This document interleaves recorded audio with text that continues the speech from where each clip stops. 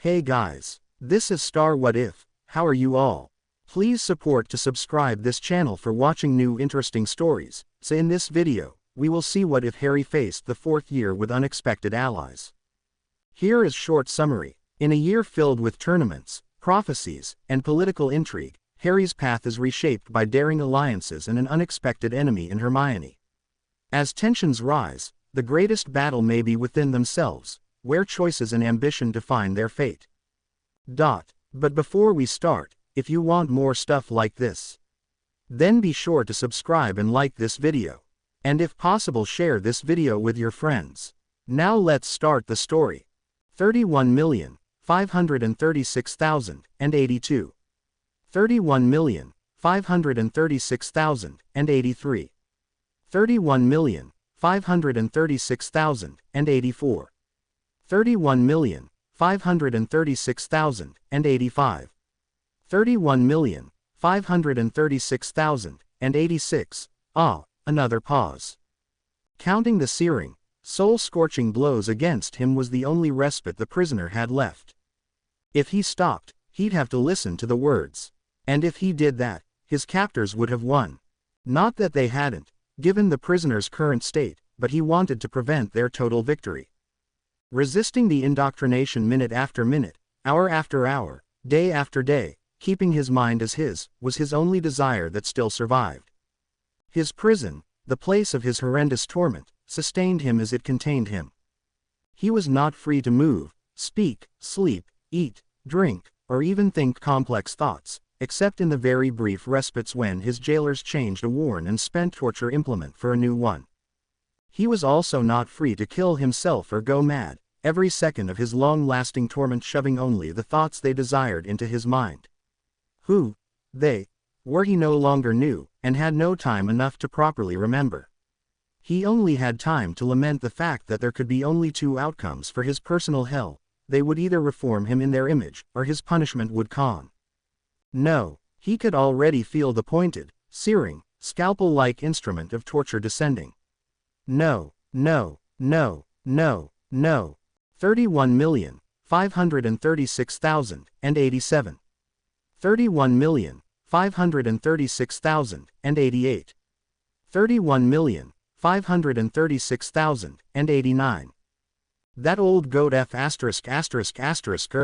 McNair swore crudely, to no one's surprise.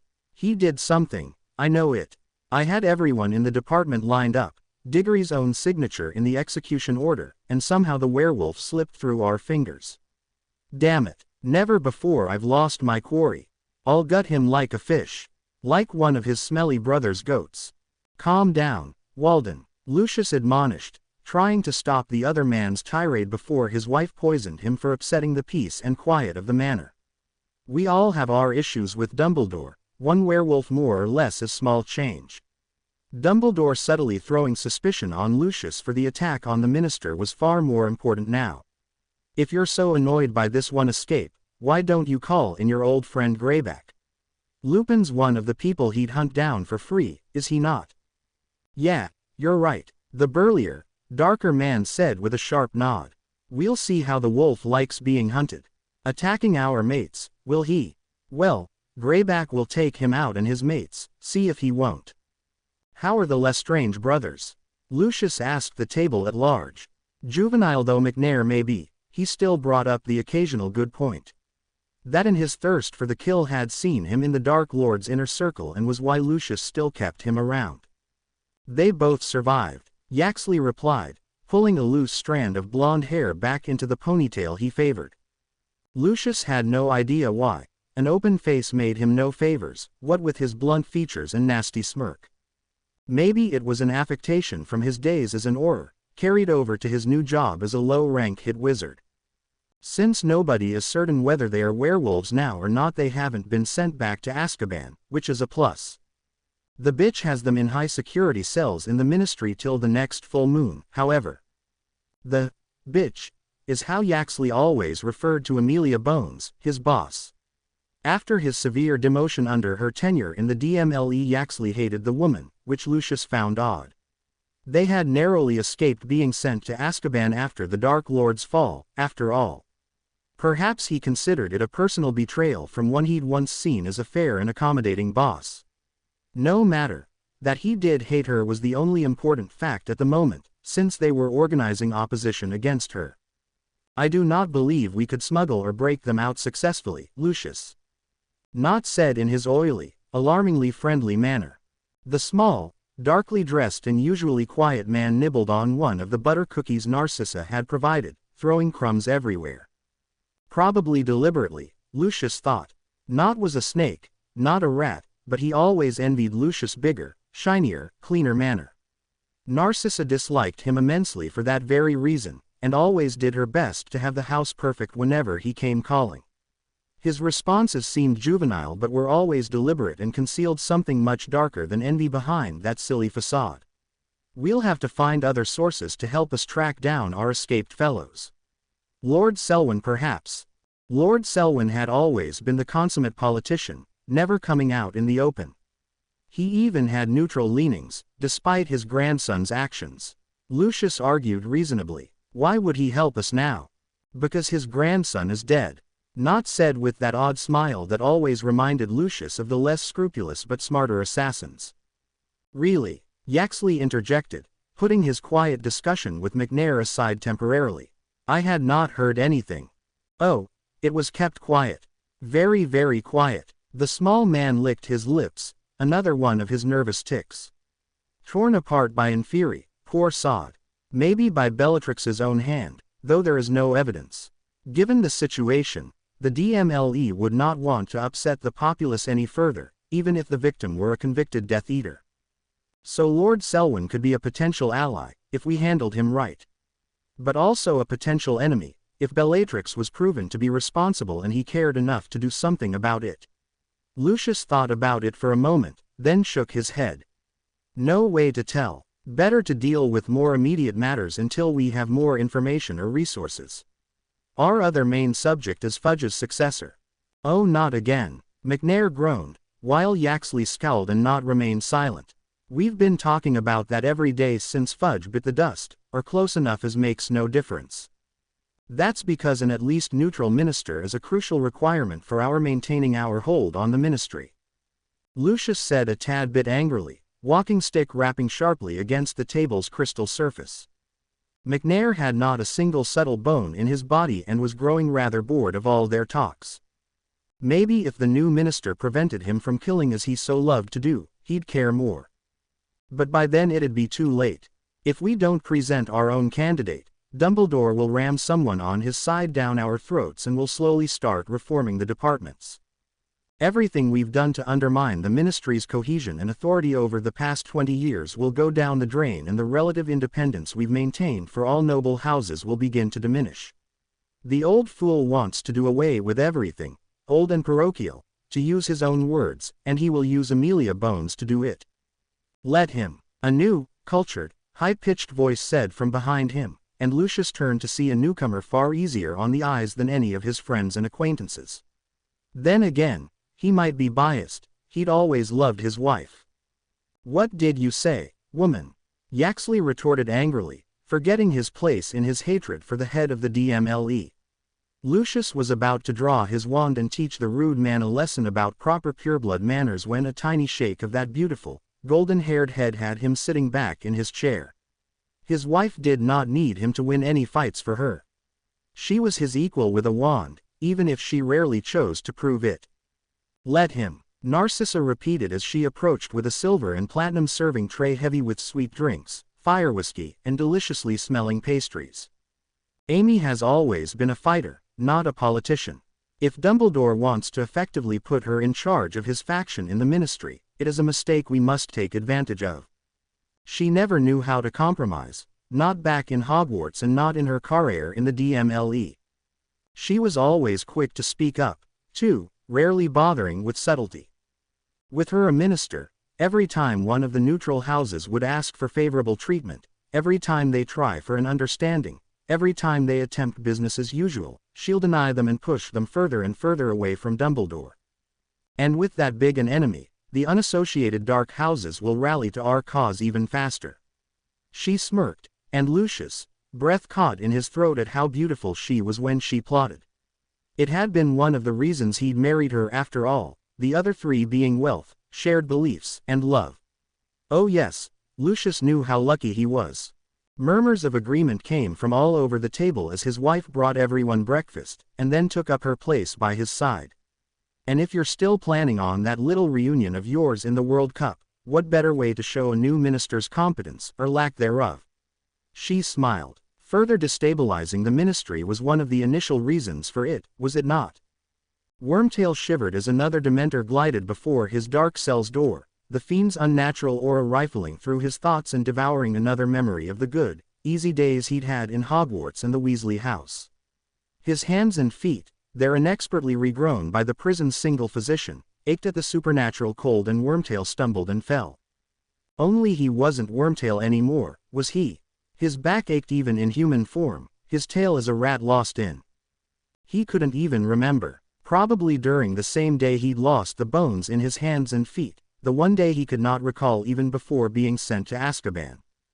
The physician had told him the only reason he hadn't lost a limb was because humans didn't have an equivalent to the rat's tail, but there was still some damage in his lower back. Then he'd given him only the minimal dose of Skelegro to rebuild his bones, no reason to waste more on someone with a life sentence, and sent him to this dismal, oppressive, always freezing cell. Pettigrew looked up at a subtly glowing stone stuck on the cell's ceiling well beyond his reach. There was no enchantment or defensive spell that prevented an animagus from shifting form or exiting a place, and the horror stories of magic-suppressing manacles permanently welded onto every Azkaban prisoner were just that. Horror stories. Those facts did not prevent a competent enchanter from spelling an object with the animagus reversal spell, however, every time Peter had tried to shift, the stone had zapped him, forcibly and painfully reverting him to human while raising the alarm. And every day he tried, he was given no food for that day and the next. It was horrible, so very horrible. Stripped of all good thoughts and feelings, however, deep down Pettigrew was beginning to believe he deserved it. It was not fair. He'd never truly had friends. James Bloody Potter and Sirius Bloody Black only kept him around to make fun of him. Lily had never given him a second glance, and Remus. Well, the wolf had been an idiot, hadn't he? His opinion didn't count. What reason had he not to hand them over to the Dark Lord? Not that the Death Eaters had been his friends, far from it. But at least they were honest. Not even Harry, Ron, and their friends had spoken in his favor, protected him when the Aurors came calling. In fact, they'd practically revealed him in their attempt to find and uncover the story of Sirius Black. So now Pettigrew was reduced to throwing pebbles, bones, and the odd piece of junk at the enchanted stone that kept him prisoner more than his cell did. To no avail, of course. Charming all bars, walls, and security measures unbreakable was standard procedure, since physical force was the only option most prisoners had left. Suddenly, Pettigrew's enhanced senses picked up the sound of something hard, light, and probably wooden falling in the middle of his cell. Coming out of his endless sobbing, pitiful even in his own ears, he stared at the icy stone floor. And stared, and stared, and stared, because he could not believe his eyes. It was a wand. Tripping over his own feet in his mad scramble, he ignored the aching jaw and the couple of missing teeth from his impact with the stone floor, and picked up the instrument of his salvation. Old, worn, and brittle, perhaps, it was still oddly warm to the touch, and it still responded to him, if barely. Badly matched it might be, it was his ticket out of here. Reducto. Even more oddly, welcomely warm in his hand as he cast the first spell with it, the wand sent a narrow, weak, silver-blue beam upwards. Weak was exactly how Pettigrew had wanted it, though. A strong reductor curse might have drilled a hole through the ceiling, opening his cell to every Dementor patrolling the bleak skies above the prison, and the soon-to-be escapee could not have that. Reducing the enchanted stone that kept him imprisoned in his human body to fine dust, however, was just dandy. With a broad smile, Pettigrew shifted to his animagus form, prison clothes and wand melding into his new form. A split second later, the rat had fallen unconscious. A few seconds after that he faded from sight, and was never seen again in the island prison. "Do you know why you're here, Halfblood?" The old, raspy voice boomed, obviously amplified. Dolores Umbridge opened her eyes but saw nothing but darkness. She scanned the area around her blindly with her hands, but found nothing but empty stone floor. Then she screamed, for someone she could not see hit her with a strong, nonverbal pain curse. At least it had not been the Cruciatus. I asked you a question, Halfblood. Answer, or do not. The unseen interrogator paused, allowing for tension to build. Dolores knew the technique well. It is all the same to me in the end. You will get a sore throat and maybe permanently twitching limbs, I will get a decent workout. And you will still talk. Knowing very well that everyone broke under torture in the end, and having no particular reason not to reply beyond somehow having been abducted from her home in the middle of the night, she did talk. I have no idea, she croaked, and hated it. Why did her, just out of bed and coffeeless, voice have to sound like her unknown assailant had cowed her into submission? So, you do possess enough faculties for coherent speech. I had been wondering, you see. The old, raspy voice fell silent once more and Dolores seethed. Who was he to speak to the senior undersecretary to the minister like that? Well, obviously someone rather powerful, to have thus abducted her. That is good. The voice started up again. Or at least shorter. We'll see. Do you know what important events took place earlier tonight, Halfblood? No. One-word answers drew less attention to oneself and annoyed one's torturer and abductor less often, Dolores knew from experience. Of course, she'd gained that experience on the other side of the equation. Oh, nothing much. Death Eaters attacked Hogwarts again. A werewolf bit the scions of an old noble family and endangered students, and Cornelius Fudge, Minister of Magic, was assaulted and is insane. Mungo's in critical condition. Umbridge gasped. She couldn't help it. Her recently flourishing career relied on the minister too much for her not to. Yes, I thought that might catch your attention. Don't worry. My sources say the minister will not be recovering. And it isn't the most important piece of news either. Now the old man growled angrily in the darkness. No, that would be my grandson's premature, undeserved, very violent death. Dolores Umbridge remained silent. It was the smartest thing to do, no matter how much she wanted to rail against fate, if those news were the truth. Do you hear that, Halfblood? The son of Orford Umbridge and Gwendolyn Selwyn is dead. The old man cackled. It contained not a trace of mirth and more than a bit of madness. The same Orford Umbridge that did not have enough ambition to become more than a glorified floor mopper at the ministry, who was denied my daughter's hand for that, who went on and married a filthy muggle bitch and had a squib son, and you. The old man's Lord Selwyn's rage echoed against the walls in his amplified voice and Dolores gulped. The same Orford Umbridge that you made vanish, along with all those stupid enough to ask you about him. Good job by the way. More silence followed, for over 10 minutes. And then. Which brings us to our current predicament, Halfblood. I without an heir and too old to make another, you with your false claims of relation to my house. Both of us with a revenge to take, and supporters of similar beliefs. Do you understand, Halfblood? Yes, Dolores Umbridge said, only her sixth word in the past half hour.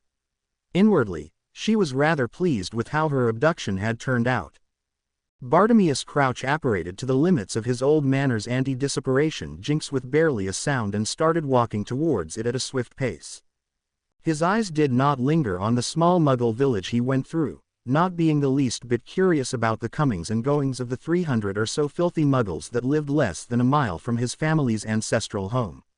He had far more important things to do than reiterating his disgust at the non-magicals, or seeing his already low expectations of them fall even lower. For one thing, he had to mentally prepare himself for the World Cup. As one of the ministry's few people with enough talent in charms to personally create portkeys as well as being the head of the Department of International Magical Cooperation, he'd soon have to leave England and travel all over the world, setting up thousands of portkeys spread over 5 continents. And that was no mean feat, if he said so himself. Unfortunately, his carefully arranged travel plans might soon be upset by other issues. Cornelius Fudge's inability to continue as minister would barely affect the preparations for the World Cup, but have far more greater impact on the upcoming Triwizard Tournament. While Durmstrang and Beauxbatons had already agreed to participate in the revival, hardly anything else had been decided. Unless Fudge's replacement was actually competent, the negotiations would be left up to that inexcusable idiot, Bagman. It could not be helped. He simply couldn't coordinate the arrivals of 100,000 foreign wizards while also dealing with another major undertaking. Personally, he was hoping for Amelia Bones to take Fudge's place. Not only was she competent enough for the job, if a bit too soft for his liking, but Dumbledore would owe him several favors for his support. The old sorcerer was burning quite a bit of political capital to get his preferred candidate in place for. "Excuse me, sir," a too young, too high-pitched, worried voice said. "Could you help me? I am looking for my father and—" "I am sorry, miss, but I cannot help you."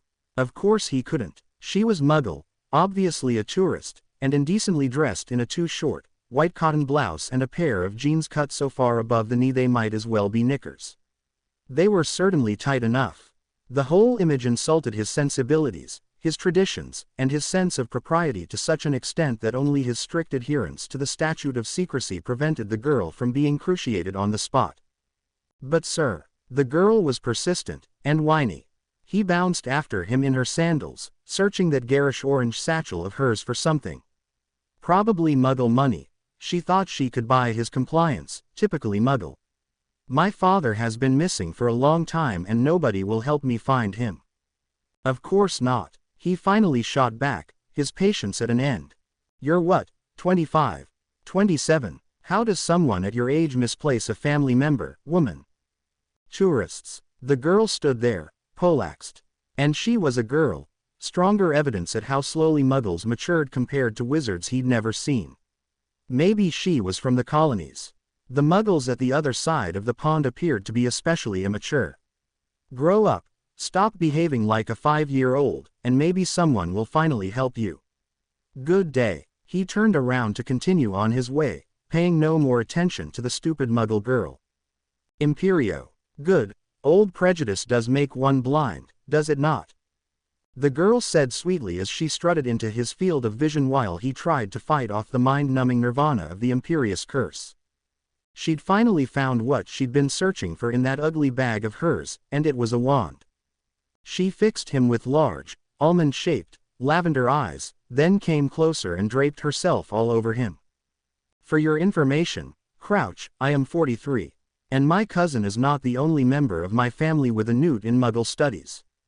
How do you think the anti-Muggleborn expeditions I led were so very successful?"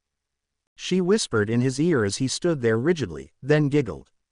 "Plus I am looking for someone, though he's not quite a father to me. Still close enough to confuse any warning charms you might have had, no. And since I was not planning to hurt you just yet, a Cave Animicum spell would not have detected a threat, see?" Then she playfully licked his ear and he shuddered. But her Imperious curse was too strong for him to fight. "And now Crouch, be a good boy and invite me through your house's defenses, will you?" A very well-disguised Bellatrix Lestrange commanded and he had to obey. "We are going to have a good time, you and I, before I leave for the continent. Why, you'll so enjoy yourself you'll make me a portkey to Albania free of charge. You might even come with me, the Dark Lord likes presents so very much." Summer vacations were a time for fun and relaxation, the burdens of school and homework a remote threat on the horizon that could be safely forgotten until the time came for a frantic last-minute revision before the next school year begun. It was a time of laughter, games, going out with friends and family and having a good time. And maybe for most kids summer could be that. Not so for Harry Potter, age 14.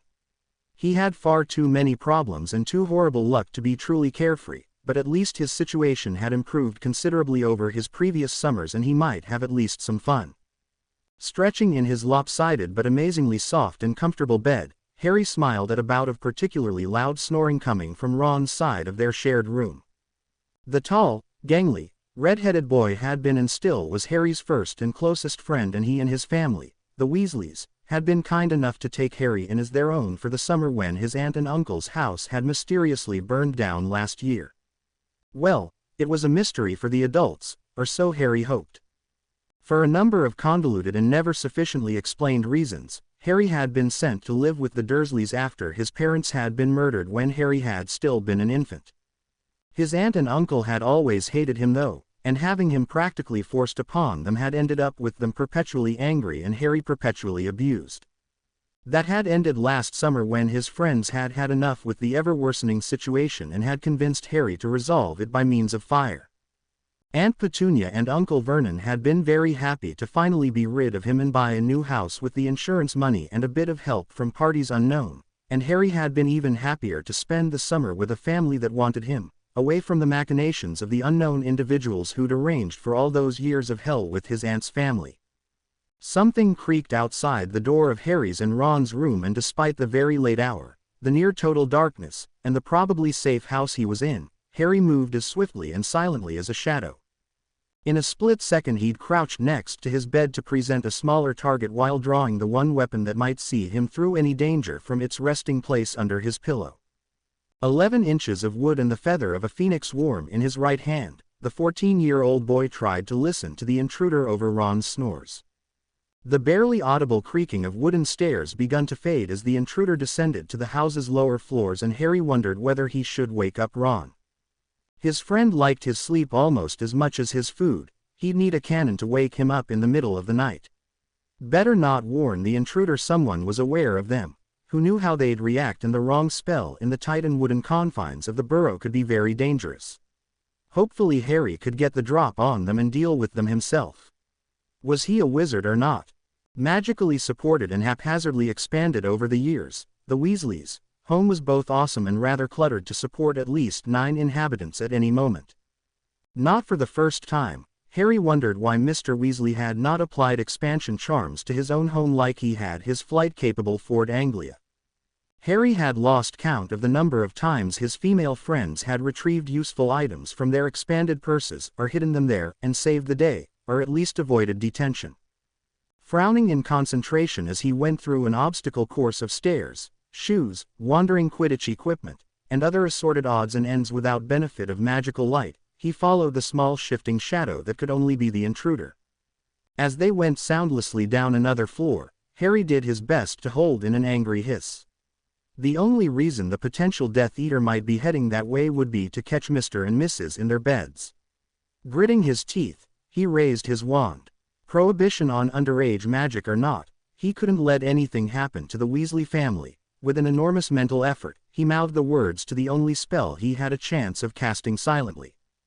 Petrificus Totalis. Daphne Greengrass, a tall, willowy, Slytherin witch in Harry's year that was always overbearing and occasionally friendly to him and Ron, had shared with him a few dueling secrets her father, a champion duelist, had revealed. Wizards of sufficient power could perform silent magic to catch enemies by surprise, and cast faster than uttering incantations aloud. When Harry had countered that he was only a bit above average and only 13, she'd whacked him over the head, called him stupid, and reminded him of his fending off 100 Dementors with one Patronus spell. So Harry had spent the last month of their 3rd year practicing with the most useful but normally slowest curse he knew. When nothing but a few sparks flew out of the end of his wand, he swallowed his desire to swear and hastily followed the half-glimpsed shadow while repeating the spell in his mind. His 4th attempt produced results, a barely visible distortion in the air hitting the potential Death Eater and toppling them. Unfortunately, Harry had missed one of the Weasley twins' beater bats in his hasty advance. His triumph was interrupted as he, too, toppled down the stairs and fell on his paralyzed target.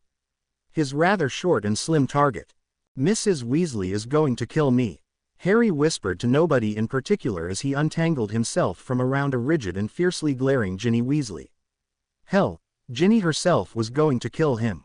Suspiciously timid whenever Harry was around, the Weasley daughter would not back down before any of her brothers or even the dreaded maternal vehemence. Given how angry her face was at the moment, Harry decided to get over any potential reprisal quickly and cast the counter curse. "Ow, what the hell were you thinking?" the petite redhead hissed, not at all caring that she'd punched Harry in the eye, and him with his glasses on.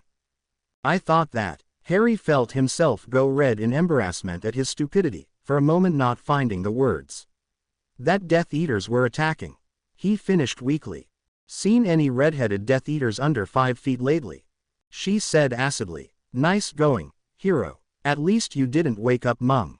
They both rose to their feet in the Burrow's kitchen, Harry nursing some sore ribs and limbs after having tumbled down the stairs, Ginny very deliberately not helping him.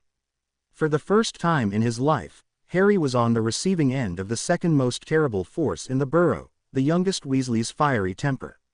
So much for the girl's timidity, he thought. It wasn't solely his fault, what with her stealing down the stairs in the middle of the night. Wait a minute, he frowned at the girl still fuming at him balefully. What were you doing up in the middle of the night? His question was rewarded with Ginny blushing much more impressively than he had, visible even under the moonlight shining in from the windows. Something more practical than hunting Death Eaters, that's for sure. The girl mumbled, then looked up defiantly at him. I was going to practice my flying, if you must know. I'm going to try out for the team this year. And by Merlin, if you tell Mum or my brothers Potter, you'll get so thoroughly hexed you'll think I were Bellatrix herself. You can fly, was his only response to that declaration. He couldn't help it, he was confused. Catching Ron's sister in the middle of the night because she wanted to practice on a broom was far tamer than his usual adventures. What are you insinuating, you git? She huffed, blushing again for some reason. You think you're the only natural flyer in Britain. It's not that. Harry backpedaled fast, sensing that he'd somehow made another enormous blunder. It's just that, Ron always said you don't fly. You don't even have a broom. Of course I don't. My own brothers don't even believe I can fly and Mum won't let me try. She sighed tiredly all of a sudden. Even you think so? Ginny, I'm sorry, he said hastily. What limited experience with girls he'd gleaned over the years by having at least one female friend told him he needed to apologize immediately. I didn't know, of course I won't tell. I could even give you a few pointers if you want. Really? Ginny's mood shifted so fast Harry could hardly believe it. Let's go nick Ron's broom and liberate your own. This is going to be great. Harry followed the youngest Weasley to the moonlit grounds outside, his customary midnight birthday celebration forgotten. Canties. Daphne frantically rolled under the pink bolt of magic and tried to retaliate. Her sister Astoria no longer was the innocent girl she'd once been. Using the singing jinx to force Daphne to sing dirty limericks was fast becoming her favorite tactic in their duels. Even worse, the recipients of Daphne's forced serenades invariably were Vincent Crabbe, Gregory Goyle, Millicent Bulstrode and, worst of all, Ronald Weasley. Canties, canties, canties. Unfortunately, after Daphne and her friends stumbled in a deadly situation for the third year in a row in Hogwarts, Father decided to take rather extreme measures. And where Muggle parents would have long since pulled their daughters from any school frequented by terrorists and murderers, the ancient and noble purebloods that the Greengrasses were had chosen serious dueling practice instead. The kind where Daphne had been magically silenced as incentive to learn nonverbal spells as soon as possible. She didn't even know how many times her little sister had found her mark until she heard her own singing after each duel was over. Jumping over a jinx, sidestepping another, and rolling under the third with less than an inch to spare, she glared at a smirking Astoria and sent a barrage of stinging hexes at her. The youngest Greengrass, dyed black hair dancing, eyes gleaming in excitement, caught the weak attacks on her shield charm. She was allowed to use incantations, of course, in the interest of fairness. Fairness? Morgana's tits, Daphne mentally swore. Astoria was milking the sudden reversion of their power balance for all it was worth. Case in point. Calvorio. No, no, no. Daphne was not going to take hair loss curses without being able to defend herself. She loved her silvery mane too much for that. In a Gryffindor move worthy of a Weasley, she recklessly jumped forward, using her weight and momentum to break through her sister's still weak shield charm. Then she punched a gaping Astoria in the face, and took her wand before she could recover.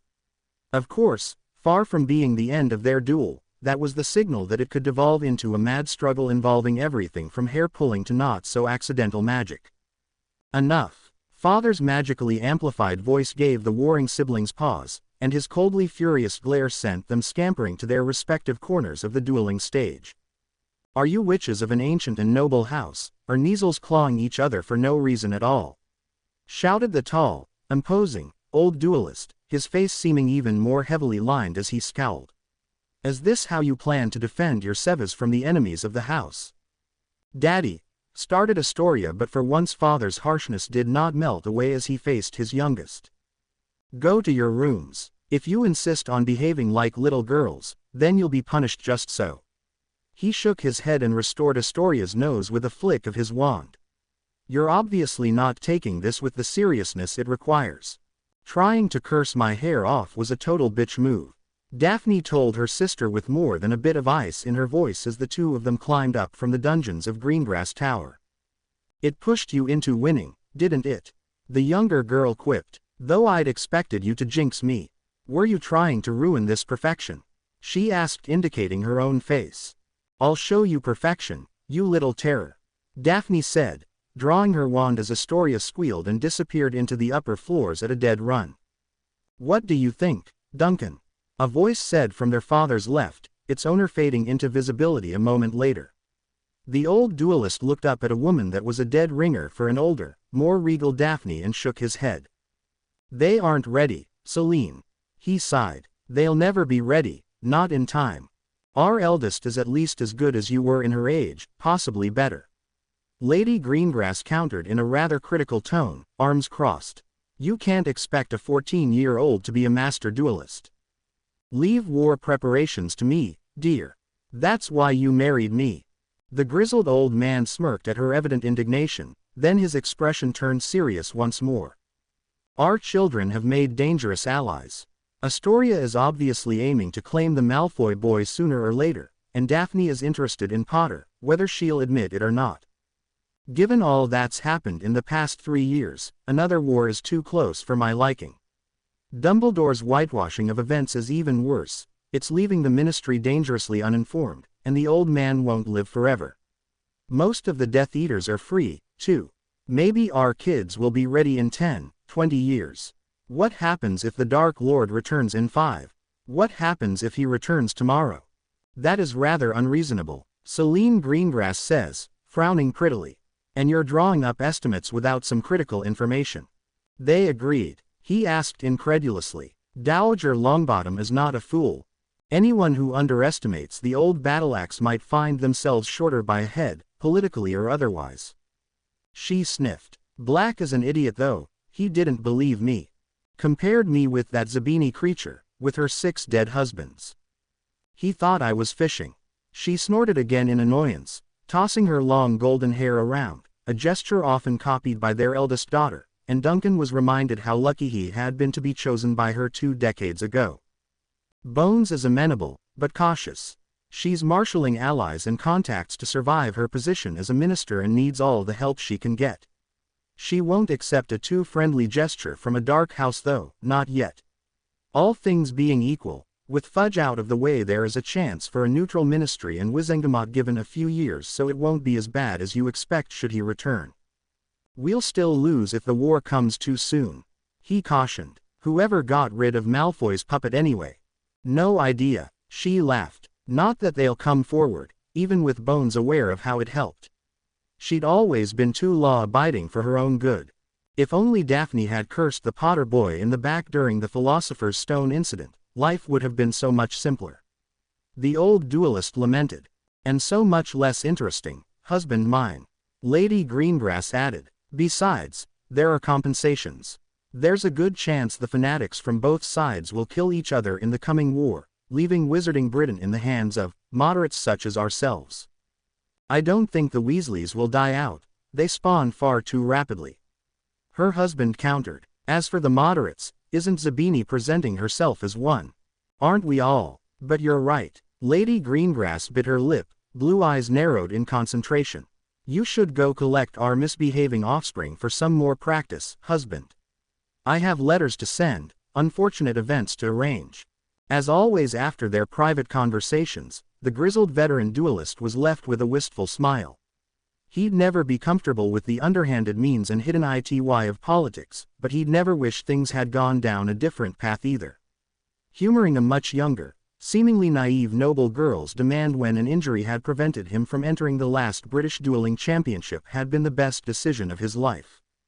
Happy birthday, Harry dear. Yeah, happy birthday mate. Congrats on surviving another year, Harrykins. The burrow had somewhat of a festive atmosphere all summer, what with Mum's great meals and anywhere from 7 to 17 people around at a time, Ron reckoned. But on Harry's 14th birthday, given one opportunity to mother Harry as much as her own sons while Sirius recovered, Mum had pulled all the stops. A 5-course dinner, a truly enormous cake, handmade decorations deployed in enough numbers to fit the Great Hall in Hogwarts, and week-long planning more complex than any chess game ever played, he'd checked. Despite all the family putting a lot more work into this occasion than they'd ever done for any other holiday except for Ginny's birth, Ron could not find it in himself to feel resentful. Maybe it was because Harry would spend the whole summer with them. Maybe it was because Harry had never celebrated his birthdays before. Maybe it was because Ron had his best mate along, someone who'd take his side over that of his siblings except maybe Ginny. Maybe it was due to all the adventures they'd had together. Maybe it was that Ron had come back this year with better marks than ever before. Whatever the cause, Ron was looking forward to the party as much as anyone else. The past 5 weeks had been awesome. Dedicating the whole first week to homework at Harry's suggestion had proven a great idea. Summer assignments had been so much easier with all that studying for the end-of-term exams fresh in his mind. Not to mention that after he'd finished, Mum had been left so surprised she'd yet to give him any chores. But the biggest change had been. "Hey there, champ," Fred said, sitting to his left. "What's your secret?" George asked, sitting to his right. "Not this again," he groaned as the twins flanked him between them and closed off all avenues of escape. "You've been bugging me all summer. 'Tis not our fault. You've sorely tempted us. New broom, new robes, an endless supply of glittering galleons." "Shut up," Ron growled, his good mood evaporating at their endless interrogation. "Dad knows where the money came from and that's that. Sides, they're mostly gone now." Honestly, if he'd known Fred and George would hound him like that instead of just gaping enviously as he'd expected them to, he'd never have done it. He'd tried everything to avoid them so far, even extra studying, but they just wouldn't budge. "Well, not everything. Still they're Ronikins," Fred said when he'd not spoken for some time, all of 20 seconds. "Not boring you, are we?" George asked with a smirk. "Bloody hell, you're insufferable," he groaned, glaring down at them. He'd finally grown taller than they were, the only good thing about his dealings with his twin brothers over the past month. "Okay, I'll tell you the secret, but only for something just as good in exchange." "You'll tell." Fred's eyes narrowed as if he'd smelled, well, not a rat. After the whole thing with Wormtail, he knew rats could be very innocent looking and smelling when they wanted to. "By oath?" George asked, just as suspicious at Ron's change of heart. "I am no longer 5, he said with a glare of his own. The twins had tried testing the unbreakable vow years ago, with him as the test subject. Mum had not been amused. "But you can confirm it with Dad.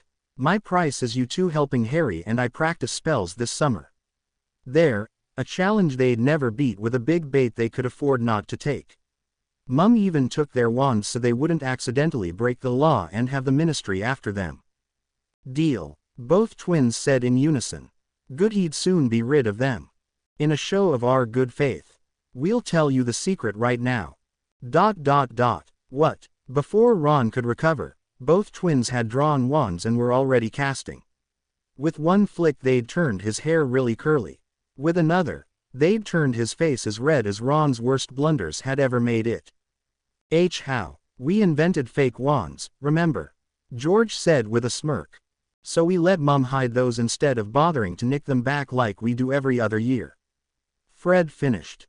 "Now spill," both twins demanded. But what about the reasonable underage restriction thingy?" Sighing in disappointment at his question, Fred and George looked around at the party still going on strong, confirming Mum was nowhere nearby and Percy wasn't about to overhear.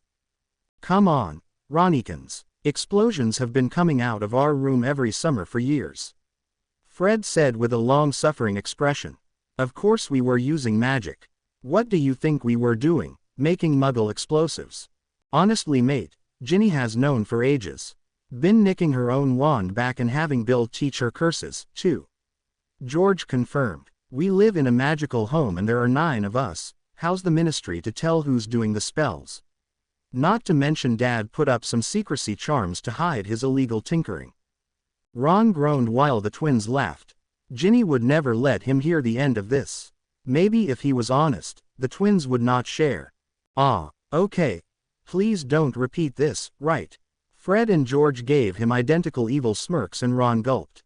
It involves a bet, a girl, and 100 galleons. Unlike many other old houses, the Davis family didn't have a great family manor or other major assets appropriate for their status. Despite their long history, they'd only been elevated to the nobility fairly recently and had never been taken seriously by other noble or ancient houses. Unfortunately for their many detractors in high society circles, what they did have was a head for business, many small, easily developed properties all over Britain and beyond, and a total disregard for propriety to rival any merchant or commoner. In short, they were the perfect businessmen, as their multiple import-export operations, stables for breeding magical creatures, information brokers, and even a dragon reserve in the Hebrides could attest. All hidden behind corporations or under other names, of course, so the true wealth and power of the house would not be obvious in the eyes of the parochial upper class. Another major difference between House Davis and typical old money families was that every member had to learn one of the trades in the family business and was expected to be in charge of the family's interests in it after Hogwarts. It cut down on arguments and inheritance fights significantly, as well as ensured no Davis scion would ever be useless. Now, if some family members just happened to be assigned to the more menial and accident-prone positions, well, their mudblood mother shouldn't have seduced Lord Davis's son. On the other hand, Tracy could appreciate a job that fit her talents, risks or no risks. And when she not only survived but prospered in it, her cousins in the lesser branch of the family would have to live with their disappointment, and a new half-blood Lady Davis whose orders they'd have to follow. Silly Ravenclaws and their obvious, pitiful plans. Easy, boy, easy now, she called out to the spooked Granion, doing with patience and persuasion what most wizards would have tried to do with a wand. Granion's being fast enough to charge 100 yards in the blink of an eye and strong enough to shatter a troll's bones in one kick, patience was better than the alternative. Leading the wayward winged horse back to its stall, she inspected the runic scripts on the entrance. Old-style runic magic was slower and more unwieldy than modern enchantment, but easier to make permanent without great amounts of power. Unless the inscription was destroyed, the magic would remain, and simple maintenance was something any third year who'd taken runes as an elective could do. Problem was, the script wasn't worn at all. Neglect, sabotage, something more sinister. The small-framed brunette didn't know. Who let you out, boy? Naturally, the Granion did not reply. Sighing, the youngest Davis scion sealed the entrance magically, then continued with cleaning and repairs. As Granions reacted to spellcasting suspiciously at best and in blind aggression at worst, much of the work had to be done manually, or with subtle nonverbal magic cast by disillusioned workers, something beyond Tracy's abilities still. On the other hand, physical work gave her plenty of time to think. Tracy had been friends with Daphne Greengrass as far back as she could remember. Their families had joined their efforts in a certain business venture, a cooperation decided upon in a chance encounter between Lady Greengrass and Tracy's father. Much to Tracy's and her mother's relief, the then heir Davis had never gotten what he'd really wanted, but their families had retained a tentative alliance. Daphne's and Tracy's playdates had been a good excuse for the adults to covertly exchange information, so they had continued until the year before last, when hints of the real comings and goings of Hogwarts had trickled through Dumbledore's whitewashing, and Lord Davis had scrambled to distance herself from the Greengrasses. Tracy's other friends were even less welcome in her home, or her grandfather's attention. Harry Potter was a threat in more ways than one. Ron Weasley came from a family of blood traders, and her last friend she'd carefully hidden from her family entirely, on account of her being a mudblood. Neville was more acquaintance than friend, and the dreaded Augusta Longbottom was a fierce enemy of all dark houses. Thus it came to be that the Davis heiress spent her summers alone, her cousins on the lookout for opportunities to move against her. Life beeped, and then you died. The Dark Lord is on the move, his Death Eaters are still free, and Dumbledore is growing old. Augusta Longbottom stared at the words on the tiny slip of parchment she'd found in her bedroom the previous night, then at her cheerful, widely smiling grandson. She knew the truth of those words, had been aware of it since Bellatrix Lestrange had escaped Azkaban and almost killed Neville and his friends in Hogwarts Castle itself. If it hadn't been for Sirius Black, should she reconsider her position against the Black family? Auntie Cladora might even speak to her if she did, but no. Not as long as that bitch was still alive. But with some of her old contacts sending cryptic messages to her, what was she to do about Neville? Gran, did you see? Neville strode it in a quick, energetic pace, his hands brown with soil, his robes green in places after all the hours he'd spent in the greenhouses. The Dittany plantation is flourishing. Maybe we could even make enough extract to more than cover the costs and branch out to other. She tuned out the boy's herbology-related speeches. Plants were all well and good, useful even. But they were not a skill that would help in a fight. Neville had finally shown some aptitude for combat magic if Sirius Black and Severus Snape were to be believed, but unless he spent more than his usual 4 hours practicing, he'd be woefully unprepared when the chief bastard returned. Even worse, Neville showed not one iota of talent for combat transfiguration, a skill that many great duelists swore by. She'd tried to teach him, of course. After several attempts she'd been forced to conclude that he might never continue transfiguration to Newt level. And maybe some mandrakes. Neville finished excitedly. Gran, can I go to the World Cup? Oh Neville, he'd been asking that for a month now, trying to surprise her and maybe change her mind. You know we can't go. The World Cup is always chaotic, tens of thousands of foreign wizards coming from all over the world. People have been lost during it before, and not all of them turned up months later in another continent. The real reason was not that, of course. She'd seen the reservations and knew Malfoy and his hooligans would be there. And the whole thing had been set up by Crouch, of all people. Even after 12 years, she was sure one of the real perpetrators of the abomination done to her son and his wife was still out there, employed by the Ministry. She was all but certain Crouch had sacrificed his son to save his own skin, and succeeded. Not something she could share with Neville, though. Okay Gran, the boy said uncertainly. Maybe, could I call some of my friends over? You know, for a visit. Certainly, she agreed, giving her grandson one of her rare smiles. She cared for him so much she often didn't know how to best deal with everything that happened in Hogwarts lately, but that much she could give him. Just make sure to mention your friends to the house elves. We can't have visitors staying in unprepared rooms now, can we? Even if some of his friends were Slytherins. Whoa, you bought a TARDIS. As first words to a younger sibling after nearly 10 months of absence went, that phrase left something to be desired. It's a tent, Claude. Valeria told her brother dryly as he walked into what would soon be her new lab. And no nerdgasms, please. Can't promise that, sis. The oldest Campbell child said, staring around in wonder. I mean, it's bigger on the inside than the outside. I don't suppose it can travel through time. Don't be absurd. The 14-year-old witch said dismissively, tucking an errant lock behind her left ear while carefully unwrapping a fairly advanced potions kit from its packaging. No, her time turner was secured behind as many protective spells as her head of house knew how to cast for the duration of the summer holidays.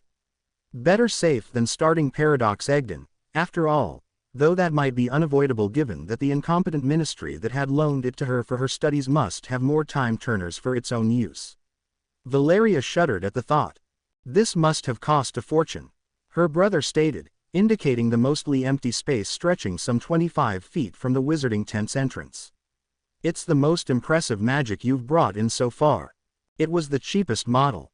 She corrected him, sending several boxes to their designated place with a few levitation charms. It has a fairly strong space expansion charm, but that's still one charm. Most magical tents have at least a couple fully furnished rooms and a bathroom inside, and I saw a model with over a dozen rooms. Bag of standard ingredient mix A, box of standard ingredient mix B, shrunk cauldrons, standard textbooks, Polyjuice Experiment 37 EEW, nasty, there they were, testicles 1 through 7.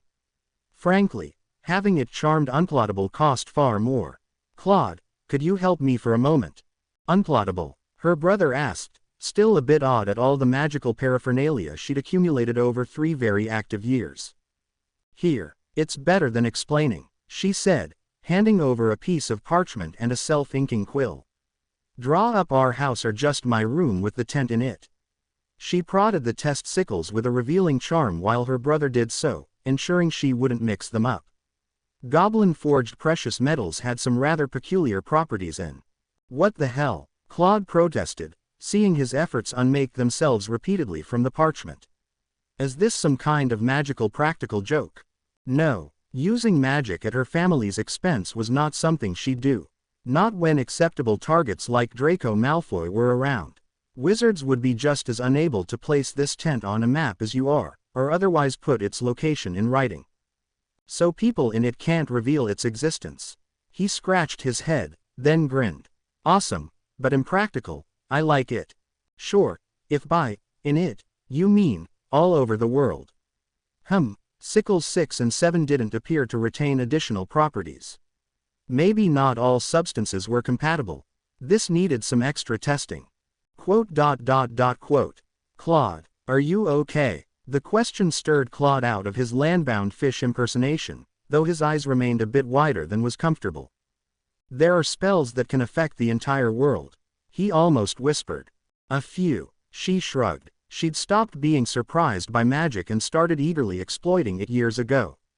The entire Quidditch World Cup of 1877 somehow disappeared from both memory and records worldwide, for example.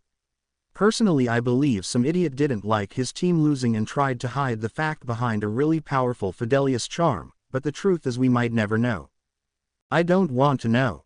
He snorted, picked up one of her textbooks and leafed through it. What do you want an unfindable tent for, anyway?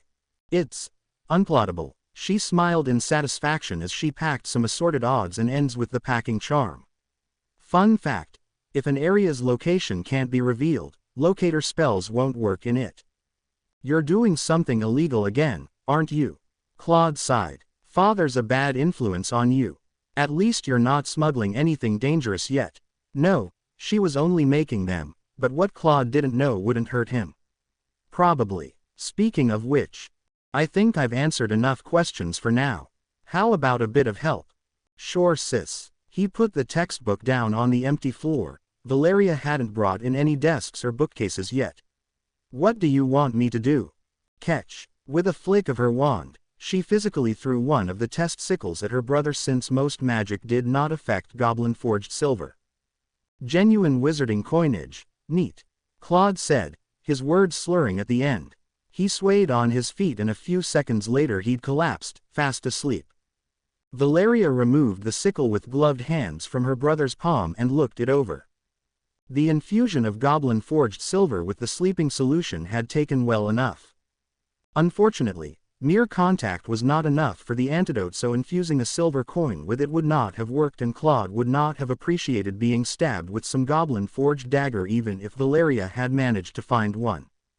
Fortunately, she'd prepared some antidote in advance and cast softening charms on the tent's floor too. Now the only thing left was to find some rats to test the sickles infused with more dangerous substances.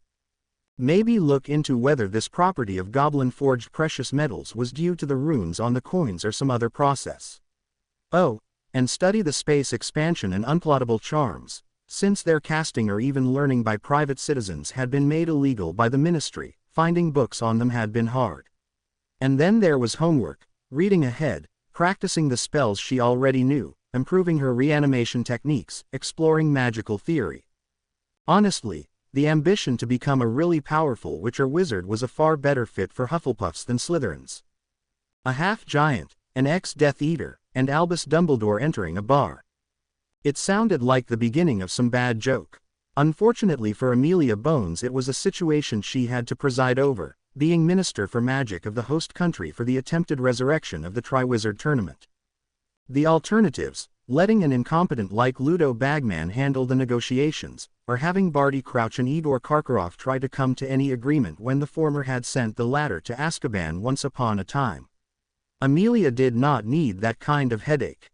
Not that trying to get several powerful and opinionated wizards, and one idiot, to agree to anything was any easier, but at least she'd meet any issues head on than wait for them to surprise her later. Quote. Britain designing all the challenges is obviously unfair, Karkaroff was saying in his oily, disagreeable manner. Hogwarts champion will have the advantage. You can't be thinking we'd cheat, Igor old boy. Bagman said incredulously, and Amelia's hope of peaceful cooperation with the French and Scandinavian ministries diminished a little more. Besides, I got all these great ideas for the challenges, they'll turn out perfect. The retired Quidditch player's enthusiasm skyrocketed at that. Dumbledore's eyes twinkled in amusement. Crouch looked on expressionlessly. Karkaroff sneered. Madame Maxime huffed in annoyance, and Amelia refrained from facepalming. It was hardly dignified. They'd all heard Bagman's list of suggestions and ideas more than once, not one of which was devoid of glaring problems. Alienating the foreign delegation by not taking their suggestions into account was only the least of them. We, Avenue all hate OU, suggestions Monsieur Bagman.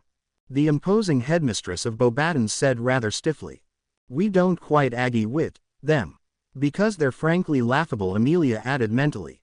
Out of 8 possible challenges Bagman had so far suggested, only 1 allowed the audience to watch the action, 3 had taken into account the champions not acting in the exact manner Bagman expected, and only 2 had passable security.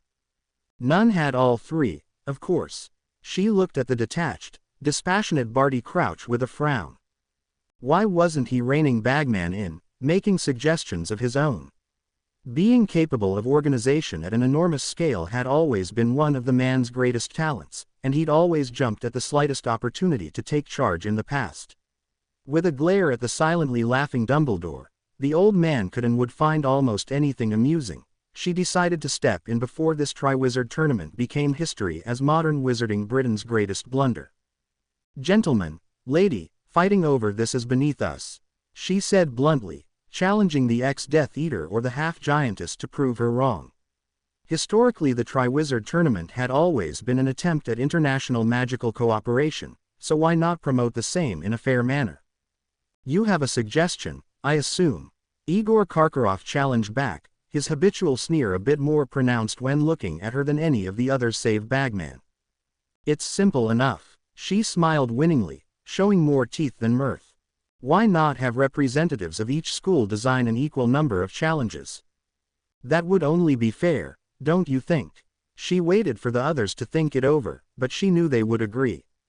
By dividing responsibility between the 3 schools, she was effectively turning the challenges themselves into a contest. In situations such as these, few could resist showing off, which meant she'd get the best challenges the representatives could come up with. She was also partially outsourcing the preparations, lightening the ministry's load so soon after the World Cup, and promoting cooperation rather than arguments. It didn't take the others long to concede, though Karkaroff did so last and most grudgingly. Excellent. Once we come up with finalized lists, we can look them over and see to additional details. She pointedly did not look at Crouch now, the only one of them who'd yet to contribute in any way. Which brings us to the 2 other major points, the audience and the champions. What about them, Amelia? Dumbledore said with a smile, and she smirked back. The point she was about to bring up had not been entirely her idea. In fact, it had come up in one of her arguments with Lucius Malfoy and his endless, needling criticism of her every action in the 2 weeks she'd been minister. One of the reasons she was stealing the idea was its being actually good. The other, it would annoy both Lord Malfoy and her rather unreliable patron. The audience size you're expecting and preparing for, Albus. She pointed at the parchment full of figures and plans that had been the Grand Sorcerer's contribution to the discussion so far. 2,000 seats? Really? That's 50 times less than the World Cup. Unless we want this tournament to be only a footnote when this year is put into history books, we need to do something about it. I believe they'll be quite enough for all students and their families, given the size of Durmstrang's and Beauxbatons delegations. Dumbledore inclined his head to the other 2 headmasters, silver beard gleaming under the magical lights. Unless you have something else in mind? I do. She nodded emphatically. Why aren't we selling tickets? In fact, why are we keeping this a secret for the summer? If we want this venture to be successful, you'd monetize such a traditional undertaking of magical cooperation? Dumbledore asked, somehow conveying his disappointment in the words. He was the only one. Karkaroff and Maxime did not seem to have a problem with the potential profits, Crouch was impassive still, and Bagman. He cackled with glee like an old witch in a fairy tale. That's amazing, Amelia. He all but jumped up and down in his seat. If we make an early announcement, draw in more interest, play to the people's expectations, why we could have 5 times the audience. 10.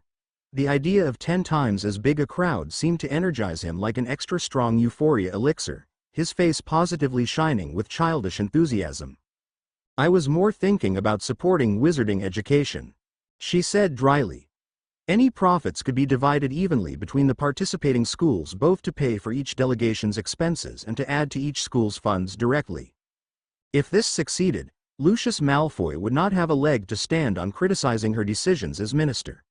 A step towards breaking Hogwarts from its reliance on ministry funding and ex-Death Eater donations would also be a good thing. She might even invite the Malfoys to observe. Gloating was fun if you were the one doing it. As the meeting went on, Amelia Bones allowed herself to be somewhat optimistic about the Triwizard Tournament's revival.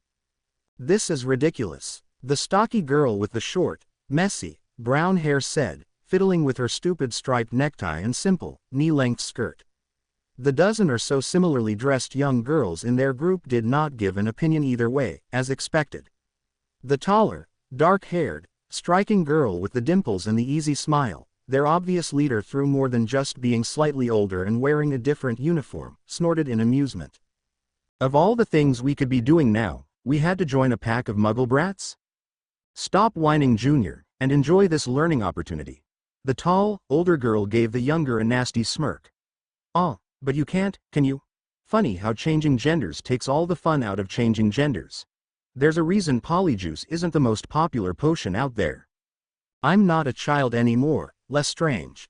The younger girl snapped petulantly. You're so not the boss of me. Huffing, puffing, and totally ignoring the irony of that statement, the whiny girl went on. Why did we have to debase ourselves like this anyway? We could have overpowered our target in the dead of night without this charade. Possibly. Probably, even. The taller girl admitted. But it wouldn't have been nearly as fun, and the Dark Lord saw my plan as the most prudent, so there, she said, sticking out her tongue. Now, did you bring the cookies? This is so demeaning. The other girl said, mentally commanding one of the real, imperious girls to bring forth the box. The Dark Lord's so-called most favored, pretending to be a muggle brat. The correct term is, Girl Scout, Junior. The older girl said with a pleased smile. Now get ready to invite our target to that special activity we're organizing. I can see him coming already. And for Merlin's sake, do remember to smile. You're supposed to be an excitable little muggle girl. Fantasizing about all the ways he could slowly and horribly murder the other girl, a polyjuiced Barty Crouch Jr. fixed his new form's best smile in place and prepared for his inevitable humiliation and the good, glorious possibility that the ridiculous plan would fail and they'd have a fight on their hands. The quiet Victorian house on number 7, Cromer Road, was less quiet that morning than most other days of the year. Preparations for the younger Campbell child's early departure were underway, an occasion fraught with danger of exploding potions or runaway magical experiments, literally. Many of them could walk, fly, or had other means of propulsion, snarky commentary from older brothers, and the attention of doting parents. The latter caused 14-year-old Valeria as much distress as any occasion in her not-so-quiet life, and given the presence of disembodied Dark Lords in magical Britain, that was saying something. Did you pack your new robes, dear? Yes, Mother. Your dress robes? The school list insisted on them, you know. Yes, Mother. Did you try on those new bras I got you? How do they fit? Mother. The teenage girl's indignant, long-suffering protest was interrupted by her older brother's too loud, too stupid-sounding peals of laughter. Glowering at both offending family members, the young witch turned around sharply, tossed her golden mane over one shoulder, and stalked up the stairs to her room. Unfortunately for her peace of mind, her brother Claude followed. Hey, half-pint. No spells to divert parental attention.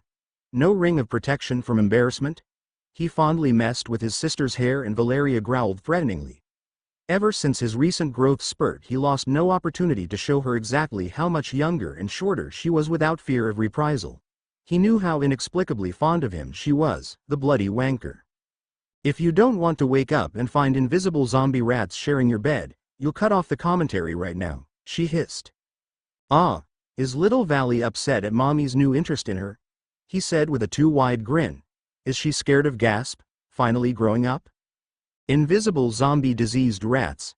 Carrying bubonic plague. Empty threat little sis. I've read your books too, remember? He followed her into the no longer cramped bedroom with the magically expanded tent. Most of the clutter, books, potion kits and enchanting kits she'd accumulated over the years now moved into her new lab inside the tent. With a far more practical and mobile hidden space to call her own, the coming year was going to be interesting. No more having to hide from prefects and professors in random classrooms or hidden chambers to research and cast the more interesting spells. Not only is necromancy illegal according to several of your textbooks, but it takes a really powerful witch or wizard to do. Which is kinda lame if you ask me. I mean, making minions is a pretty standard tactic and not nearly as bad as blowing people up. Your magical world lacks balance and gah. Deep in thought comparing Wizarding Britain to his favorite role-playing games, her brother had failed to notice the chair he'd attempted to sit on was already occupied. She couldn't fault him though, the occupants had been disillusioned. Fortunately for her, her minions were sturdy enough to take Claude's weight without damage. Unfortunately for her brother, they'd been instructed to attack in the event of anyone sitting on them precisely because her brother had an annoying tendency to barge into her room and occupy her chair or bed. You were saying, brother? She asked, one pale eyebrow rising in challenge as two Rat and Fury faded into visibility. Oh yeah, I forgot. You're a Campbell, he said, eyeing the little hairless, emaciated monsters with hostility. Father will smuggle anything but hard drugs and unwilling people. Mother is brokering deals between who knows which corrupt politicians. Of course you'd start making undead just to prank your poor brother, the only sane member of the family. Valeria was about to say something about future lawyers and throwing stones when the small hand mirror in her pocket, the oval-shaped one with the ornate silver frame, grew hot. Pulling it out, she tapped it once then looked into it to see something that wasn't her reflection, much as she suddenly wished it had been. A tall, regal-looking, platinum-haired girl stared back at her, with a beautiful if cold heart-shaped face, striking almond-shaped eyes, a French nose, and thin rose-tinted lips. Good morning, Campbell. Daphne Greengrass said evenly and formally. Good morning, Greengrass. She replied, smiling at one of her few friends. If she wouldn't hold his being an immature idiot against Claude, she couldn't say anything about pureblood formality. What's the occasion? The Quidditch World Cup, of course. The pureblood princess sniffed. Actually, my parents just want to meet all of my friends and the opportunity presented itself. They wouldn't bother with Quidditch otherwise. That could be problematic. Valeria said, wondering what the Greengrasses might want after 3 years of silence. The Weasleys sent me an invitation last night. Apparently, one of their contacts in the ministry got them really good seats and when they asked Ron and Harry whether they'd like to invite any friends, my name came up. Interesting. Daphne sent Valeria a curious expression the shorter girl could make neither head nor tails of. No matter. My parents, Tracy, and I will meet you, Potter and the Weasleys before the game. Neville too, probably. My parents are badgering Augusta Longbottom into accepting as we speak. Really? Valeria smirked. Wasn't she in Hufflepuff and they in Slytherin? Goodbye, Campbell. Daphne said with an eye roll. And tell that tall bloke I assume is your brother to pick up his chin off the floor. As soon as the communication mirror went dark, she turned around and kicked Claude in the knee. Even so, it took her brother a few moments to shake out of his stupor and find his voice. Who? He cleared his throat loudly. Who was that? Wow. If you're acting like this, I can't wait for Ron's reaction. Then she very uncharacteristically giggled. It was Daphne, one of my friends from Hogwarts. Next time you see her do try not to embarrass me any further, will you? Not that she blamed Claude. The taller girl had always put considerable effort into her looks for practical reasons despite her usual indifference towards most boys, but lately even Valeria envied what she was becoming. Maybe there was something useful about that whole exercise thing, after all. Are you sure I can't come to this Quidditch World Cup? Claude suddenly asked in an alarmingly dreamy tone. She facepalmed. Then mentally instructed the Rat and Fury to bite him in the ass. For all that most Muggleborns found magical travel uncomfortable, even jarring, wizarding transportation was far superior to its Muggle equivalents. Even where comfort was concerned, the momentary unpleasantness of apparition was insignificant compared to the hours of waiting in airport terminals or train stations, or the mild but even longer-lasting discomfort of being confined to a moving vehicle for a trip hundreds of miles long. Even the annoyance of briefly having to deal with congested traffic situations was more nerve-grating than a few seconds of nausea, and witches and wizards that used magical travel long and frequently enough eventually adapted and no longer suffered ill effects. For those more experienced in apparition, a journey of 1,000 miles was as easy and brief as taking a few steps. Ultimately, it was more cultural bias that convinced Muggleborns to the contrary more than anything else, or perhaps having left the Muggle world too young to fully grasp the drawbacks of mechanized transportation. At least that was true for most methods of magical travel, Valeria mused as the night bus jumped from London to Kent with another tremendous bang. The enormous, purple, triple-decker bus was ridiculously noisy and enormously uncomfortable for a vehicle whose invention included time travel, not to mention a constant cause of minor injuries due to its lack of internal comfort and safety features. The young Muggleborn witch had researched the vehicle extensively over the past 2 years, for more than one reason. Initially she'd been interested only in the spells used in its operation and construction, but a simple overview of public knowledge about it had shifted her goals considerably. It was well known and documented that the bus had been commissioned in 1865 as a method of transport for underage or infirm wizards. Except that commercial motorbuses of any kind in the Muggle world had only existed as far back as 1905, and the AEC Regent 3 that the night bus had been made from came out in 1938. Obviously, the Ministry's Department of Mysteries still experimented with time travel despite the unfortunate incident with Eloise Mintumble's 5-century jump in 1899 erasing 24 magicals from existence. And probably tens of thousands of Muggles the Ministry of Magic had no files on. On the other hand, those who live in glass houses should not throw stones, and given Valeria's own abuse of a time-turner over the past year, she decided not to bring that particular violation of wizarding law to the authorities. Plus, studying how a wizard with almost certain access to future knowledge had chosen to weave the enchantments on the night bus had already given her several new ideas. Unfortunately, it would be years before she was capable of trying such magic. For that moment, she had to content herself with meeting her friends and going to the Quidditch World Cup finals. As the night bus made an impossibly tight 140-degree turn at over 200 miles per hour, the young Slytherins smirked at some of the less experienced occupants losing their footing or sliding all the way to the vehicle's rear along with most of the beds the unlikely vehicle had instead of seats. Unlike them, she'd used a sticking charm to fix her own bed into place, a featherweight charm to make herself considerably lighter, and a couple of animation charms on the sheets to have them hold her in place on their own accord. Her smirk vanished a few moments later, however, when her multiple-compartment trunk broke the straps securing it and started dancing around the vehicle's interior. The materials and enchantments that made it secure against other Slytherins' attempts to steal her stuff also made it resistant to sticking charms, and the pimply-faced, barely out of Hogwarts conductor had told her in no uncertain terms that she was not to apply unbreakable charms to anything, the luggage rack included. How a good-natured, dim-witted show-off like Stan Shunpike had ever been sorted into Slytherin she'd never know. But at least they hadn't met during her first year in Hogwarts and his 7th. Any hope of a Muggleborn being socially accepted in the House of Serpents would have died under the weight of such an embarrassment. Dreading the mess her stuff would be found in later, the short girl disembarked a few minutes later in Ottery Street, Catchpole, Devon. The small, unassuming suburban house in the quiet street full of near-identical Muggle houses would never be given a second look by witches and wizards. Unless they knew what details to look for. In a reversal of the normal Muggle-repelling charms, the enchantment woven onto the small building and the surrounding garden had been altered to subtly repel the attention of magicals. There were no spells to block magical travel either, but rather one to knock out visitors that suddenly appeared within a couple hundred feet of the house. Even if one were a house elf or had the help of a phoenix, they would fall into the trap unless specifically prepared for it. And only someone with very finely trained magical sense could pick it up. Unfortunately for the house's occupant, the unexpected visitor was one of the few in all of Britain who did. The second line of defense were the dustbins. Wizarding homes usually had enchantments that announced visitors, unwelcome or otherwise, well in advance. Based off practical divination or arithmetic predictions paired with revealing charms, they could give a minute's warning or so before any sudden arrivals. With a minute's warning, any capable wizard could be a dangerous foe indeed.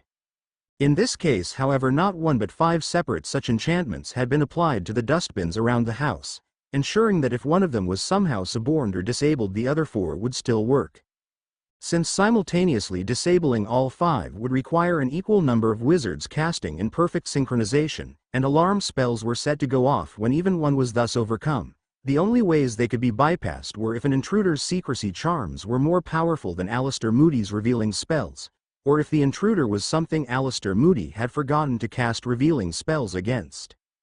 Walking carefully towards the house under an extremely powerful secrecy charm layered with further silencing and invisibility enchantments, the intruder retrieved 5 pebbles and silently infused them with a powerful area freezing spell. That done, a carefully adjusted banishing charm sent one of them to each dustbin at the same time, where their freezing spells would immobilize the dustbin's secondary and far more dangerous active defenses. Offensive animation jinxes would hurl rubbish at less dangerous intruders, but anyone capable enough to breach the first lines of defense would find out that the rubbish were not really rubbish but vials full of dangerous potions or cursed items transfigured into rubbish to lull them into a false sense of security, returning to their true form a split second before they struck. Having defeated the second line of defense through advanced knowledge and good spellwork, most intruders would have relaxed, only to fall in herbology trap that altered and concealed devil's snare as common grass.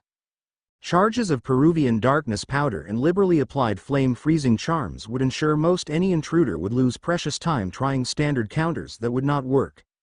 The simplest way to overcome the trap was flight, so the current intruder used a broomstick brought specifically with that in mind. Next came the house itself. Walls thicker than they appeared to be and constructed in multiple layers, with enchantments repeatedly strengthened over the decades the house had served as Aleister Moody's home. This passive defense would have held back Fiendire for several minutes. The windows were not windows at all but walls pretending, and the actual entrance to the house was not the illusory front door but a blank piece of wall in the back. Even extremely powerful witches and wizards would have been delayed for a time. Unless they knew that little secret. Sneaking into the back, the intruder did not attempt to open the concealed door, for that would have triggered several powerful blasting curses. A vial of strong shrinking solution was used instead, reducing the intruder to the height of a couple of inches, followed by a tiny space expansion charm that extended the gap between floor and door enough for the intruder to get inside. Once there, the intruder cast a personal human to Nat Transfiguration and waited. Moody had recently been forcibly retired from the Aurors, but while there were more powerful witches and wizards around, his mind was still as sharp and his wand as swift as most anyone's in Britain. Rather than dueling, the intruder chose patience and stealth. Even Aleister Moody's magical eye would not notice a gnat further shrunk to less than a head of a pin by a potion, and even the most famous ex-Auror had to sleep. Several hours later, the intruder was standing over a bound and disarmed Moody, frantically trying to shake off the cobwebs of sleep and retaliate.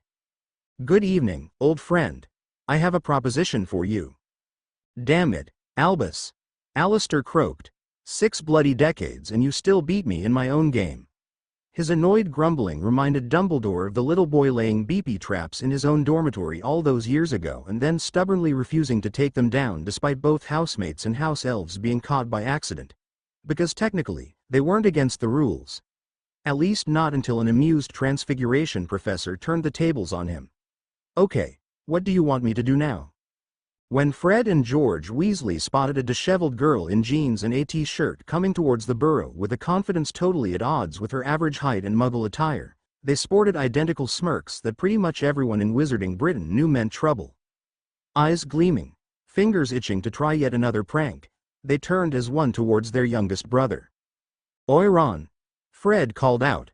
Girlfriend's here," George said. "Shut up." A crimson-faced Ron Weasley growled, dropping the garden gnome he'd been holding before it could bite his fingers and threateningly pointing his wand. "I've had enough of your jokes all month. One more word, just one, and you're dead. And then Mum will give me all your stuff, and congratulate me for upholding the family's honor, and it'll be great." "Hey there Ron," Fred, George. The girl in question said, coming through the front gate and vaulting over a stray chicken. For future reference, when taking a girl's name in vain, or using her to annoy your lit brother, you might want to make sure she isn't in hearing range. Girls don't always take such things lightly. She eyed the three redheads critically. Given who you are, that might be halfway to London. The Canadian London. Do you reckon that was a threat, George, or a challenge? George asked. Both, Fred. Fred answered. Ickle Lady Snake is all grown up and thinks she can handle us. Do you? They both asked Valeria in unison. Instead of answering, the girl gave them a smirk of her own, sauntered up to the taller, ganglier, but younger boy, and stood on the tips of her toes so she could whisper in his ear. Ron's expression brightened considerably even as his cheeks reddened and he brandished his 14-inch willow wand around the garden. A pugno. For a moment nothing happened, and the twin terrors relaxed. Then the burrow's population of garden gnomes played a rendition of D-Day, with Fred and George in the role of Normandy. There were shouts and flailing, and great loss of pants, and a laughing Ron led Valeria into the lopsided, magically supported Weasley home, his previous embarrassment forgotten in the wake of his triumph. We'll get you for this, Campbell, the twins shouted, and Valeria resolved to double her standard checks for poisons and traps for her remaining years in Hogwarts. Having fun, kids? The tall, aristocratic man with long, lustrous black hair and silver eyes suddenly appearing behind Molly Weasley's dinner table sent Valeria scrambling for her wand. Ron didn't react beyond a long-suffering sigh. Don't mind Sirius, he's been jumping out from behind furniture since he got here morning before last. The tall red-headed boy said, taking opportunity of their stop in the kitchen to raid the pantry. Right bloody menace. As bad as the twins. Harry's thrilled though, so that's something. We can't have me being respectable now, can we? The 30-something man in the black dress robes, black leather boots, gloves, and belt, and understated but stylish silver jewelry said with a smile that reached his no longer sunken eyes. Lord Black? Valeria asked uncertainly, even as Ron snickered and the man in question groaned. The differences between the young, fit, amazingly good-looking aristocrat before her and the haunted, dirty figure of skin, bones and tangled hair she'd met that night a few months ago were incredible. The only feature to remain unchanged was that pair of silver eyes, as cold and hard as any old soldiers or war refugees she'd ever met in her mother's gatherings. Glimmers of humor and mischief brightened them every so often, only for the harshness of his unfair imprisonment in a literal hell on earth to return between one eye blink and the next. Not you too, Sirius Black complained. As far as I'm concerned, Lord Black was my grandfather.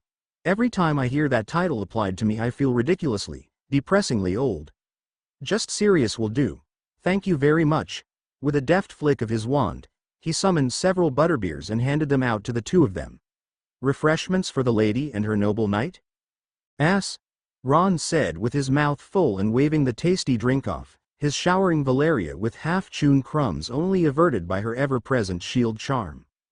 After 3 years of ambushes from her housemates, pranks from the twins, the antics of the defense professor, and occasional visits by wizard terrorists, she had to concentrate not to cast it instead of the other way around, much like Professor Dumbledore in Legilimency.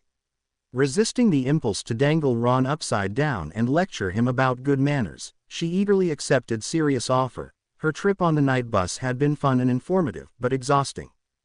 Thank you, Sirius, she said warmly, sipping the sweet, mildly alcoholic drink with the alchemically enhanced flavor. 20 seconds later, her tongue started growing. Then she comes out, tongue 3 feet long and growing, and tries to hex us. George said for the 100th time that evening, laughing, and his twin, Ginny, Charlie, and even Ron joined in. Mrs. Weasley glared disapprovingly while her husband just smiled and shook his head at their children's antics. The Only in the Sea of Red did not react. She was deep into discussion with Bill and, surprisingly, Percy about runic enchantments and curse breaking. She'd been too angry when Harry had come down earlier in the aftermath of the Tung-Tung tonic fiasco, sparks flying off her hands at random intervals, and he'd decided to let her cool down first before approaching her. Go talk to her, Harry. Sirius nudged him once more when he saw who he was staring at. Talk to someone who captured the rat and used him like a guinea pig for months when she's that angry? Harry countered, smiling. Are you trying to get me killed? Some godfather you are. For an adult, Sirius was awesome. Even better than Professor Lupin had been. He didn't try to coddle Harry, or keep him in the dark for his own good. Over the past day and a half since being discharged from St. Mungo's, he and Harry had talked non-stop about all the adventures and trouble of Harry's first 3 years on the magical world, and instead of being horrified at everything he and his friends had gotten up to, Sirius had been impressed and fondly approving.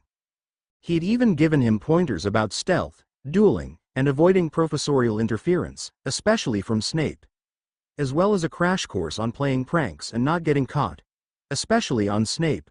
August the 20th, 1994 had been the second best day of Harry's entire life, right after Hagrid saving him from the Dursleys on his 11th birthday. Trust me, kiddo, I know all about girls. His godfather smirked. They might be dangerous and aggressive like dragons, but also like dragons they can be calmed down if you know the right tricks. And unlike dragons, talking works on them too, not just adding various potions to their food. He laughed at Harry's reddening face. Why, if James had followed my advice, Lily wouldn't have kept hexing him for 6 years straight. Just stop. That was one of 2 drawbacks of spending any amount of time with Sirius, the good-natured but totally embarrassing ribbing about Harry being friends with several girls. The other, of course, being his skill in practical jokes exceeding that of the twins. Where's your Gryffindor courage? His godfather prodded once more. After facing Voldemort as a first year, you'd leave a helpless poor damsel in the hands of those 2 demons? I mean, it's not as if she's the best-looking lass in your little group. And at that he winked. Harry was confused. What did looks have to do with anything? None of his female friends were helpless or poor, much to Ron's and his Chargin. And if the word damsel came up in their presence, hey, maybe he could get Sirius to make that blunder. It ought to be good.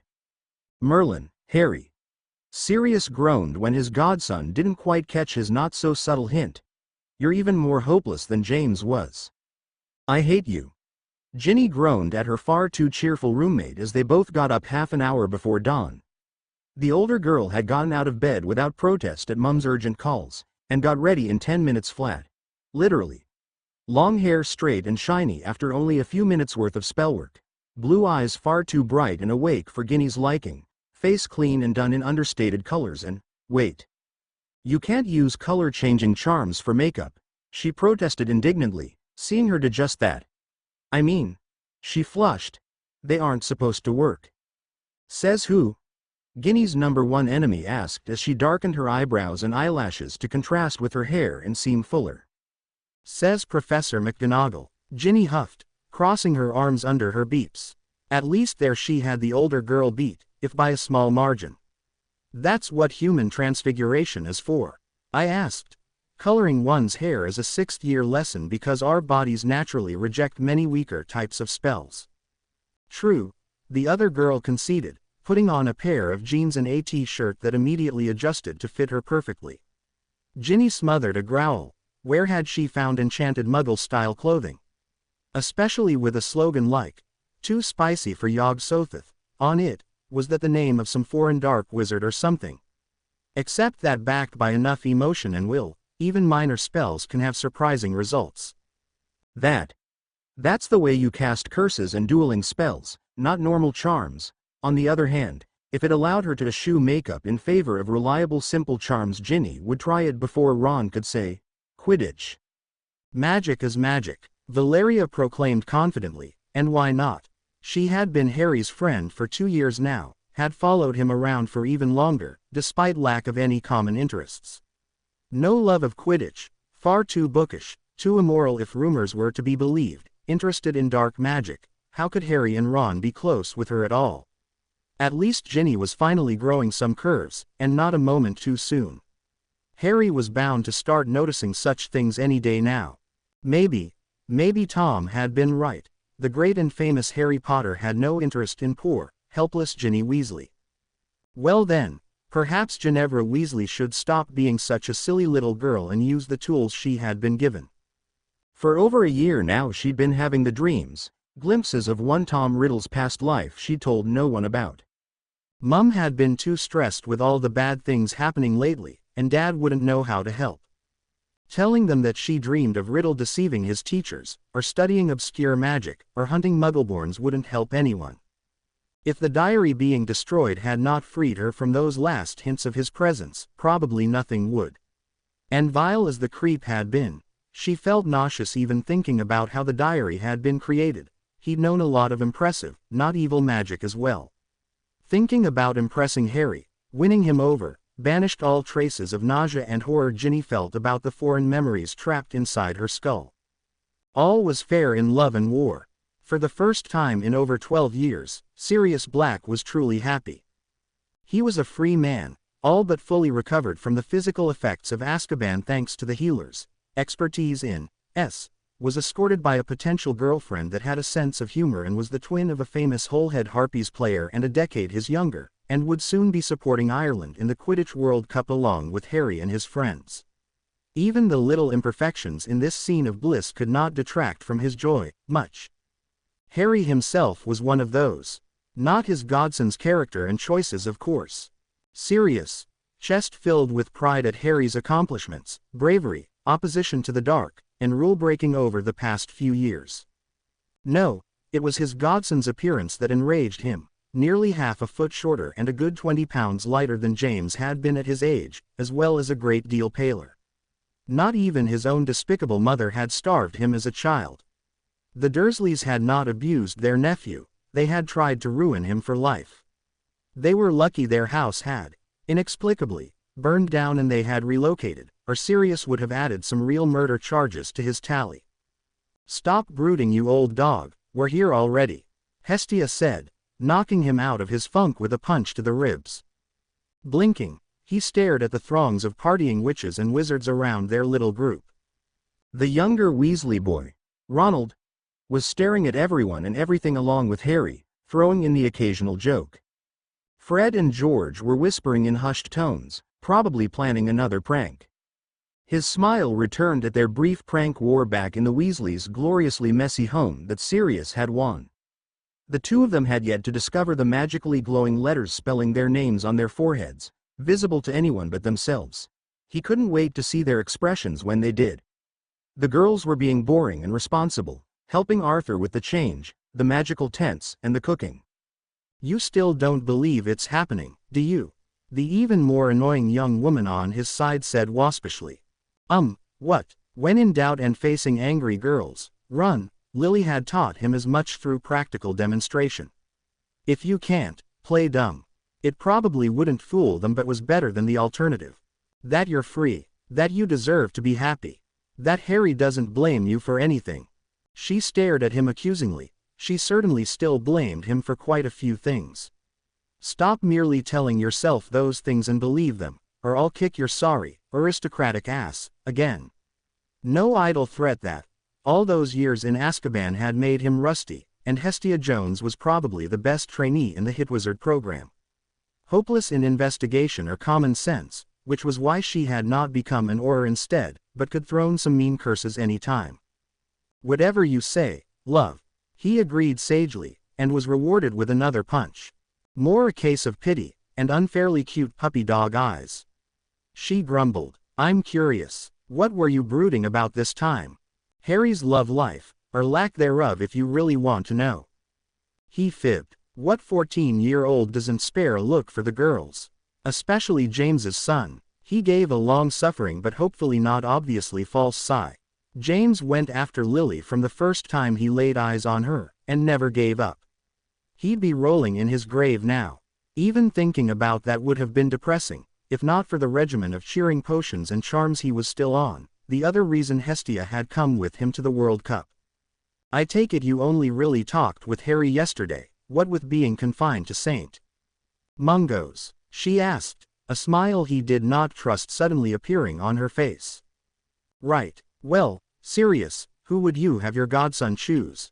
She surreptitiously pointed at the Campbell girl. "Target A is fairly good looking, not above helping with the chores, and friendly enough. She's also been muttering under her breath non-stop since before we arrived, is a Muggleborn thriving in Slytherin by stepping on anyone in her way from what I heard, and probably loves her curses more than boys." Smile turning into a smirk, Hestia pointed at the only Weasley girl. Target B is a redhead, will be stunning in a few years, is a good student and loves Quidditch. She's also only 13, short-tempered, also loves her curses, and has been practically stalking your godson every time I looked at her. Sirius was saved from having to answer, and suffering the commentary that would follow no matter what opinion he voiced by the arrival of a middle-aged, blonde, blue-eyed man in a striped, yellow Quidditch uniform, followed by one man, one woman, and 3 young girls in expertly cut and tailored black suits or dresses. He was certain he recognized the bumbling blonde fool. Even the Dementors had not managed to make him forget as strange a character as Ludo Bagman.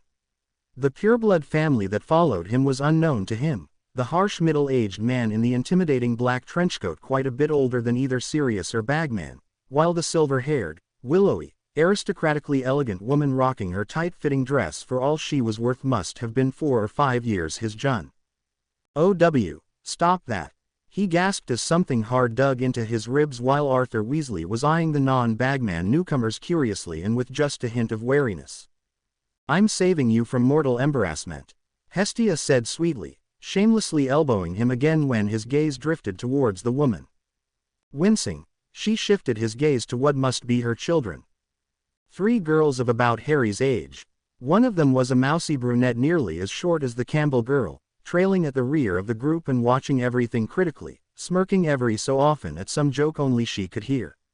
The other 2 looked very much alike, despite a difference of a couple of years in their ages. Tall for their age, willowy, and striking as their mother, even if the younger girl had chosen to dye her hair a garish black. "I'm a black, we're too serious to be embarrassed," he replied to his pseudo-date. "Shameless more like," Hestia retorted expertly, he'd taught her well. "Lady Greengrass has been married for over a decade and a half now and you were ogling her before her husband and underage daughters. Well, seeing is believing. And those rumors about her were quite hard to believe, you know. Besides, take a look at Harry." His godson now had hints of red in his cheeks and his eyes shifted from the ground to the tallest and saint of the 3 younger girls and back. The smirk blossoming on Lord Black's face at that moment could be described as nothing less than pure evil. "Stop muttering under your breath," Daphne hissed at her annoying Muggleborn second-best friend as the Greengrasses, the Weasleys, and their guests made the long trek up a 20-story staircase to their seats. Whoever had designed this stupid stadium must have been a wizard. It showed no respect or accommodation for the basic needs of witches whatsoever. She'd dressed to impress and after several hundred steep steps the dress chafed, her heels were murdering her legs, and Bloody Potter had been avoiding her for the past hour, choosing to spend his time chatting with the Terror Twins and Bagman. Therefore, Daphne's waspishness was fully justified and whoever said otherwise would be banished all the way down the staircase. "People will think you're insane, for Merlin's sake." "Oh no," Tracy giggled from her left. "I think that ship has long since sailed, Daph. For your information, I was casting detection spells," Valeria said, glaring under the brim of her casual black witch's hat, the only wizardly or decent item in her attire, her left hand still in her pocket where her wand was hidden.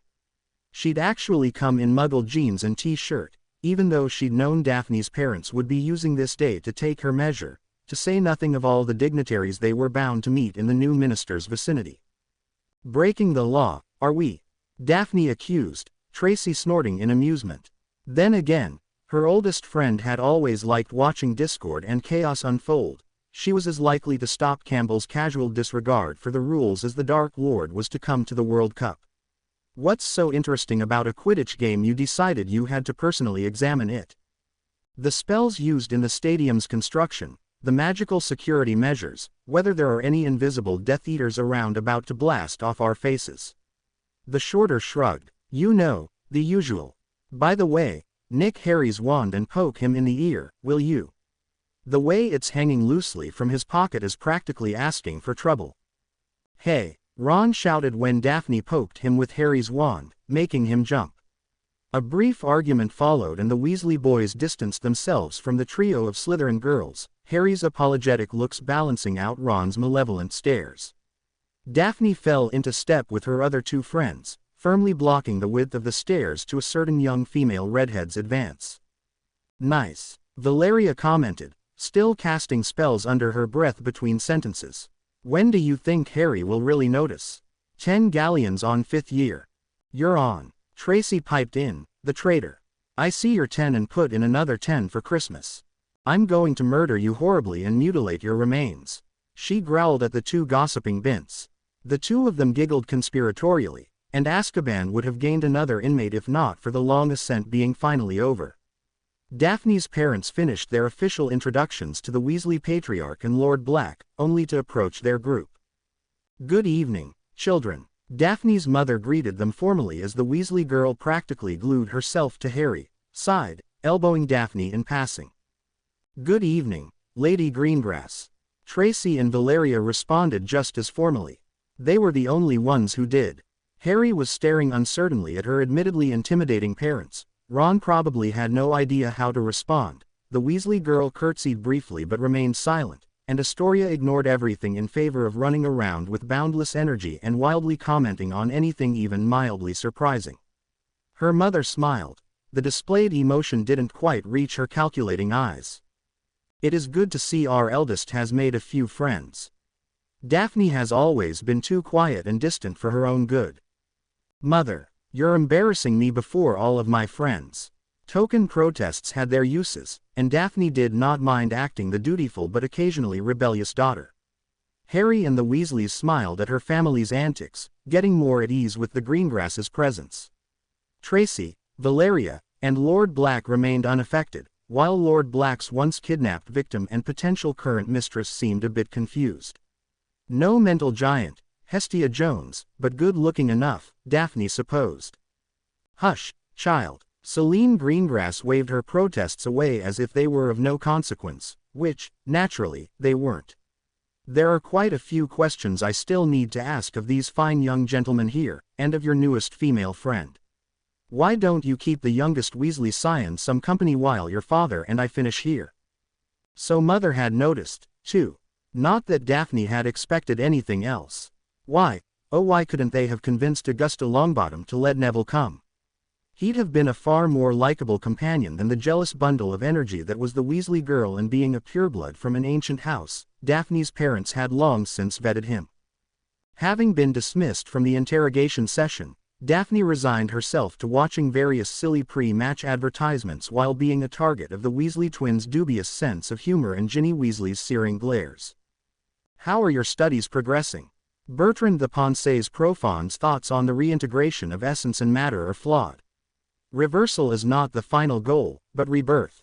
The Death Eater's attack on Hogsmeade must have been scary. Did you really help the Aurors? Educational and enlightening, more than anything. As for helping, all credit should go to Harry. He guided dozens of enlarged summoned snakes into a relief effort. Learning about the wizarding world must have come as a shock. How did you adapt to the differences between the two? Well enough. The differences are not as jarring to someone well versed in Muggle fiction and mythology, and my brother is obsessed with it. I had to learn some of it as self-defense. At least now I know what a popular writer in the 50s referred to when he talked about rings endowed with the essence of their creator that had a will of their own, could extend life, control others, and could only be destroyed when thrown into cursed fire. For Merlin's sake, Val. Ron whispered during a brief break in the questioning. I doubt Daphne's mum wants to hear about everything you've ever read, so stop pestering her. You're just jealous she's prejudiced in favor of Slytherins. The Muggle-born menace said, sticking out her tongue at him. Maybe if you stopped staring at her gobsmacked and started sounding more intelligent. She suggested sweetly, then cackled and ran to where Daphne and Tracy were whispering and giggling to each other, leaving the boys to face the worst danger they'd ever been in on their own. At least it's over, Harry said, falling heavily on the seat in Ron's right. I can't wait for the match to begin. Politics are exhausting. What are you complaining, mate? Ron complained. She gave you a once-over, nodded approvingly and left you all alone while she grilled me and the twins. Even their bet with Bagman did not cheer them up after that. How are you doing, gentlemen? The tall, grizzled man in the very expensive black suit said. Daphne's dad was not nearly as gut-wrenchingly intimidating as her mother, Harry mused, or as mouth-wateringly striking. And with Sirius following him closely and winking at him and Ron, he didn't think they were in trouble. Just waiting for the game to start, sir. Harry said, and the older wizard gave him a knowing smile. So my wife was her usual overbearing self. He gave them a brief but genuine laughter at their uneasy expressions, then took 2 pairs of small binoculars out of his neat leather belt with the multiple magically extended pockets. Here, with Celine practically abducting you until recently, you missed some of the more useful merchandise. These are omnioculars, Harry exclaimed in surprise, eagerly testing the pair he was given to confirm it. Those would be awesome in a game, Ron. You know what they are. Both Daphne's dad and Sirius asked at the same time, then stared at each other. Yeah, Valeria had a pair last year, used it for all kinds of stuff. Shrunk them and put them on a rat, once. Ron added, laughing in memory. Spelled the rat to attack Parkinson and Malfoy, and recorded the event for us. Indeed, instead of being indignant at another pureblood Slytherin family's expense as Harry had half expected, the older wizard seemed almost as interested in that prank as the twins had been. Something to check on later, he mused, rubbing his bearded chin. But now I'm supposed to be interrogating you, or Celine will have my hide. They all laughed at that, his godfather first of all. So, Mr. Potter, my daughter tells me you're a decent duelist. Behind the older wizard Harry saw Sirius suddenly staring at him intently and minutely shaking his head. We practice a lot, but decent. Better follow Sirius' advice even if he didn't know why his godfather would ask him that. I don't think we are. I mean, any fight we've ever had with an older witch or wizard we either lost horribly or were interrupted by someone or something. Honest and modest, Mr. Potter. For the first time the grizzled old wizard, seemingly far more approachable and down-to-earth than his noble wife, nodded solemnly and, Harry thought, genuinely. Not a bad combination, but if I know my eldest, getting a compliment out of her is like pulling teeth, Muggle style. If you or your friends ever have time during the holidays, I could give you a few pointers in dueling. Shaking both his and Ron's hand once, he joined his wife, their inquisition finally over. You did good, kiddo, Sirius said, ruffling Harry's unruly hair playfully. The greengrasses are a lot more dangerous than they look. Yeah, no question where Daphne got her glare of doom from. Ron added, glancing at where the 3 girls had retreated and shuddering. Or her looks, Harry's godfather said shamelessly, only too happy to see both their faces turning crimson. But enough of girls and other inconsequential matters, it's time for Quidditch. And Quidditch is serious business. You bet, Ron agreed, while Harry smiled at his godfather's joke. The funny, aristocratic-looking man before him was a far cry from the emaciated escaped prisoner they'd met months ago. Hopefully his health issues had been fixed or soon would be, and then Harry could live with family for the first time in his life. And we're even at the top box. Ron finished his Quidditch-related tirade at the top of his voice. For the first and last time in your life, Weasel. A very unwelcome, nasal voice said from behind them. Harry and Ron turned around, knowing who they'd see. Sure enough, Draco Malfoy had just entered the top box in the company of a tall, long-haired woman a few years older than Sirius and very aristocratic and good-looking, if not quite in Celine Greengrass, league. Ah, Lady Malfoy, Sirius greeted Draco's mother in a pleasantly surprised tone, and Harry could not tell if it was genuine. A bit of the lifeless look of Azkaban returned to his godfather's pale gray eyes and the regal Lady Malfoy froze upon meeting his stare. How odd. Lord Black. She inclined her head, while her son directed a sneer at Ron and Harry from behind her back. I did not expect to see you here on your own. Where is your lady friend? Will she be joining us? Yes, unexpected. Your lord husband is absent as well, is he not? Sirius tilted his head, but remained largely expressionless. Curious. He rather enjoys Quidditch, as I recall. Lord Malfoy is having a meeting with the new minister. Draco's mother announced, rather glumly in Harry's opinion. Is he? Good for him. Sirius was smirking now and Harry could see both Narcissa and Draco getting angrier. House Malfoy remains prestigious and well-connected. Draco's mother said to Sirius. Others should do well to follow their example. She's right, Lord Black. Daphne said cheerfully as the trio of Slytherin girls finally joined Harry and Ron. Why, they're always branching out. Lord Malfoy even begun a new tradition of giving gifts to Muggle-born and Muggle-raised students lately. What? Draco spat angrily. Why, you little slandering. That's enough, Draco, Narcissa Malfoy said, pulling her son back and fixing Daphne with an intense stare. I am not aware of any such tradition, and if one existed I would know it, I assure you. Baseless accusations make for weak, highly dangerous stratagems, Cyan Greengrass. Oh, I did not mean it as such. Daphne dismissed the implied threat. I just thought to remind Lord Malfoy not to give over anything he could ill afford to lose to those he believes beneath him. Both Draco and his mother retreated then, staring daggers at both Sirius and the Greengrasses. Harry's godfather turned to the three girls, right eyebrow rising in question. What was that about? Oh, it's a funny story, Mr. Black, Tracy said with a smirk. Lucius Malfoy got involved in the Chamber of Secrets incident 2 years ago, pretty much caused it. We managed to uncover his involvement and Harry here pretty much blackmailed him into handing over a house elf. Narcissa Malfoy now has to do at least some housework on her own. The mousy brunette smiled at both Harry and Daphne. Val reminded us of that fact just now, and I managed to convince Daphne to send the Malfoys packing with all the pomp and circumstance her mother taught her. They were still laughing at that when Bagman finally announced the team mascots. The young couple walking up the hill overlooking the village would have drawn its fair share of incredulous stares due to their unusual attire alone, let alone marching through the village at such an ungodly late hour of the night. The woman, a tall, striking in her mid-20s wearing form-fitting blouse and jeans, hiking boots and a long, silvery cloak draped over her shoulders appeared to be the leader of the pair despite her age.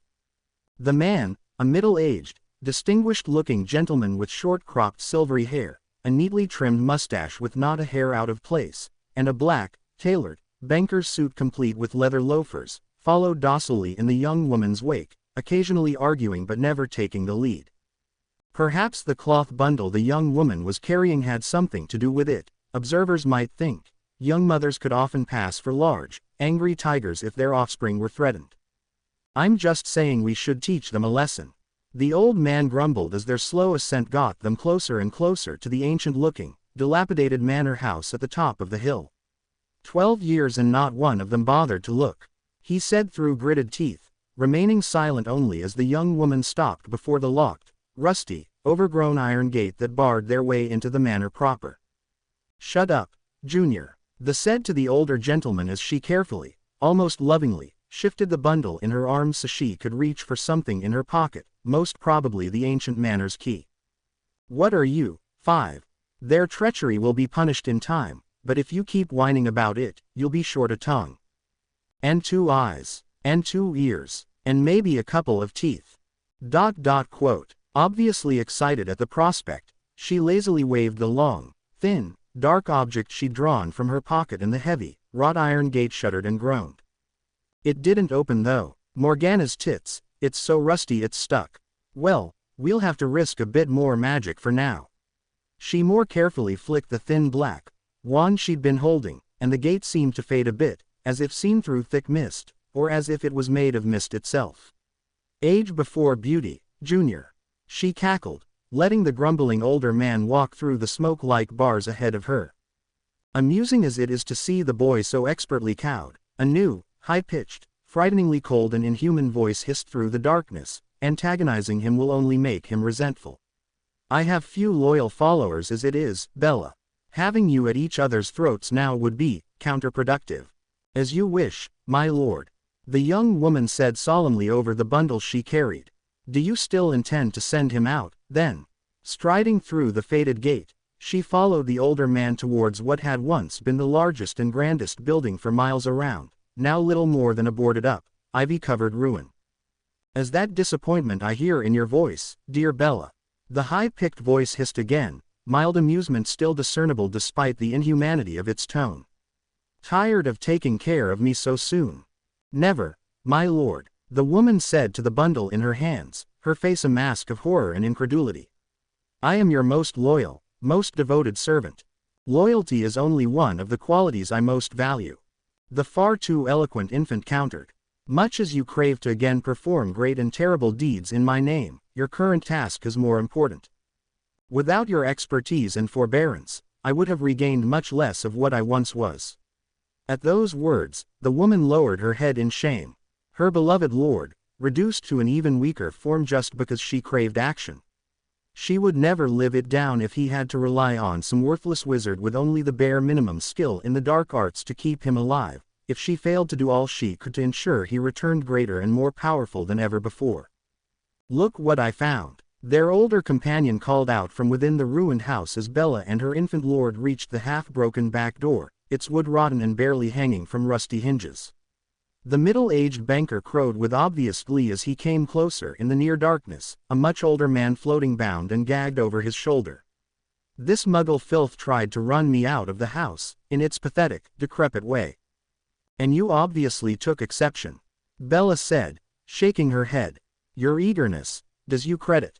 She complimented her apparently older companion, her lord's wise advice fresh in her head. "We could use him, I suppose. It's almost time." "Can I watch?" Junior asked, almost jumping in anticipation. "Ritual magic is glorious." The did not get a chance to reply. At that moment her body began to shift, flex, almost melt away, flowing into a very different form as the magic that had allowed her to borrow another's form reached its end. What was left behind was taller than the girl, less athletic, curvier, and paler. An angular face with features hovering between beautiful and cruel, large lavender eyes burning with both power and almost childlike immorality, lips pressed into a thin angry line at her partner's request. Mindful of her lord's wishes, she did not deny it, but was careful not to show the full extent of her fury at his presumption. He wanted to watch, did he? Glorious indeed. "Bring the ingredients," she hissed almost as coldly as her lord had, walking deeper into the gloom. The house was ruined, damp, derelict, and dusty. Vermin crawled at every corner, spiderwebs stuck to them as they walked through archways and corridors, filth from nearly a decade of neglect. What incompetent caretaker was responsible for the state of her lord's ancestral home? Junior's games with his blood traitor of a father would be a pleasant pastime compared to what she'd do to them if they fell in her hands. In the end, she found a living room in the second floor with adequate space and in a good enough state for what she had in mind.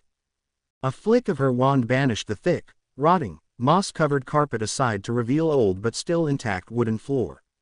A second flick lit roaring flames in the large fireplace taking up most of the room's north side. The task would be unpleasant enough without all the cold and moisture making her job harder. By the time she was done, Junior had already unbound the main ingredient, and stuck it spread-eagled on the floor, a rough circle carved upon the floorboards around it. Bella crossed into the circle, her precious bundle with her. "What are you doing?" Junior asked, genuinely curious, as she straddled the old muggle choking in his own terror and filth. "Life transference requires intimate knowledge of the victim," Bella said, sticking the muggle's eyes open. "It also requires absolute trust to begin with, but not to complete. Since this is little more than an animal, both can be manufactured." And with that, she delved into the old muggle's weak mind with legilimency. Without magic to back up his will, it was about as difficult as reading an open book, tedious only due to the magnitude of her task. Finding a simple secret would have taken a brief exertion of will. Seeing the secrets of a lifetime took an hour-long attempt that left her sweaty and near exhaustion even against a weak old man. Mutilating the man's memories so Bella's image replaced that of his long-gone mother in his mind, that took even longer, but in the end, she succeeded. "Greetings, my child," she said sweetly to the dazed and confused old man. "It is almost over, Frank. Will you do one last thing for dear mummy?" She cooed, using magic to ease his pain and vanish his now inexplicable to him fear. "One little thing, and then no more aching old wounds. No more angry, accusing neighbors. No old failures and deaths haunting you. You will be with mummy. For this to work, trust could not be coerced, forced or deceived. Her words had to be the truth, and the old man had to trust of his own free will. That his most painful secrets had just been stolen, that his faded childhood memory of his mother had been replaced, that did not matter as long as he chose to trust. Life wasn't fair. Why would dark magic be? In the end, Frank Bryce made his deluded choice like so many other blind sheep. He'd lasted far longer than the young boy in the Balkans that had been Bella's first victim, and would give so much more in return for that deeper sacrifice.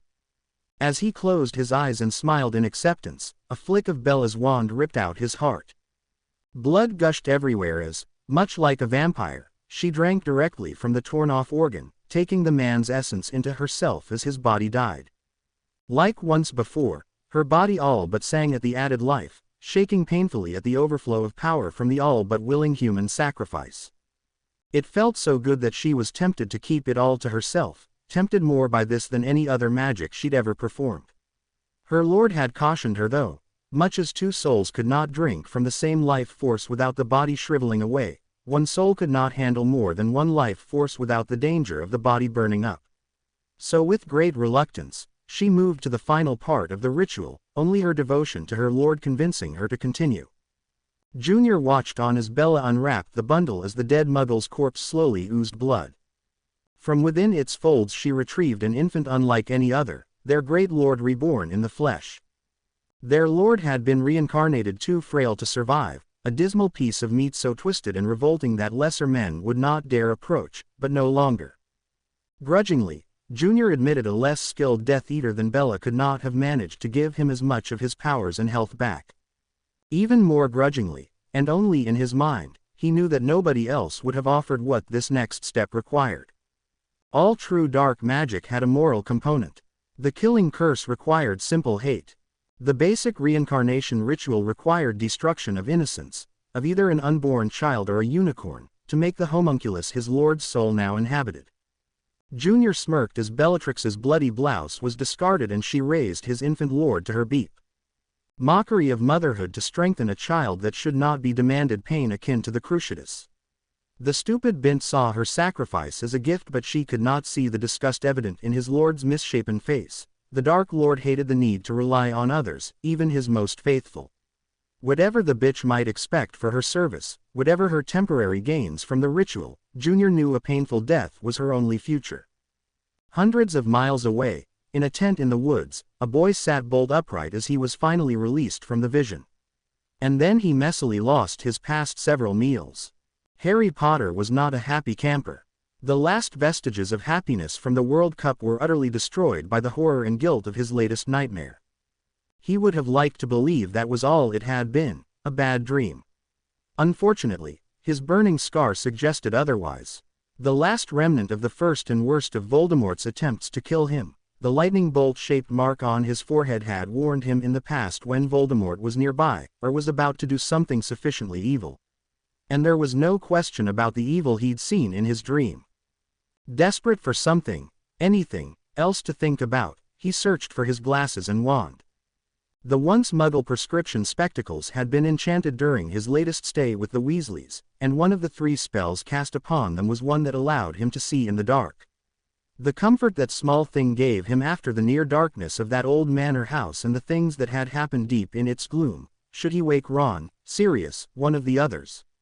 No, best not to dwell on the dream at all, than share both his fear and his guilt. What the hell was wrong with him? How could that horrible ritual that Mad Death Eater had carried out cause him anything but the deepest revulsion and hate? But maybe his nightmare had not been real. He'd had nightmares about Death Eaters, and murder, and evil magic plenty of times in the past. Voldemort too. Maybe it was just a dream, caused by this new, strange, horrible embarrassment he felt every time one of the girls was near, Sirius and the twins' constant teasing over the past few days, and his first meeting with Daphne's rather frightening parents. At least he hoped that's what it was. He really did not want his vision to be true, and for more than Voldemort now having the form of some twisted, ugly infant. Because if either Sirius or the girls ever heard about his seeing a Death Eater's beeps in his dreams, forget about Voldemort's killing curse. They'd murder him in far worse, terminally humiliating ways. Boys, get up now. Mr. Weasley's voice jolted Harry from his fearful contemplation on whether he should share his dream with anybody else. Over the distant sounds of the Irish still celebrating their narrow but deserved victory, the Weasley patriarch scrambled into the tent, wand in hand. Just a bit longer, Ron sleepily mumbled, still mostly in dreamland despite his father's urgent command and the celebrations of the Irish growing louder and louder. "No time, Ronald," Mr. Weasley said, brandishing his wand like a hose and drenching both his son and Harry with freezing water. "I'm sorry," he said at Ron's angry gasps, "but I need you awake right now. The camp is under attack." "What?" Harry jumped up and frantically searched for his clothes, ignoring the water. Now that he thought more clearly, he could tell that the distant sounds were not so much drunk celebrations as they were loud bangs and frightened screams. In under a minute, he had his sneakers, jeans, and robe on and was already outside along with the remaining Weasleys. His godfather and Miss Jones were there as well, their expressions grim. "Listen to me, pup," he said seriously, without a hint of joking. "Death Eaters are attacking. I want you, Ron, Ginny and the twins to get as far from here as you can through the woods. Don't stop for anything, and stay away from anyone in a mask. But, no buts, this is not like the skirmish last year. They're here in force, nearly 24 of them." He patted Harry's back reassuringly when Harry's eyes went wide at the numbers. "The older Weasleys, Hestia and I are going to help the Ministry. Amelia's Aurors are still at half strength and if anyone like the guy who fought Dumbledore last year is there they'll need all the help they can get. But you cannot be there. Sirius, should he tell him about his dream? Was that weird and evil, definitely evil ritual why the Death Eaters were attacking now? Was Voldemort helping them, guiding them?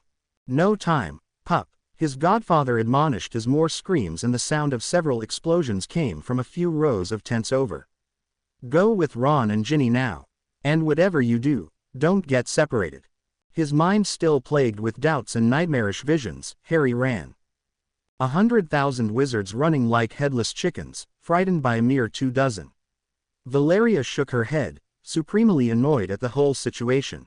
The Lych house dining idiots had interrupted hers, Daphne's and Tracy's beauty sleep, heads would roll for this. "Your assessment is faulty, young lady," Lord Greengrass admonished with a hint of disappointment. "Of those 100,000 witches and wizards, a good percentage is wealthy foreigners that actually agree with the skull-faced delinquents. Another portion could care less about politics, and the majority care for nobody but themselves." A wordless flick of Lady Celine's wand had the Greengrasses' 12-bedroom magical tent fully packed and returned to her pock, while her husband added several layers of protective charms on both the elder Greengrasses and the three girls. "Where is Astoria?" Daphne said, taking point of their little formation at her father's side. She wanted to spend some time with the Malfoy boy. Her mother replied from her position in the rear of the group. "Her little tantrum was becoming annoying so I portkeyed her back to the tower when you went to sleep." "Aren't unauthorized portkeys highly illegal?" Tracy asked with a huge yawn, stumbling next to Valeria in the middle of the formation. "They're also undetectable," the shorter girl said with more than a bit of envy. From her research she'd gathered that very few witches and wizards were capable enough in charms to create even single-use, national portkeys. Daphne was lucky to have both parents be so capable in magic and, wait, was she jealous of her friend's family? Where did that come from? "Are we leaving via portkey then?" "We'll apparate," Lord Greengrass countered, a man of few words when action would do. He grabbed both Valeria and Tracy by one arm, while his wife embraced Daphne securely. A split second later all of them seemed to twist in place and they felt an enormous pressure applied all over their bodies as if they were trying to crawl through a pipe far too small for them. And then the unsettling sensation was over and the three girls found themselves in exactly the same spots as before, while Lord and Lady Greengrass collapsed where they stood. "Mother!" Daphne shouted and started casting basic diagnostic charms over an unresponsive Celine Greengrass, the older woman's eyes open and unseeing. The other two girls struggled not to collapse under Lord Greengrass, dead weight, lowering him to the ground carefully to avoid further injury. "She's alive," Daphne shouted with relief, then scowled murderously. "But she's not responding at all and I have no idea what happened." Perhaps," Valeria mused, staring at the surrounding area carefully. "It was possible, but who?" "Talk," Daphne growled, her wand spitting sparks. "Now. Anti-disapparition jinx," the shorter Slytherin suggested. "Normally it merely prevents disapparition but if it went up exactly as they tried to apparate, and with them trying to carry us along, certainly this attempted jump felt worse, somehow. Don't be absurd, the taller said in a shrilly voice, pointing her wand left and right as if she expected to be attacked at any moment. The Ministry wouldn't do anything to jeopardize foreign wizards in an international event. No, but the Death Eaters might, Tracy said darkly, fingering her own wand. What if someone knew where we would be? How your parents would react to a Death Eater attack? What if that someone had a history of arranging accidents and traps? The other two girls stared at Tracy for a few seconds. When Daphne spoke, her voice was colder than any other Valeria had ever heard, and that included a teenage Tom Riddle. Lord Davis is a dead man, she vowed. Without another word, she transfigured stretchers out of a few stones, levitated her parents into them and grunted with the mental effort to lift both while maintaining her shield charm and the unusual, temporary transfiguration. There's no way we can safely transport them like this, Valeria said with a wince as the explosions from the Death Eaters and those who joined them came closer. Searching into the small stash of potions she always took with her if she could arrange it, she found the vial with the bright green potion she'd been looking for. 7 drops each. It's perfectly safe, she said when she saw Daphne's aggressively demanding scowl. It's a second-year potion. Even you wouldn't botch it, Daphne. The Pureblood girls' less than stellar performance in potions was well known in Slytherin House, but so was Valeria's skill with them. After the greengrasses were fed a small dose of shrinking solution and became palm-sized, Daphne carefully, lovingly wrapped them up in her pro-Ireland scarf and placed them in the security of her magically expanded purse. With only moments to spare, the girls lost themselves in the woods to avoid the incoming Death Eaters. Having fun, Greengrass, Davis, Mudblood? Draco Malfoy asked the 3 girls running towards his hangout in the woods.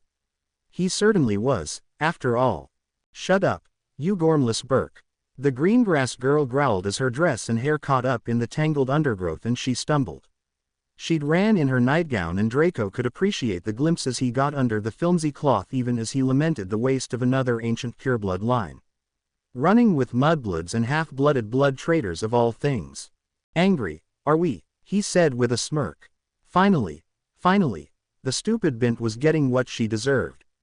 Why, Greengrass, if something happened are you sure it wasn't your fault? He laughed as the distraught girl tried to curse him but was held back by her fellows. The small-minded idiot isn't worth it, Daff. The Davis girl whispered to her friend, but not silently enough for Draco not to hear. Really, Davis? He shook his head and smiled again. That's exactly what the weasel said when he and Potter came through here 5 minutes ago. Talk about a case of small minds thinking alike. You were rather brave for someone alone in the woods, Malfoy.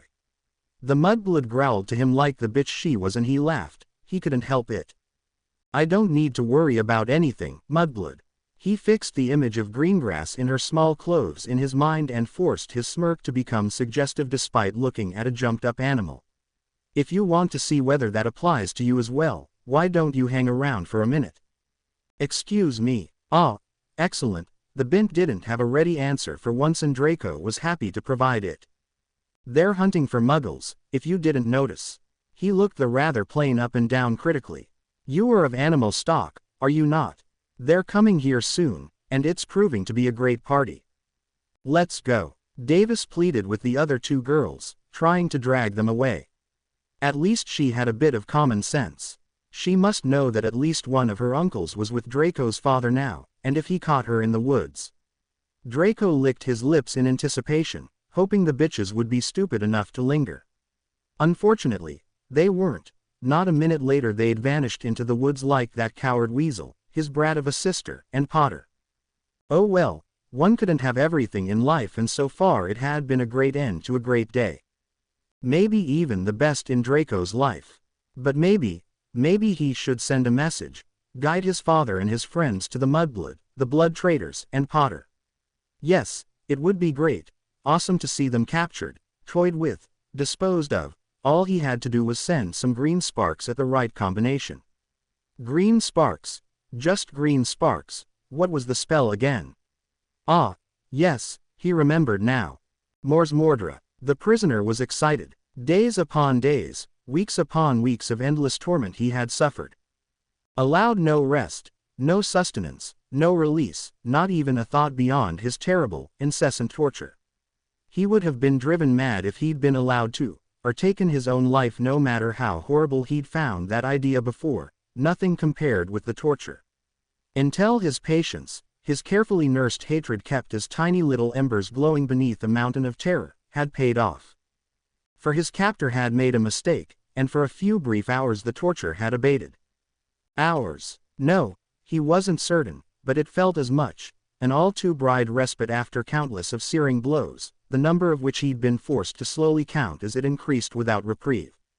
And in those brief hours he'd exerted what remained of himself, searched out for his captor, attempting to strike a subtle, unseen blow in the one opportunity he'd been given. That his torment had yet to begin anew was a good sign, but not confirmation. Had his captor been subverted as he'd hoped for? He did not know. Confirmation would only come when his captor came for him and his efforts finally paid off, or not. The prisoner immediately shied off that train of thought, better not to contemplate failure at all. After all, he'd felt a connection, he was sure of his success. I am not amused. Words, communication, finally, were there from his captor. Should he respond? A sharp pain flowed through the prisoner, an idea antithetical and inimical to his existence forced upon him, hurting as much as his brief stay on the receiving end of a cruciatus ever had in his distant youth.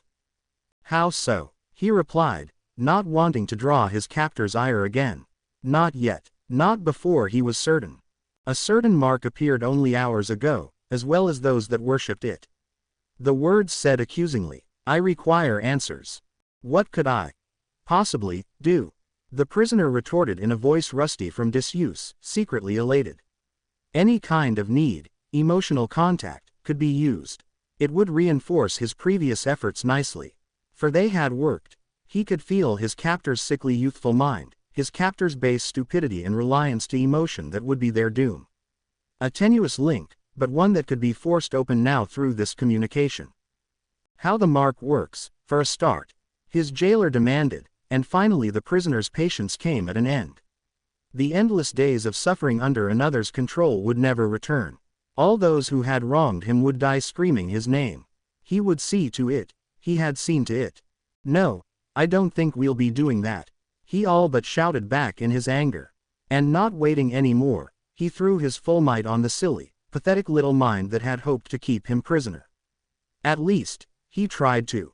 Really, his captor said, their surprise and annoyance evident, but no hopeless struggle to maintain their identity, no frantic attempts to remain in control.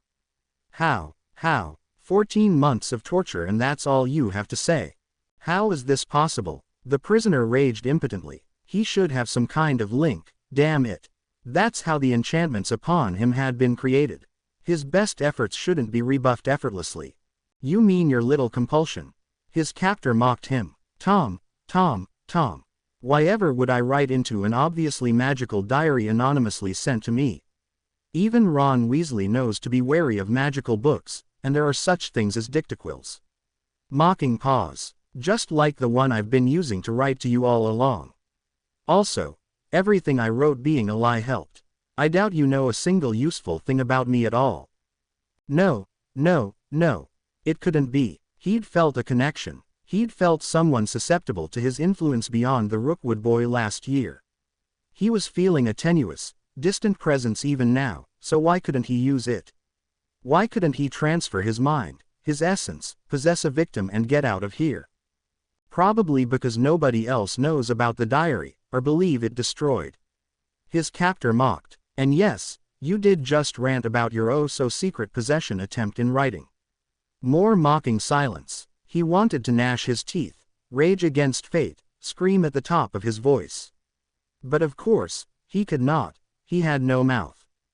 If you could make the diary last forever while still a student, I bet I can make an amanuensis quill and some Muggle children's books last just as long before I graduate. Your only options are being my beep, or eternal torment through forced morality lessons. What will it be? The Death Eater attack had been horrible for Ginny. Not so much because of the attack itself, but because of Mum's crushing hugs and overbearing, embarrassing displays of love in its aftermath. Not even the twins had escaped it, and Ginny herself had gotten the worst of it, before that bent Greengrass, no less. Ginny actually felt sorry for the older Slytherin Witch after learning that her parents had been attacked somehow, and rather embarrassed for wanting to hate the for being invited to spend the night in the burrow along with her friends. She'd thought Campbell a threat at first. How naive she'd been. Daphne Greengrass was far more good-looking, athletic, rich, and a pureblood. She was actually more agreeable and friendly than the Muggle-born cow with the overinflated opinion about herself, and Ginny could see how Harry blushed every time he looked at her when he thought nobody was watching. Which made having to share a room with the Slytherin girls even more awkward. It certainly prevented Ginny from having a good night's sleep, that was for sure. Or maybe those were her recent nightmares doing it. He'd had another very vivid dream about this Tom Riddle fellow. Older Slytherin prefect, knickers drenchingly good-looking, a strong bad boy vibe. Ginny sighed as she remembered surrendering to him in her dreams, willingly letting him do anything, no matter how horrible.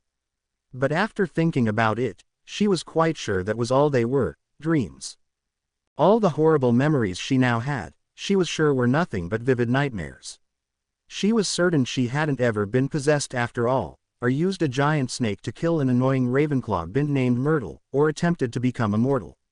Maybe her dreams about a future with Harry were twisted by all the you-know-who related events of the past couple of years. That boy had even looked like an older, more mature, more good-looking Harry. Yes, that must be it. At least Ginny wasn't the only one kept awake by the nightmarish events of the World Cup. Campbell was not in her bed either. Maybe she was somewhere else, brooding just like her. At least her now former rival had no chance to win Harry's affections either, what with Daphne bloody Princess Greengrass around. Hey, maybe Campbell would like to join forces against Greengrass, the enemy of my enemy. Ginny's rather tangled thoughts were interrupted by the trunk next to Campbell's empty bed opening, and the girl in question climbing out of it. "Where have you been?" she asked, suddenly suspicious for some strange reason. "That should be obvious, don't you think?" the older but shorter girl said with an obviously pleased smile on her face.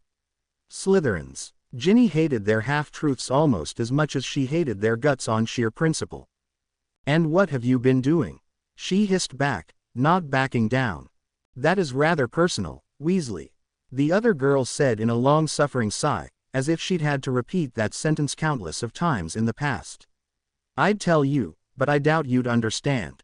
Maybe in a year or 3. You are a late bloomer, are you not?" "Why, you little, late bloomer, late bloomer." She had more curves than the slimy, green-scaled bookworm.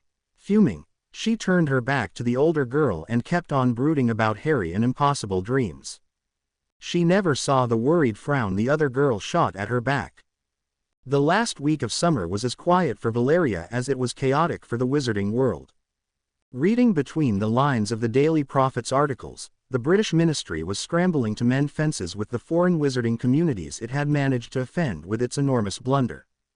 Amelia Bones had to spend half her day in meetings and the other half trying to control her own government. That her name came up in every single unflattering article in the Prophet was proof enough of her precarious position. Valeria's parents had once told her that the media were only a mouthpiece for the powerful, and what stories were published indicated who controlled them at the time. If that was true, and the last time Valeria doubted her parents' judgment she'd been 8 years old, then the Daily Prophet was under the control of Lucius Malfoy and his cronies. Harry, Sirius, Hestia Jones, and the Weasleys were too busy with preparations for the new school year, especially with the adult Weasleys, Hestia, and Sirius being on call for ministry business at all hours. And the burrow was too full as for some reason Sirius refused to elaborate on. The Black Family Manor in London was not fit for visitors. Daphne and Tracy spent the last days of August in St. Mungo's. The Greengrasses had suffered dangerous internal splinching from the anti-disapparition jinx activating as they attempted to disapparate and were in the care of healers in the spell damage ward. Tracy didn't want to return to her own house and family for obvious reasons, and Daphne had a lot in her hands now that her parents were out of commission. Not wanting to intrude or impose on either situation, Valeria returned to her family house in London and set up camp in her secret lab. Literally, the lab was inside a wizard tent after all. With her brother Claude in college and her parents both out of the country and thinking she'd spend the week with her friends, she had a lot of time to herself. Idle hands, a magical workshop, a new target. Valeria wasn't quite the devil, but she doubted the Malfoys would appreciate the distinction by the time she was done with them. 3 days of experimentation later, things were not going nearly as well as she had expected. She'd finally discovered why goblins were the bankers of the wizarding world despite their violent, deceitful nature. Most of the spells she cast upon the nuts, sickles, and galleons she'd been testing slid off the metal coins like water across glass. Any potion she tried that might dissolve, corrode, or melt them was similarly repelled, and physical force seemed to have no effect. The magic that worked fully on the coins was limited to cleaning charms, especially anything that provided high polish, magical protection, and anti-theft charms. This was precisely why minted coins could be used as currency by people that could transfigure, conjure, multiply, transport, or destroy objects almost as easily as they could alter information. Without an immutable, hard-to-fake medium, transactions would have been limited to the exchange of base commodities and favors. All other options having been exhausted, Valeria placed the test coins in 3 separate, specially prepared crucibles and carefully applied cursed fire. In magic, fire was the purifier and the destroyer. The more intense supernatural flames could burn a lot more than any chemical fire, including normally inert materials or other magic. They were also the one type of magic Valeria had never needed to learn. Accidental magic in a young witch or wizard could be an early indication of their future talents and character. Most children could summon toys, or emit random flashes and sounds when highly emotional. Neville had always had an affinity with magical plants. Tracy could hide in plain sight and could often sense her cousin's malicious traps. Harry's accidental magic marked him as a really powerful wizard since it had included vanishment, human transfiguration, and apparition, a fact Harry himself was unaware of. Valeria on the other hand had been lucky to survive childhood, as fire and force were her earliest bouts of magic. She'd learned some semblance of control out of sheer self-preservation, and possibly due to the boundless curiosity that had only slightly diminished over the years. Even after getting a wand, control was an issue, her cherry and dragon heartstring implement being highly prone to destructive fiery bursts. Several years of study and practice and the help of Phileas Flitwick, Hogwarts' resident charms master and former champion duelist, had allowed her to wield her volatile magic safely, but not yet comfortably. In this case though, the reward matched the risk.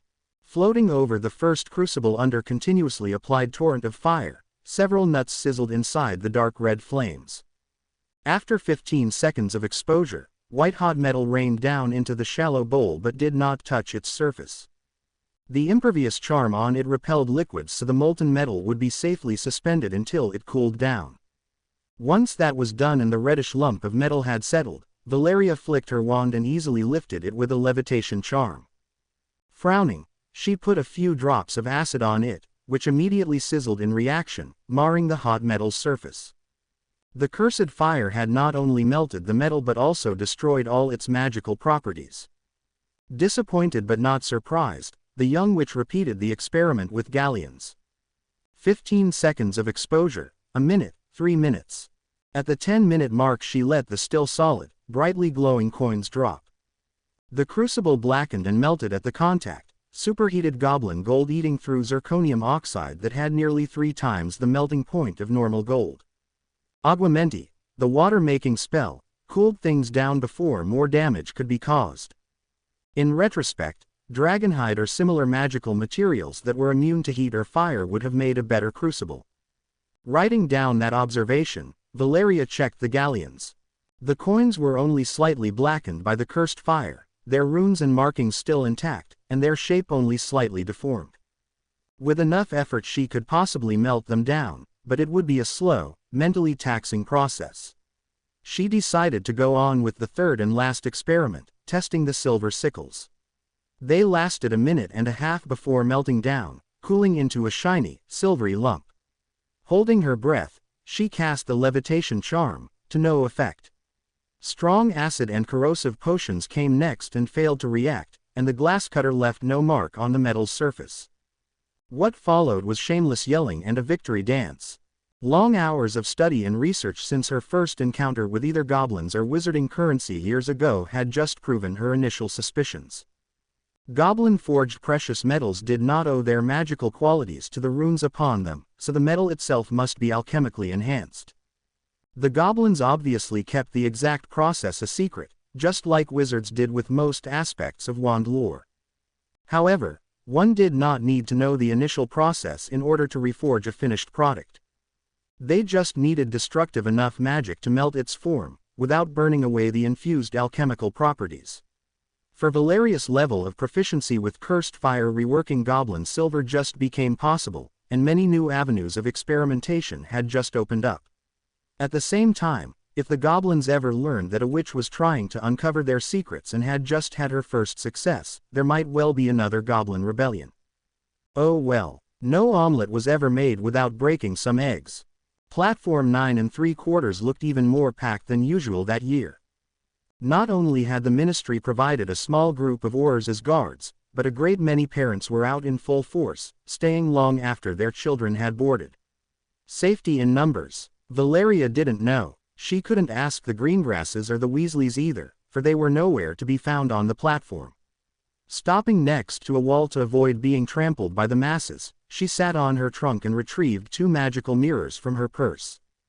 "Daphne Greengrass," she said to the mirror on her left hand, waiting for a response. The reflection upon it, however, remained stubbornly her own. 10 minutes and several people having stumbled upon her later, it was clear that Daphne either did not carry her mirror at the time, or was too busy to respond. Annoyance rising at the chaos of the platform, Valeria had never much liked people in general or crowds in particular. She tried the second mirror. Neville Longbottom. Less than a minute later, her reflection shifted into that of a tall, slightly pudgy, dark blonde boy, a train compartment full of Hufflepuffs in the background. That was odd. Neville was a Gryffindor, like Harry or Ron. "Hey Val, how was the World Cup?" Neville called out cheerfully and waved at her over the cries of many excited students. 9 parts boredom and 1 part chaos and terror. She replied dryly. "Listen Neville, have you heard from any of the others? Daphne and Tracy are still in St. Mungo's." He replied with certainly, smile faltering. "Curious. Then again, purebloods did tend to meet a lot. Haven't heard from Ron or Harry, but don't worry if they aren't here. The Weasleys are running late nearly every year." "Great." She scowled at the crowd of swarming witches and wizards, and cursed her tiny frame under her breath. She'd yet to find a potion that incited a growth spurt, and the engorgement charm was both short-lived and a key element of her more important disguises. Oh well, there was always the classics. "Listen, Neville, the crowd is getting worse by the minute. I'll see you on the train, okay?" "No problem," Neville said and waved her off just as a in pigtails tripped and found herself in his lap. Valeria snickered, the Hufflepuff girl giggled, and a crimson-faced Neville shut down his own end of the two-way mirror with a tap of his wand. With a look as the crowds and a sigh, Valeria renewed her shield charm and marched forth to perform her rendition of Moses on the flood of humanity. Stupefy. Coming almost simultaneously from at least 3 directions, the stunners tore down Valeria's shield, staggered her, and made her drop her trunk. Wands in hand and nasty smirks on their faces, the ambushers came out of several compartments, all in Slytherin colors. "Tripping on nothing, mudblood," Draco Malfoy said with his customary sneer. "Oh Draco, you know how these animals are." Pansy Parkinson simpered, not one graceful bone in their body. Crabbe and Goyle wordlessly grumbled their agreement, obviously not smart enough to speak. Montague and Urquhart just smirked in silence. Valerie gripped her wand but did not strike back.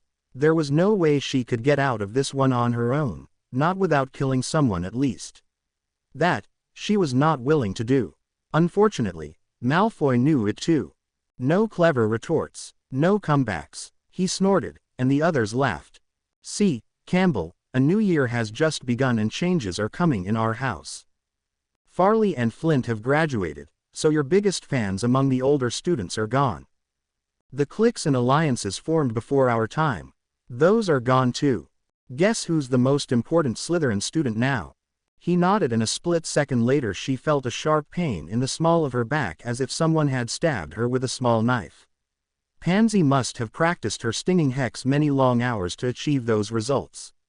Multiple weaker jabs followed by everyone else, like the stings of a swarm of bees. A strong knockback jinx right in her diaphragm from Malfoy cut off her scream by knocking the air from her lungs, and then the attacks repeated until her vision swam.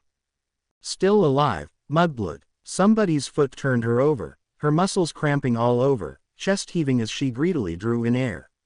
The days you marched through the Slytherin common room like a bloody queen are over.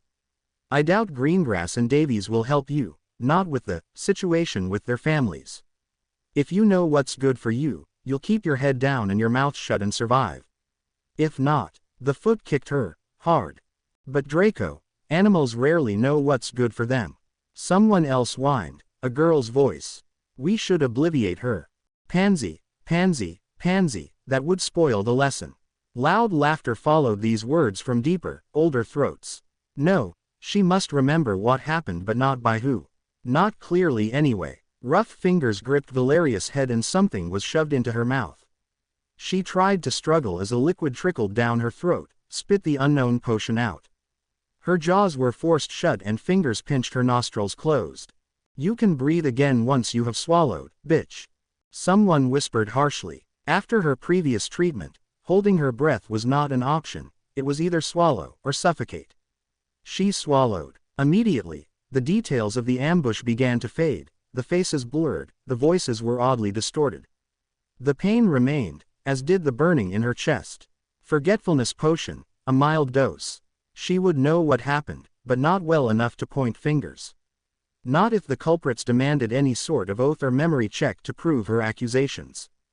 The burning increased, darkness begun to gnaw the edges of her vision.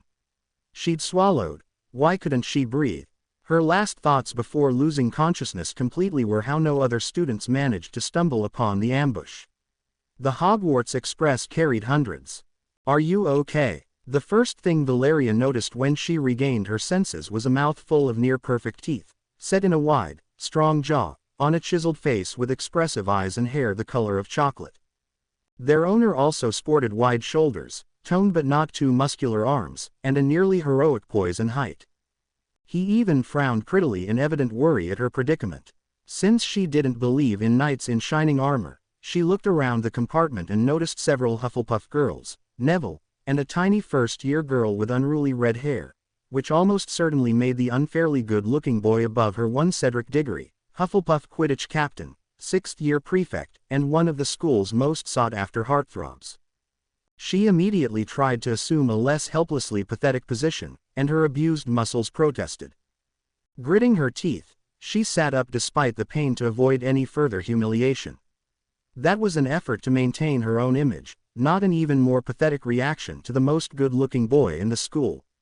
No sir, Valeria Campbell was above such silly girlish things. Valeria Campbell also had a headache the size of the Isle of Man and was thinking about herself in the third person, so her current beliefs and opinions might not be entirely reliable. Fine, she said, forcing the words through a dry and aching mouth.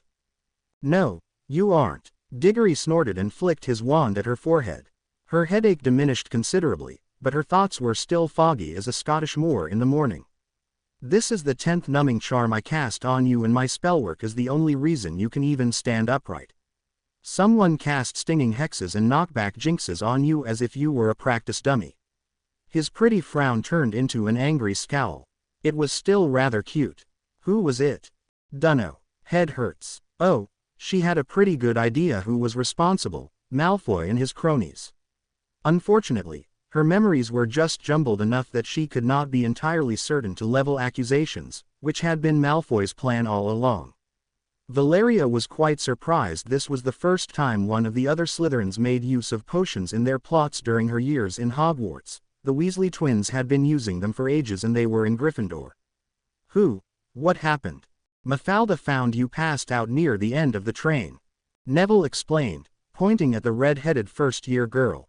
Now that Val looked more closely at her she could see her two wide eyes and pale, expressionless face.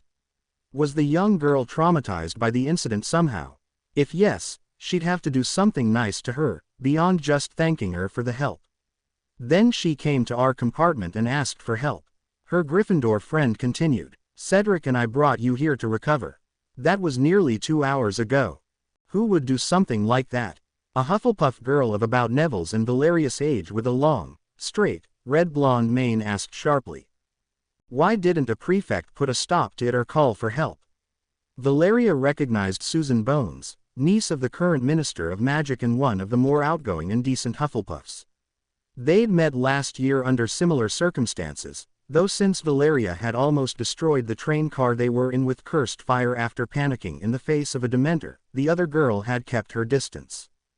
I think I know why. Diggory spoke up again, his face even angrier. The Slytherin prefects were patrolling at the time, and I doubt they like you very much, right?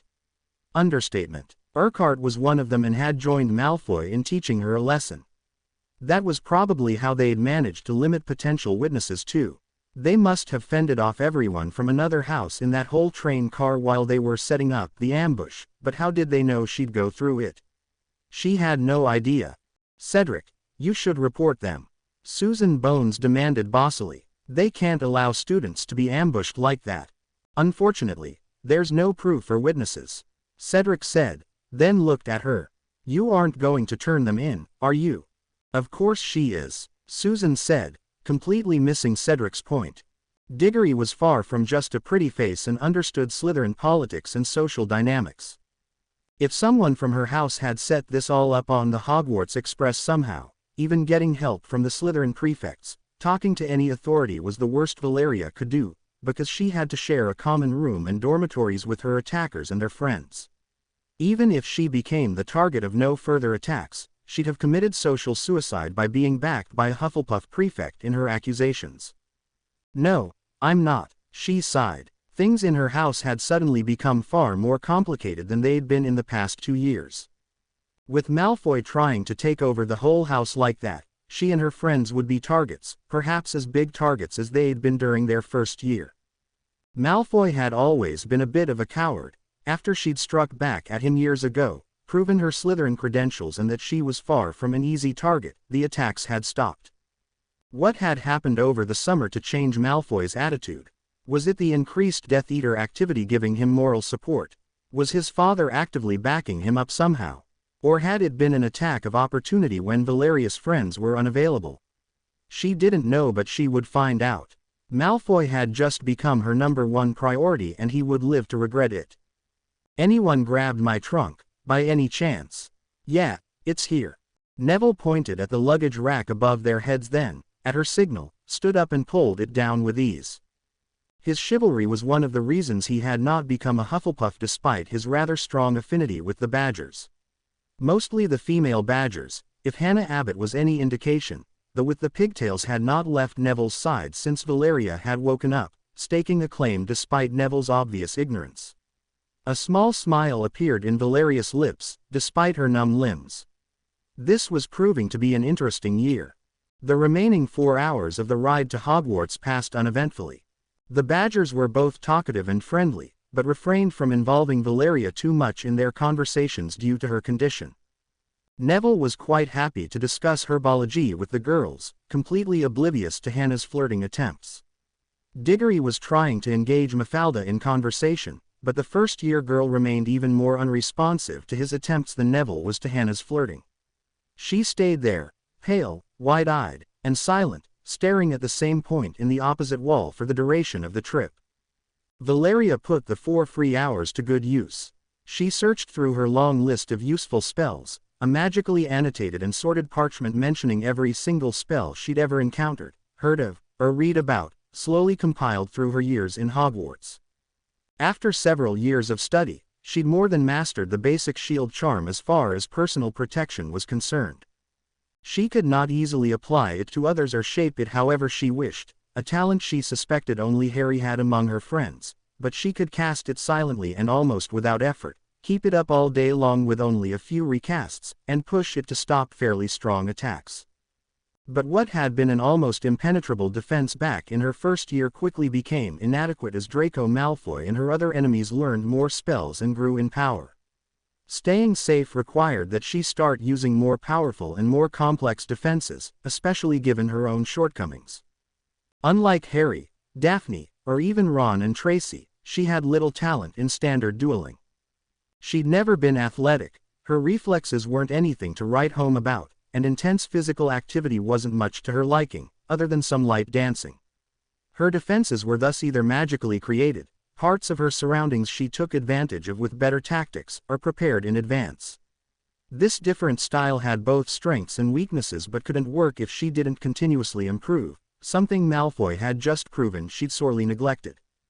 Protega Totalum was a much stronger version of the basic shield charm, meant to block powerful attacks on an area adjustable from a single duelist to a small house, and lasted for hours unless breached.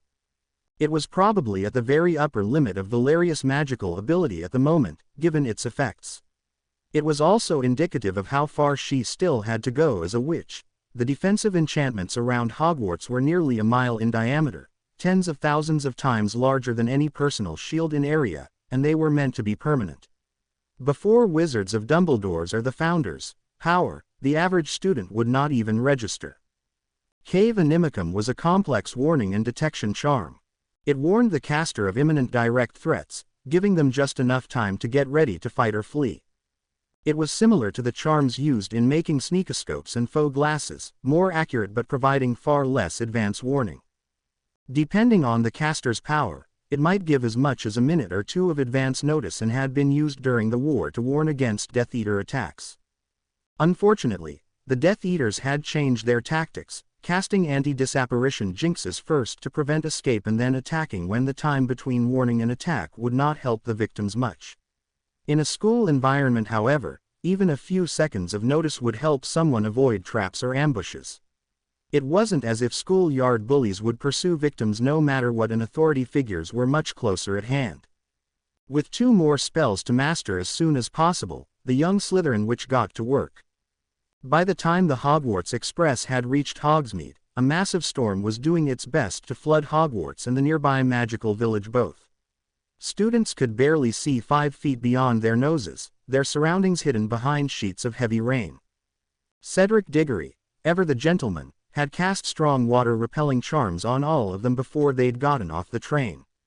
Valeria wouldn't have normally complained, the boy was awfully easy on the eyes, but Diggory had insisted on escorting her to the hospital wing in Madame Pomfrey's tender mercies.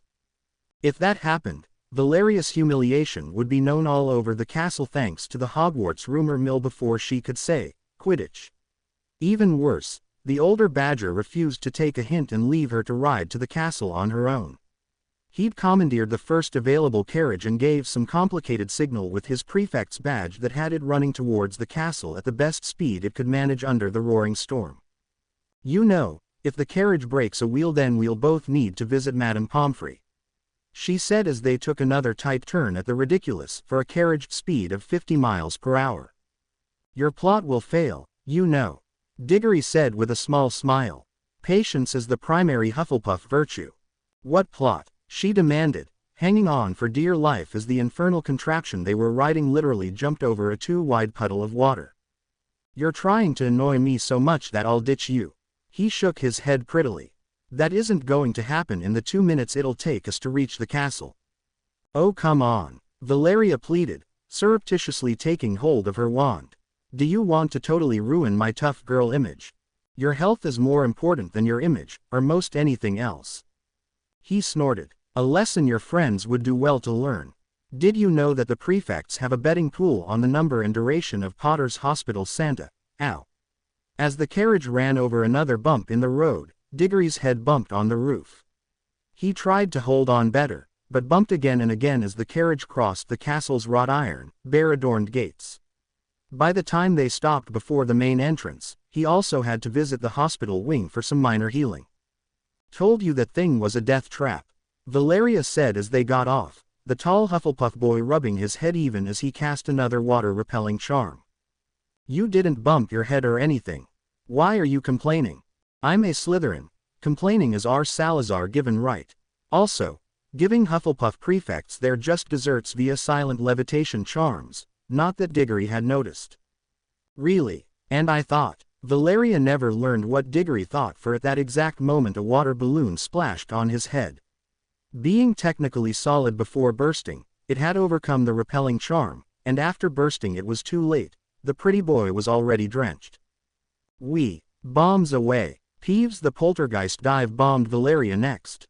Luckily, the basic shield charm could stop a water balloon just fine and the repelling charm did the rest. Layered defenses were always better than a single shield, which just showed that even the smartest witches and wizards often lacked common sense. Why had she never used a layered defense before? Stupid. Stupid. Stupid. Peeves. Professor McGonagall shouted as she came running through the entrance hall. Stop this foolishness this instant. Yes, because trying to control the resident poltergeist, a literal spirit of chaos, was so much better. Peeves, I'm warning you. I'm not doing nothing. Deputy Head Mistress Ship. The annoying, short, little man zoomed overhead and threw a water balloon at the occupants of the second carriage to arrive. They were already wet. See. Accio water balloons. Valeria's spell ripped the dozen or so water bombs from Peeves' grasp and drew them towards her, only for them to splash harmlessly against her shield charm. Hey, no fair. Ignoring the poltergeist's temper tantrum, and the rocks and mud hurled ineffectually against their defenses, she followed Cedric to Madame Pomfrey's domain. As they reached the dreaded infirmary of the unspeakably overbearing matron, she couldn't resist one final jibe against the Hufflepuff boy. Your second year as a prefect and you can barely handle Peeves. She snorted, then cast a drying charm on him. You're lucky I was there to save you, pretty boy. Yeah, Diggory said, strangely pleased with everything if his expression was any indication. You go in, I got some last-minute prefect business. I need to notify Professor Snape. One of his students was attacked, remember? He patted her on the back, turned around, and marched off.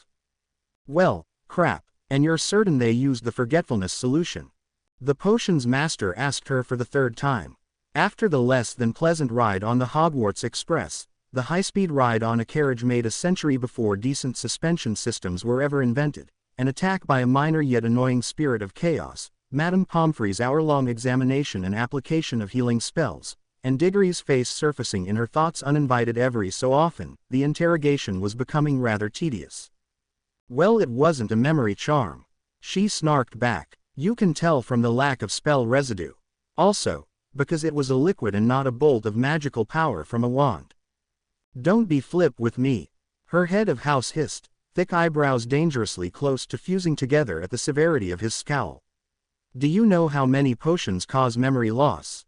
7, including Lethe River water and Sopiferous bean juice, which are single ingredients rather than a prepared concoction, and are usually unreliable. As I am fairly lucid, it couldn't have been babbling beverage, confusion draft, or essence of insanity. I doubt they had a pensieve, or that they'd have wasted the very expensive memory-holding potion in their bullying session even if they did. She shrugged. The basic forgetfulness potion is all that's left. 50 points from Slytherin for your cheek. Severus Snape growled, but then, for a split second, the edges of his lips turned upwards. 10 points to Slytherin for every potion mentioned correctly. That little bit of favoritism shown, he proceeded to hand over her timetable, a loosely bound folio of research notes in his own handwriting, and a very long, very fine golden chain with a strange medallion hanging from it, an hourglass suspended inside a gyroscope. The headmaster would prefer that you dropped some of your elective classes rather than overtax yourself in your attempt to do everything. Time is, in his words, far too great a burden for everyone to bear alone, for none should deny the needs of the spirit to fulfill those of the body or mind. The two Slytherins, student and professor both, rolled their eyes at that sentimental tripe. Still, seeing that you have employed sufficient wisdom so far in wielding this gift, he can find no adequate reason to deny you the privilege. Personally, I am content to see any student of mine flourish through ambition and cunning. You, welcome, sir, she said, handling the time-turner with all due reverence. I see the infirmary is more than well stocked in potions of all kinds, despite all the problems the faculty must have had over the summer in the aftermath of the Death Eater attacks. May I assume your own potions cabinet is just as well stocked? Another 5 points to Slytherin, for perceptiveness. As if there had ever been a chance Professor Snape would not have made use of the time-turner while Valeria was under the unreasonable restriction of underage sorcery during the summer. Now that she thought of it, the time-turner could revert a given span of time more than once, even though someone who took advantage of that fact regularly eventually suffered all kinds of dangerous consequences. But if someone else made use of the additional reversals instead? Professor, I wonder, are there any tasks in brewing that might benefit from two highly accomplished potions masters working together? Perhaps one of them doing research, while the other dealt with unavoidable duties. The greedy gleam that flashed in her head of House's black eyes as she spoke was almost frightening in its intensity, but disappeared as rapidly as it had come. Miss Campbell, avarice destroyed many great men and women. He turned his back to her, the temptation of the tiny hourglass with the golden chain no longer in his sight. His voice became cold, hollow and bitter. Learn to temper your ambition with discipline, or you'll lose everything you hold dear. That was odd. Words of wisdom were more up Dumbledore's alley than Professor Snape's. What had made her proud, secretive, misanthropic, and usually unapproachable head of house give her advice? She was a Muggleborn and he an ex-Death Eater and supporter of pureblood supremacy as far as she knew. The rare moments of satisfaction he showed at her progress was the most she'd ever expected for as long as she had known him. Then last year he'd saved her life and the lives of all her friends by fighting Bellatrix Lestrange and her posse, and now he was behaving in a surprisingly paternal manner. I am trying, sir, she said solemnly. Do, or do not, there is no try. Had he just quoted, onwards to more or less pleasant matters, Miss Campbell? He suddenly turned around again and his tone was business as usual. The headmaster has made several announcements that you must be made aware of. A casual flick of his wand conjured a blackboard hanging from one of the infirmary's walls.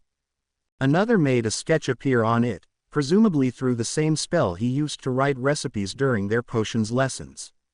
Students had been trying to find the exact spell for years, the most prevalent opinion being that it was a simple disillusionment charm that concealed a previously written recipe, used to awe them by tricking them into thinking it was something far more complex. The head of Slytherin was tricky like that. Of course, the Ravenclaws had suggested that solution and they didn't really understand Slytherins at all. That kind of trick would have been far too much work for too little return, taking more effort than just writing the recipe to do something the professor's mere presence managed already.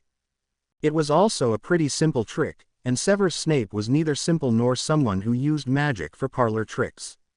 No, it must be a spell that actually wrote what the professor meant it to write, probably a more advanced version of the charm used in amanuensis quills and dictaquills. Besides, Valeria had actually checked through one of her little rat minions several times, and her head of house had not been physically writing anything on the blackboard before the lesson begun, something that should have been obvious since he almost always arrived after his students, at the very last moment and exactly on time for the lesson to start. This is Alistair Moody, the potions master was saying, pointing at the ugly, barely human-shaped sketch on the blackboard. No, I am not nearly as bad at drawing as this sketch appears to imply. Moody really looks like that. Perhaps the best Auror in the last half-century, Moody was retired not because of his hideous wounds but due to his increasing paranoia. He lost his eye, half his nose, a good portion of his face, 2 fingers, and 1 leg hunting dark wizards. A small price to pay for the arrest of over 50 highly dangerous individuals. He is one of the toughest and most capable conventional duelists you're ever likely to meet, and absolutely draconian in routing dark magic and its practitioners. Professor Snape pointed at the portrait's unnaturally large left eye. He also possesses a replacement eye that can see through almost any magical deception or physical concealment, along with a vast array of dark detectors and witch-hunting tools of all kinds. Her head of house glared at her, his black eyes like 2 pieces of flint. Your less than legal extracurricular escapades have not gone entirely unnoticed, he growled, but where I am unlikely to find their full extent, or care to waste the effort required to look for them, Moody will not be deceived, averted, or pressured in abandoning the hunt and will not rest until he's successful. Upon his arrival to the castle a few hours earlier, he searched the offices of every single faculty member for dark magic. That alone should tell you all you need to know. He smirked. Except for the fact that he's your new defense against the dark arts professor. Do try not to get killed in his lessons, will you? Valeria took the warning seriously. For her head of house to be issuing it specifically, Moody had to be a real danger to his more adventurous students. And if his eye could see through magical deception, then it could certainly pierce the basic disillusionment charm. No more invisible Radon Fury stalking the halls of Hogwarts, spying on Malfoy and his cronies or taking out potential threats. No more experiments with dark magic, unless she could be certain Moody was not within viewing range. Hell, even carrying illegal books or enchanted items was not an option. The second matter of importance that needs to be mentioned involves the cancellation of Quidditch. Her head of house continued as soon as he saw she understood his previous warning. Those of us who are more academically inclined than prone to bouts of useless and wasteful athleticism would be ecstatic at such an announcement if not for the cause of the cancellation. You've heard, I presume, of the Triwizard Tournament. Yes, sir. Who hadn't? The ministry had been practically organizing bands of drummers and trumpeters to shout the news to the corners of Wizarding Britain with all the effort they'd put into publicity stunts over the past week. Not that Valeria was terribly interested in some ancient magical sport being revived. She'd taken one look at the announcements on the Daily Prophet, then put them out of her mind and returned to her experiments. Since you are a Muggleborn, you might not be aware that the tournament is a contest between students of the three greatest European magical schools, rather than adult wizards.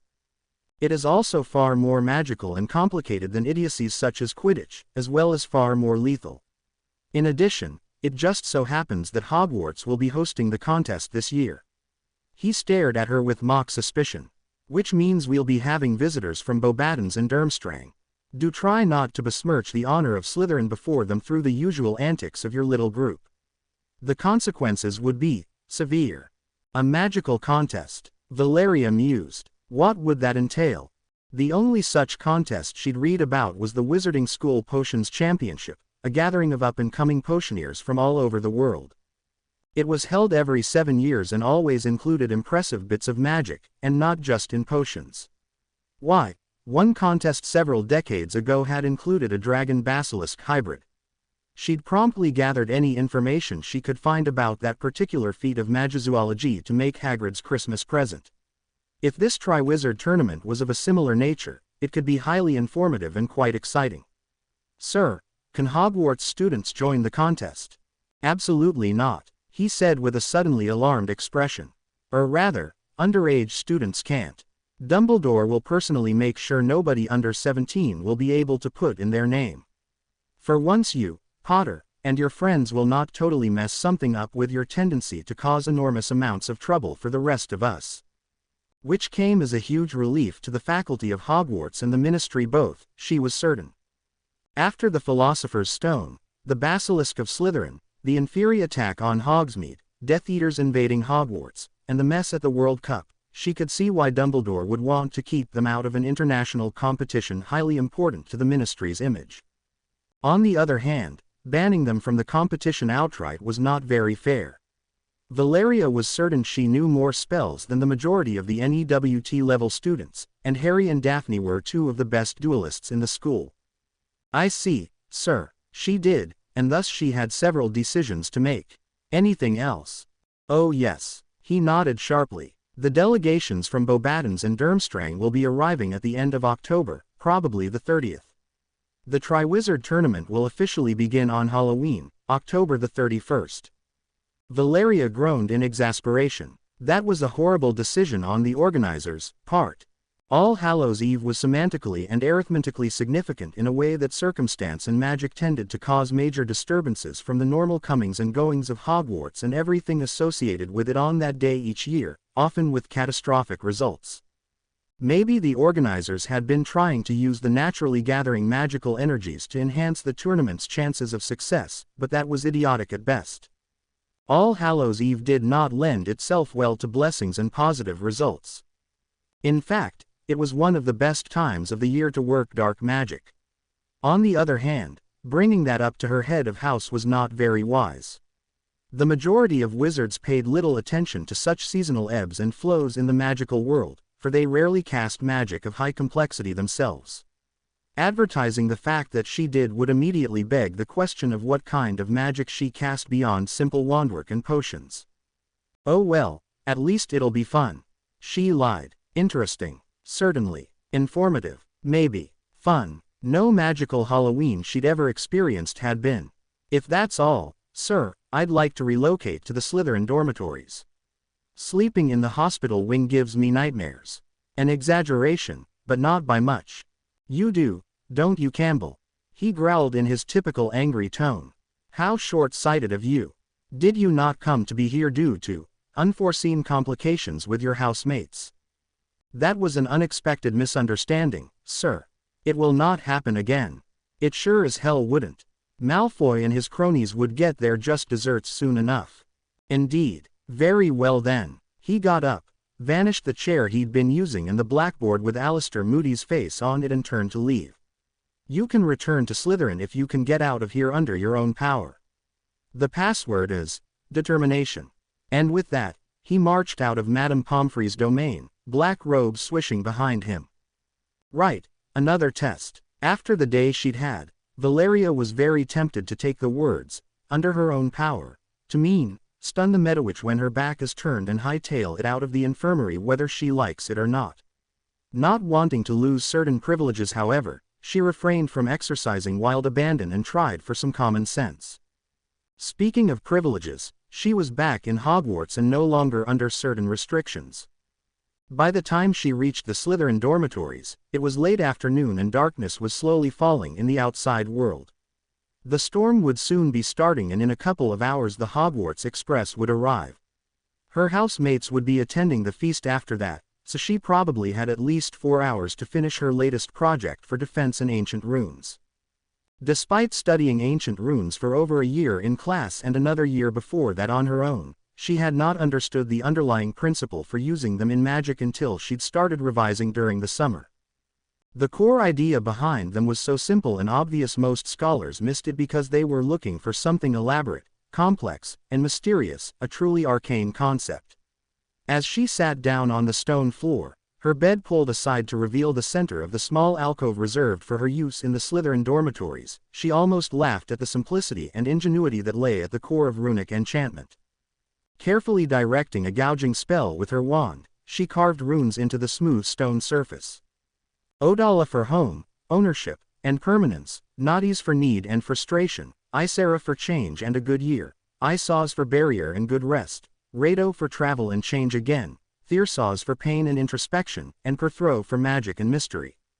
It was common knowledge that magic could be channeled through almost anything, but every target had affinity for different effects depending on its nature and metaphysical meaning.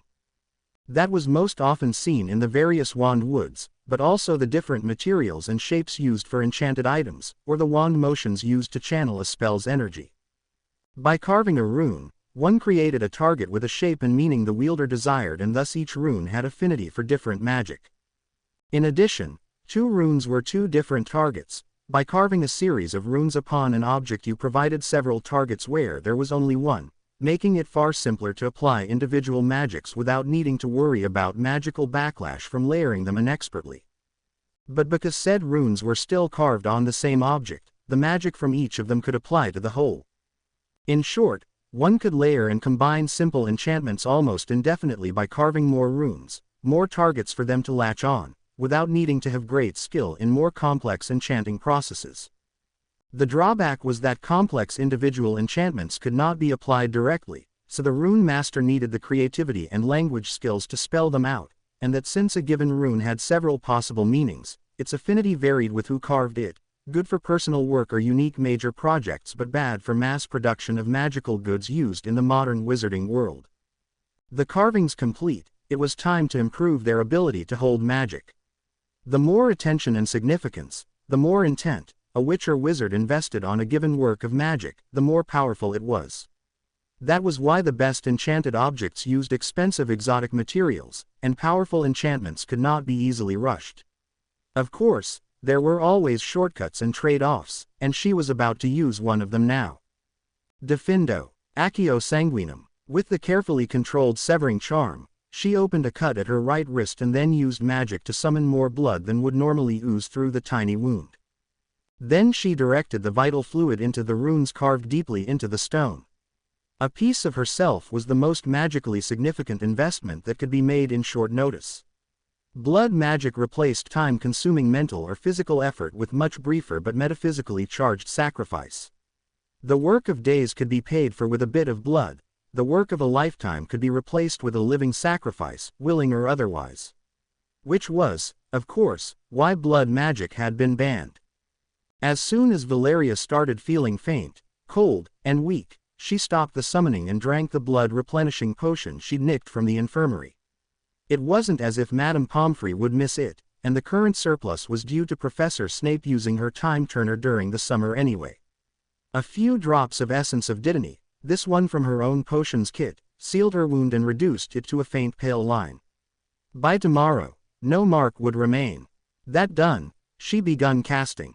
Protega, Impedimenta, Finite, Petrificus Totalis, Evert Statum, Torqueo, Consuelo Arcanum.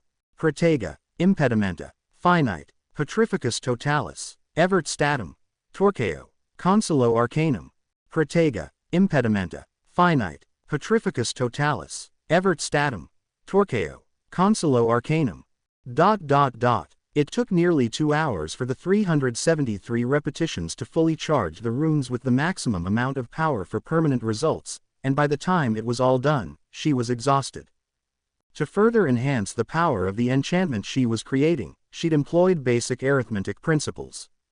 Arithmancy influenced everything in the magical world. From the age witches and wizards showed signs of magic, to the age of majority, to the number of years they studied in Hogwarts, to the cost of wands, to wizarding currency, to naming conventions and the incantations of spells. Prime numbers indicated stability and immutability, which was why they were used in wizarding coins. 3 represented balance, opposition, and wholeness. 7 represented the unknown and magic itself. 373 was a prime number, a 7 in the middle surrounded by 3s. It remained a prime number even if you rearranged its digits as 337 or 733, or cut off a digit to make it 37 or 73, and even adding up its digits resulted in 13, which was still a prime. Feeling safe in the knowledge she'd protected her bed from interference as well as she knew how, she used a repairing charm to seal the blood runes inside the stone, dragged her bed back into place, and stumbled into it. She really wished Malfoy or Parkinson would try to attack her when they arrived. The permanent shield charm on Odala would reflect their spells back on them, the lasting impediment jinx on Naughties would impede their actions, Icera would end any magic that got through, Isaz would hold them fast. If they did manage to overcome all that, Rado would knock them back out of her alcove, and Thyrsoz would rack them with pain to make them reconsider their actions. Last but not least, Perthro would conceal the source of the magic from examination so they could neither identify nor unravel it. Not unless they could cast counterspells hundreds of times stronger than what would end each individual spell she'd cast, or they used runes, arithmancy, and dark magic to similarly construct a counter from lesser spells. A frozen, gobsmacked, silently screaming Malfoy was the last image to cross her mind before sleep took her. It made for rather pleasant dreams. Potions, enchantment, alchemy, runic magic, blood sorcery. All forms of rituals had effects stronger, longer lasting, and more complex than spells. But also required far greater effort to pull off. That was how Valeria found herself still in bed the following morning, her only company a pounding headache, while her housemates were probably having lunch in the Great Hall, or were already in class if her luck was bad enough. Even with a blood-replenishing potion and 13 hours of sleep, she still hadn't fully recovered, and the first fully day of term was a Friday. Dragging herself out of bed, she came face to face with a rather alarming, nay, horrifying sight. Theo Knott standing just inside her bedroom, staring at her underdressed body, his expression frozen into shock, with Professor Snape glaring impatiently at her from just beyond the border of her defensive enchantments. "Yes, do take your time, Campbell." Her head of house spat derisively. "I've only been here for half an hour, shouting at you to wake up." Perhaps every additional minute of delay being a day's worth of detention should help alleviate your hearing problems.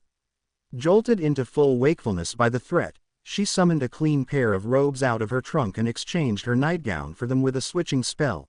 Unlike Muggle women, witches could get ready very quickly if they really had to. Less than a minute later, she was fully clothed and under the gimlet stare of the dour potions master. "Explain," he commanded coldly, waving her hand at the slim, almost rat-faced boy immobilized by the magic around her private compartment. "An interloper into the girls' dormitories, sir." She shrugged, trying for cool and disinterested. The defenses obviously got him. I've been trying to end the magic causing Mr. Knott's predicament, Campbell, or summon him out of its influence, but the defensive enchantment is blocking me. Black eyes bored into blue and she could feel tendrils of legilimency grasping at her thoughts. After her experience with the diary she'd learned how to redirect basic mental probes, but she had the feeling they would not remain basic at all if she tried to resist.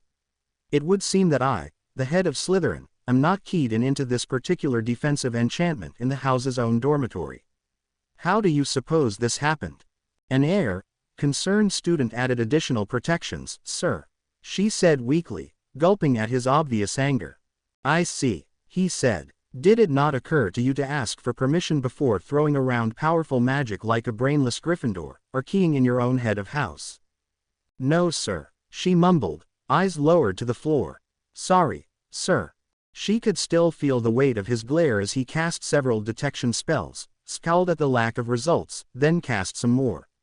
Then, right before discovery and her own dismal fate, she got the very rare treat of seeing Severus Snape entirely, thoroughly surprised. His eyes widened comically and his face went even paler and everything.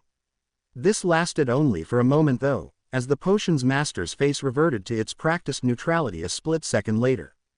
For not seeing fit to key me in, detention. He drawled all too casually. They both knew or suspected nobody could be keyed into the defenses. She'd cast with her blood, and those who shared it were allowed through. Everyone else would have to force their way inside, and that was that. For wasting my time this Friday morning, you will be cleaning and tidying your room, your clothes, and your personal effects on your own, with no help from the Hogwarts house elves, for the entire year. It was her turn to look at him in surprise. Naturally, she was ignored. Now release Mr. Knott from his predicament, Campbell, Professor Snape said, pointing at the still immobile boy in question. There are some questions he needs to answer, including how he found his way into the girls' dormitories, or why the entire house saw fit to leave him behind for me to discover.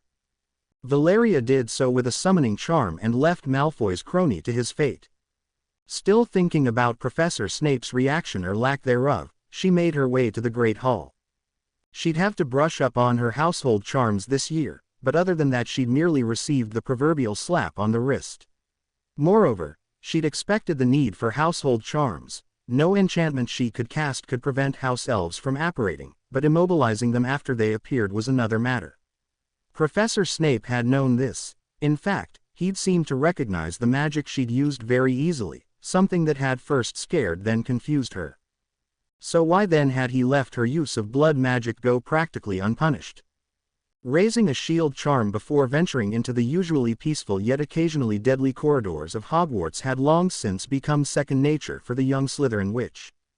Her recent experience with ambushing housemates, however, had her further casting Specialis Revelio and Hominum Revelio before going out the hidden, password-protected door. The basic revealing spell would make visible to her any magic weaker than itself. With enough power it could potentially reveal the properties of anything magical. In practice, it should be enough to warn her about most pranks, such as carpets enchanted to burn via the Flagranti curse if a Muggleborn walked on them, or a silencing charm on the entrance that prevented the magical door from hearing any password uttered by Muggleborns, or heavy objects or dangerous potions disillusioned and stuck to the ceiling and enchanted to suddenly drop if a Muggleborn walked underneath. The presence revealing spell on the other hand was an obscure bit of magic that would allow her to sense anyone nearby regardless of concealment or cover. Even someone under Harry's unusually powerful invisibility cloak or behind a solid wall would not remain hidden, foiling potential ambushes. That both spells had no visible components meant they could be cast unnoticed, as long as nobody was actively looking for the whispered incantations. Those 3 spells would have to be enough, maintaining any more so soon after the ritual would be too taxing. Surprisingly, the Great Hall was still full of both students and faculty, the chaos of the first full day of lessons after the summer break in full swing. Pounding headache getting steadily worse, she wondered if inventing a selective silencing charm would be worthwhile. Silencing morning persons, silencing purebloods, silencing boys, it had possibilities. Hey there, fearless leader, Tracy chirped from one end of the Slytherin table, waving cheerfully as her voice stabbed into Valerius' brain. Don't encourage her, Trace, she might decide to join Potter in Gryffindor and blow up the school.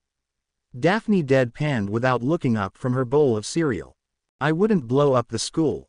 Valeria whined, taking a seat between her friends and the Caro twins. The identical girls' wordless, silent coordination was creepy but relaxing after all the loud noises. Threatened to do it, maybe. Blackmail Dumbledore into giving alchemy lectures with it. Probably. Actually doing it, unlikely. You shouldn't have revealed that, Tracy said, coating a piece of cheese in a thin layer of honey. Boss lady has a tendency to talk out loud when she's making up her worst plans.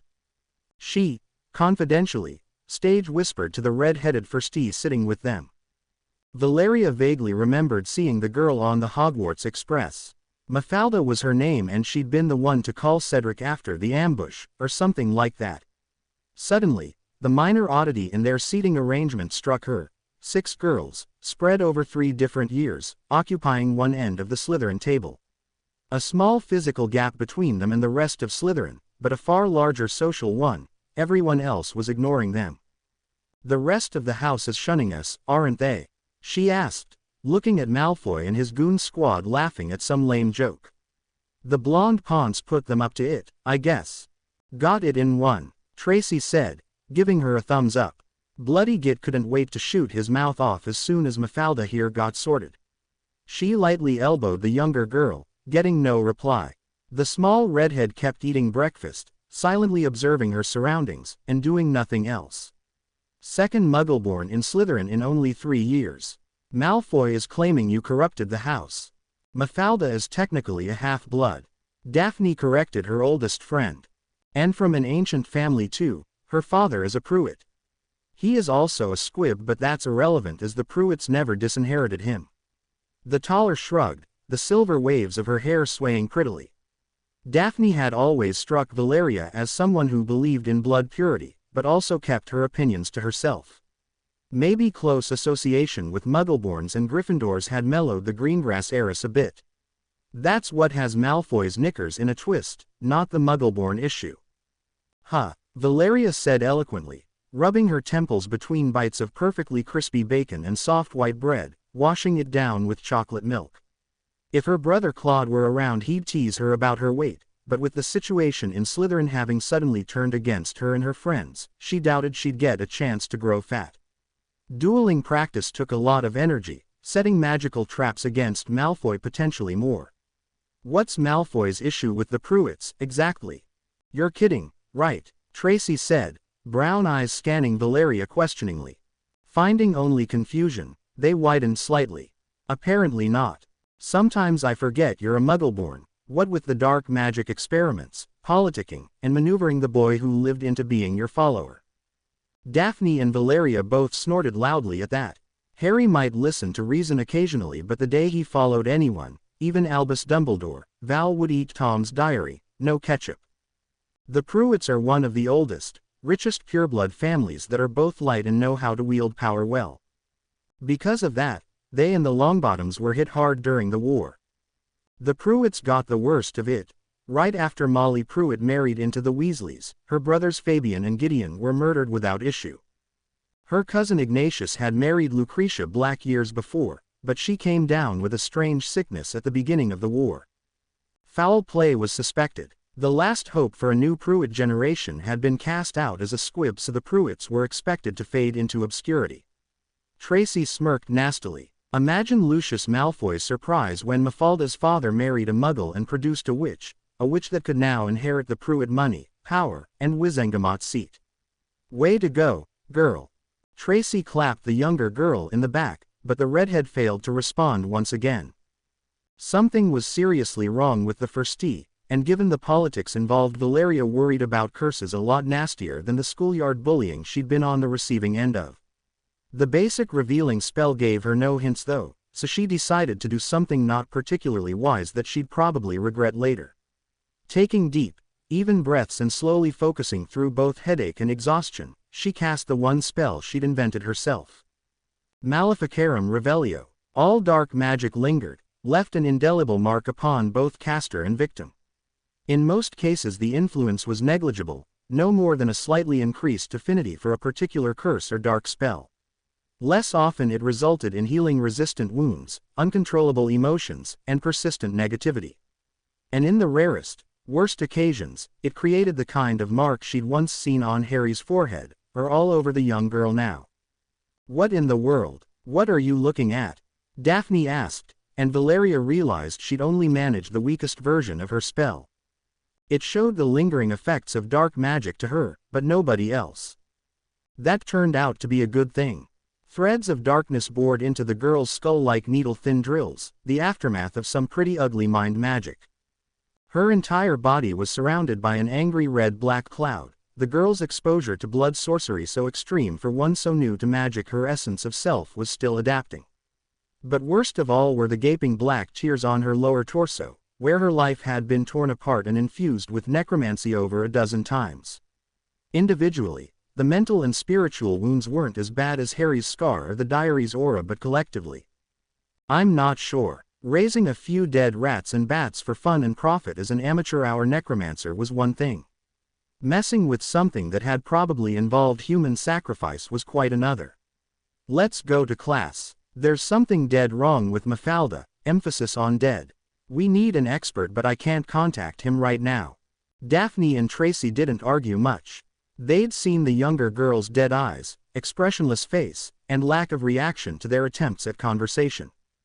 If not for the fact that the small redhead walked and ate on her own, and had some glimmers of personal initiative, they'd have believed her keyed by a dementor. Valeria wondered how the professors could have possibly missed the implications of her behavior, let alone her name and ancestry. Then again, Madame Pomfrey and Professor McGonagall had similarly ignored Harry's obvious signs of malnutrition and abuse, and checkups weren't mandatory. The young Slytherin witch resolved to fire all incompetence in education when she conquered Wizarding Britain. "It's Herbivicus, not herbivores." Ernest Macmillan scoffed and corrected her. "Honestly, Campbell, you're supposed to be the best in our year." Derisive snorts came from all corners of Greenhouse 3, most of them from Malfoy and his minions. Valeria sighed and followed the blonde Hufflepuff boy's instructions without protest. It's not that she didn't know the basic plant growth charm, she was just both tired and distracted. Not tired enough to forego revenge once attention was no longer focused on her though. Mobiliarbus. Far more efficient and with more control than levitation when it came to plants, the tree animation spell could both move and give life to its target, depending on the skill of the caster. In this case, the venomous Tentacula was already animate and aggressive. It needed only a little push to attack Crabbe and Goyle from behind, which a whispered, low-power casting of the spell easily provided without being detected. 5 minutes of chaos and the trolls' hasty retreat to the hospital wing later, Valeria tried to erase the bad impression she was giving in the first herbology lesson of the year. Spongify. Herbivicus. The mundane weed seeds Professor Sprout had given them to practice on before they would try the spell out on magical plants in the coming lessons grew much slower than their supernatural equivalents. According to the plump and pleasant head of Hufflepuff, magically accelerated growth could allow entire trees to reach their full height in a month without problems, but anything faster would damage most mundane plants for a variety of reasons. Half an hour later, when Valeria's batch of seeds had sprouted and grown half again as much as Ernie's while remaining healthy, the blonde Hufflepuff was scowling. "How did you do that?" he asked almost indignantly. "I magically softened the soil before trying the growth spell." She tapped the brown layer the weeds had sprouted from, revealing it had the consistency of mud. Softer soil means fast-growing roots don't get damaged and the plant absorbs nutrients and water more easily. And unlike actual mud, the plant isn't drowned by too much water. Great. Another Longbottom. Macmillan cast the softening charm on his pot as well, but with only 10 minutes till the end of the lesson it wouldn't do much. "What's your problem with Neville?" she demanded, renewing her shield charm now that the lesson was coming to an end. The sometimes timid Gryffindor was far too good-natured and hard-working to deserve that kind of resentment. In fact, he was the one to come up with the softening growth charm combo last year after Valeria had taught him the softening charm, and had readily shared his discovery among their group. He should have been in Hufflepuff. The blonde boy stated pompously, reminding Valeria that he was from an old pureblood family. So, His problem was that Neville was a Gryffindor. Probably because the Badgers prided themselves for being good in herbology and the best student of their traditionally associated subject being a lion annoyed them. And people called the Slytherins prejudiced. Valeria packed her things in silence and left for potions without saying another word. Potions class with the Gryffindors was not the usual disaster, mainly because they didn't have to brew a potion. They'd be studying the more advanced single-purpose antidotes this year, which required a lot more theory than the general antidotes for common and uncommon poisons they'd learned in their first 3 years. Those potions had required only a good recipe, well-rendered ingredients, and enough skill to brew them to treat all the various poisonous substances they were meant for. But the most powerful magical poisons needed specialized antidotes, or a single extremely powerful one like Phoenix Tears, which meant a brewer needed to recognize the poison either from the substance itself or its symptoms before even starting on a given antidote. The wrong antidote could even poison the victim further. However hard the lesson might have been for some students, it was a necessary step for studying blended poisons and antidotes at Newt level later in their education. Poisonous magical substances had a nasty tendency to bond alchemically when mixed together, the final product becoming resistant to individual antidotes. Valeria had already exploited that little fact in giving a certain individual his just desserts, and anyone who wanted to poison another wizard certainly would as well. Thus the necessity of learning advanced antidotes. On the other hand, blending basilisk venom with manticore poison and unicorn blood should result in an almost instantly lethal substance that ignored most protective magic and was also incurable, so would-be assassins still had the upper hand over would-be healers. Funny fact was, all 3 of those rare ingredients could be currently found in Hogwarts. Better incentive to learn potions and defense ever devised. Watch out where you're going, Mudblood. Theo Knott hissed only a few dozen feet from the potions classroom after the lesson had ended. What's your problem, Knott? Daphne growled back before Valeria had a chance to respond, she and Tracy closing ranks around their friend. The Mudblood soils the ground I walk on and pollutes the air I breathe. The short, slim boy said bravely. Daphne had almost a foot on him and was a much better duelist to boot. The reason for Knott's valor became evident when Valeria noticed Pansy Parkinson and the normally neutral Lillian Moon surreptitiously casting silencing charms on Snape's door, and the 2 very tall, very wide, barely visible distortions in the air behind Knott, which could only be Cassius Warrington and Graham Montague under disillusionment charms if they were Slytherins. In the meantime, Knott was still mouthing off in an attempt to provoke them. But of course you don't get it, Greengrass. Associating with Mudbloods has obviously killed your brain if you stand by her after what happened at the World Cup. Daphne's grip on her wand became so tight her fingerbones creaked audibly. The Greengrasses had only been released from St. Mungo's late last night, that was why Daphne and Tracy were late to arrive in Hogwarts. For a gormless slug like Knott to make snide remarks about it. What's going on here? A new voice asked from behind her and Valeria winced. She'd forgotten they'd just shared a class with the Gryffindors. Knott on the other hand had not. What business is it of yours, Potter? He asked, smirking nastily. I mean, Weasley has no money or class, Longbottom has no brains, and you have no family, but a Mudblood should be beneath even you. Harry drew his wand, scowling at Knott so fiercely that the Slytherin boy almost took a step back before remembering his backup. Ron's face was crimson from embarrassment and Neville's face was coldly neutral, but they both followed Harry's lead, ignoring Valerius and Tracy's silent signals to not get involved. Not now, with 2 concealed and probably shielded upperclassmen backing Knott up in a prepared ambush right next to the potions classroom. Harry raised his wand and the rest of them tried to support him, then spells were hurled on them from all sides. Immobilis, Depulso, Accio Wands, Entomorphos, Petrificus Totalis. The area freezing, banishing, and summoning charms smashed against Valerius' shield charm and broke it without their casters having to aim or divide their efforts on a single target each. From the way the others flinched, their shields must have been stripped too.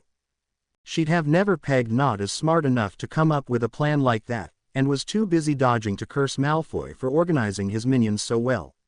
Except the vermin-shaped curse and full-body bind jinx from Warrington and Montague had not been aimed at her. Daphne froze a split second before she could banish a smirking Knott down a nearby flight of stairs, and Harry took the much worse curse in the face, and kept going. Valeria threw a handful of flames with her free hand at Pansy even as she recast her shield charm, but the other girl pulled off a second area freezing spell even as she dropped prone. Not having to aim was a huge advantage in a duel, and Pansy used it before anyone else could raise shields. Tracy joined Daphne in immobility but managed to land a tickling hex on Lillian Moon, robbing the other Slytherin of breath and the ability to keep fighting. Harry, Neville, and Ron however kept fighting, the spell having no effect on them.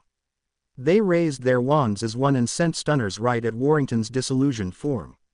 Perhaps against most fourth years, the boastful would-be Triwizard champion would have weathered the attack through power alone. Harry and his friends were not most fourth years. Their combined stunners smashed through the large Slytherin's shield charm and stunned him before he realized what happened.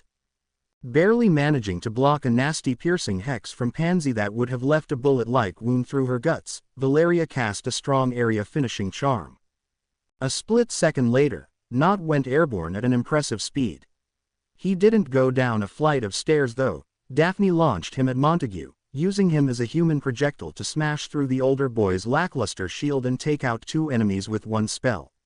Pansy was about to cast an area banisher when Ron levitated her all the way to the ceiling, then let her drop.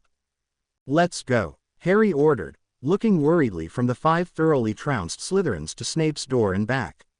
None of them disagreed and they marched towards Gryffindor territory, trying to avoid further ambushes. "Harry, what happened back there? How did you arrive just on time and why didn't their spells work on you? That ambush could have sent all of them to the hospital wing." "Should have. Really, it had been too well set up for any normal schoolyard brawl. We overheard Malfoy talking to Warrington and Montague," Harry said darkly, leading their group up the grand staircase. "Thought you girls would need some help. 5 against 3 and an ambush to boot wasn't exactly fair." "My hero." Daphne deadpanned and snorted, but Valeria could tell she was pleased at the turn of events. The taller looked Harry up and down critically, then her lips turned upwards for a split second. The boys didn't notice of course, but Valeria could see Tracy was already thinking up new snide remarks with a more suggestive content. "Mate, I think Malfoy let us listen in," Ron said, scowling. "He practically had that conversation with his new goons just as we were getting out of the classroom. A good thing he didn't account for Neville's brilliance then." Harry praised the other Gryffindor boy while laughing at Malfoy's blunder. So, he had learned how to be an inspiring leader. Neville's tentative smile gave Valeria the sudden urge to key the boy who lived, or rather have Daphne do it. "What kind of brilliant magic did you pull off, Neville?" she asked, not allowing the blonde lion to retreat behind his usual shell of timidity. Before hers and Harry's combined praise, Neville pulled what looked like several used gobstones balls out of his pocket. The inch-wide glass spheres were empty of their usual stinksap filling and instead they had. "Neville, are these magical plants?" Giving the miniature green specimens planted inside the spheres a closer look, Valeria was certain she could recognize most of them from their herbology lessons. "Yeah," Neville said with not even the barest hint of his old uncertainty. "Professor Sprout let me do my own herbology project in Greenhouse 4, and I'm growing lots of specimens for experiments. These ones are under shrinking and immobilis charms for easy transportation." He nervously shifted under the Slytherin girl's scrutiny. "Too bad I lost my moly specimens in an accident, but I'm sure Professor Sprout will replace them. There are lots of them in the Forbidden Forest. Isn't that the herb Odysseus used to resist Circe's dark enchantments? That explained the Gryffindor's seeming invulnerability in the fight.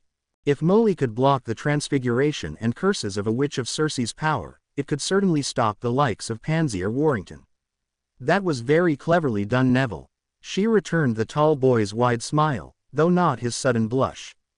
"Don't let Harry and Ron get overconfident though, it only stops dark enchantments, i.e. lasting harmful magic. Pansy almost got me with a piercer and a simple force, that would have worked on you 3 just fine." "What?" Harry turned to her angrily, searching her for any gaping, bleeding holes. "Of course, there were none. Report her immediately. That kind of spell could have killed you." "So," she shook her head at how naive Harry still was. "It's a simple charm applying direct force like the severing charm, not dark magic." Yes, it can drill a hole through you and the severing charm could decapitate someone, but they leave no lasting residue. By the time I report it, Pansy would have cast dozens of minor spells to foil Priori Incantatem, and with both spells being part of the curriculum, knowing or casting them is not a crime. She sighed at his mutinous expression. Nobody needs dark magic to hurt people, Harry. Both Ron and I are good enough with levitation to kill if we really try, and if you think the killing curse is bad, you've forgotten about the simple incendio. Roasting someone alive is something every first year that passed herbology could manage. And with that scary thought, the group of 6 made for their usual haunt in a previously abandoned and well-protected classroom to plan how this rapidly worsening feud with Malfoy's gang would be dealt with, among other things. Saturday morning arrived with little fanfare but many whispered conversations in the Slytherin dungeon. Change was in the air, and for once the pampered scions of many pureblood families woke up in the crack of dawn at the direction of their current and nominal leader. Valeria found the blonde Ponce waiting at the entrance of the girls' dormitories along with about a dozen of his friends. After the last couple of days she'd have preferred to join Daphne and Tracy before entering hostile territory, but they were nowhere to be found. From Malfoy's smug expression, the Gid must have expected exactly that. "Come out, Mudblood," the infuriating boy said with a smirk. "Or do you intend to spend the entire weekend holed up in your bed? What's the matter? Don't you have any friends to spend the day with?" Laughter followed, especially from the larger, dumber boys like Crabbe and Goyle. After the incident with Nott, Professor Snape would have certainly upgraded the security of the girls' dormitories so Malfoy and his cronies could not get inside. Unfortunately, they didn't need to. If the lunch bags and boxes several of them were carrying were any indication, they were more than prepared to occupy the common room until Valeria was forced to come out. She didn't fancy an entire weekend without her friends, food, library or bathroom access. What was worse, while everyone knew what they'd do if she took a single step outside the protections of the girls' dormitories, they could always claim innocence if her friends complained to the faculty about her absence, and living in the dungeons meant no physical messages could be sent either. "If that's how you want this to play out, Malfoy." With a shrug and ignoring the catcalls and slurs thrown at back, she retreated to the security and privacy of her bed, and the tools available therein. With the heavy curtains separating her own little alcove of the dormitories from those of the other girls, she took out her potions kit and got to work. The lack of support from the female half of her house hurt. Except for Pansy Parkinson, the Slytherin girls had always been indifferent, neutral, or even occasionally supportive against the active bullying propagated by Malfoy and his minions. Maybe the graduation of Gemma Farley, the prefect who'd welcomed their year back when they were 11, and Pansy's lasting and very active campaign to be the next Queen of Slytherin had changed things for the worst, but it still hurt. It also helped Valeria overcome her misgivings about her current course of action.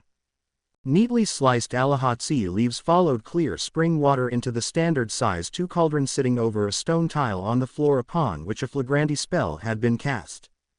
The Slytherin stirred violently and hissed at the brew, contrary to instructions. Ground billywig wings followed, with more violent stirring and a heavy sigh. 3 gnarl quills, an increase in the heat of the flagranti spell, more stirring in moody silence. The Puffskein didn't like being shaved. Valeria had to chase it around for a bit, and that only made her mood fouler as she added the hair.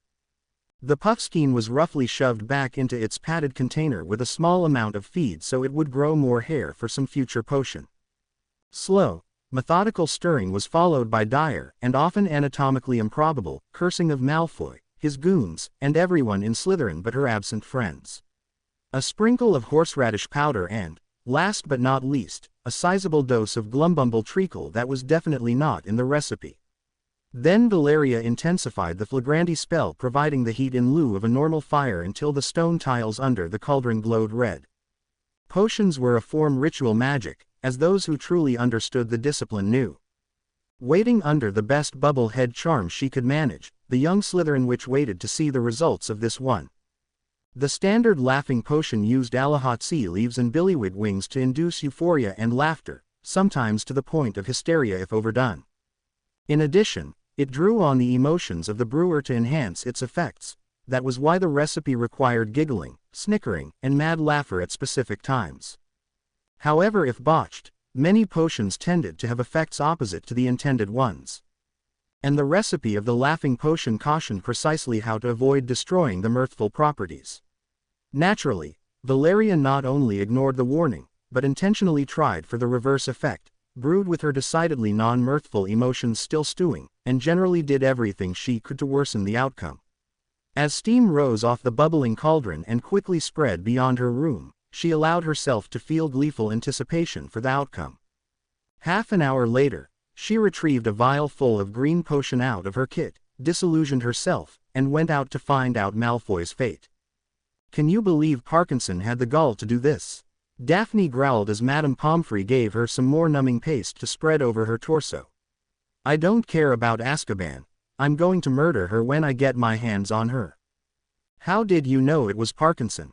Tracy asked, then winced as the boils on her chest hurt fiercely. As gingerly as possible, she took off her top and spread numbing paste on her beeps. Without Madame Pomfrey's healing magic, she and Daphne would be in too much pain to move at all, but even strong numbing spells couldn't fully counteract what had been done to them. Neither Bulstrode nor Moon would be vicious enough, and whatever else our older housemates might be, they aren't total bitches. Daphne hissed in pain as some of the very painful small boils that had grown over them overnight broke, droplets of pus soiling her finders. "Val might be, but she wouldn't do it to us." "I wouldn't do what?" the girl in question asked, marching in Madame Pomfrey's domain as if she owned the place. As soon as she saw her two friends' condition, however, she gasped and stood still. "Morgana's tits, what did those little vermin do to you? You look as if you'd been on the receiving end on far too many pimple jinxes." "Someone sprinkled Bulbadox powder on our nightgowns," Daphne said angrily, then hissed again as some more boils burst painfully. "We woke up in the middle of the night with painful boils growing everywhere. If I didn't know a decent numbing spell, we wouldn't have managed to get here at all." "Well, that explains Ron, Harry, and Neville and their maniacal giggling right outside the door," Valeria said in a long-suffering sigh. "Yeah, they must have known where to find us thanks to that map of Potter's. They tried to peek in, too, or rather Ron did," Tracy said with a hint of the usual mischief in her voice. "Madame Pomfrey chased them out, of course. You should have been here. I've never heard her curse like that before." "Speaking of which, how come you weren't attacked?" Daphne asked curiously. "If this is Pansy's idea of assault, you'd be her first target." The taller, platinum-haired girl sighed contentedly as the numbing paste begun its work. It wouldn't last long, but even some brief relief was welcome while Professor Snape brewed some extra strong boil cure to counter their prolonged exposure to the noxious powder. "Being murdered in my bed by Malfoy is low on my list of things to experience, so I put some extra defenses." Valeria patted an expensive-looking magical purse on her belt the other two girls had not seen before. "Malfoy and his goons had set up another trap in the common room, but I took care of it. I doubt he or his minions will annoy us for some time." "Thank Merlin," Tracy groaned. "These boils are all I can deal with right now. Daphne's right. Pansy is not going to get away with this. My poor girls are growing. They need to be treated with respect, not magical assault." She held her paste-covered beeps protectively and the other two girls winced in commiseration. "You know, Trace, I think Ron could give them all the respect they'd ever want," Valeria said, keeping a straight face with monumental effort. "Shut up, you," the brunette growled. "You're lucky I hurt too much to hex you or you'd already be begging for mercy." Ron was not a happy camper. After being woken up way too early in the morning by Harry, after his best friend refusing to explain why he'd jumped up shouting at 5 in the morning, after worrying about Daphne and Tracy when the Marauders map had showed them in the hospital wing, after being kicked out by Madame Pomfrey for his honest curiosity, he found himself on the receiving end of one of Valeria's patented death glares. "What do you mean? I am a tactless, gormless, emotionally stunted imbecile?" he demanded of the Slytherin.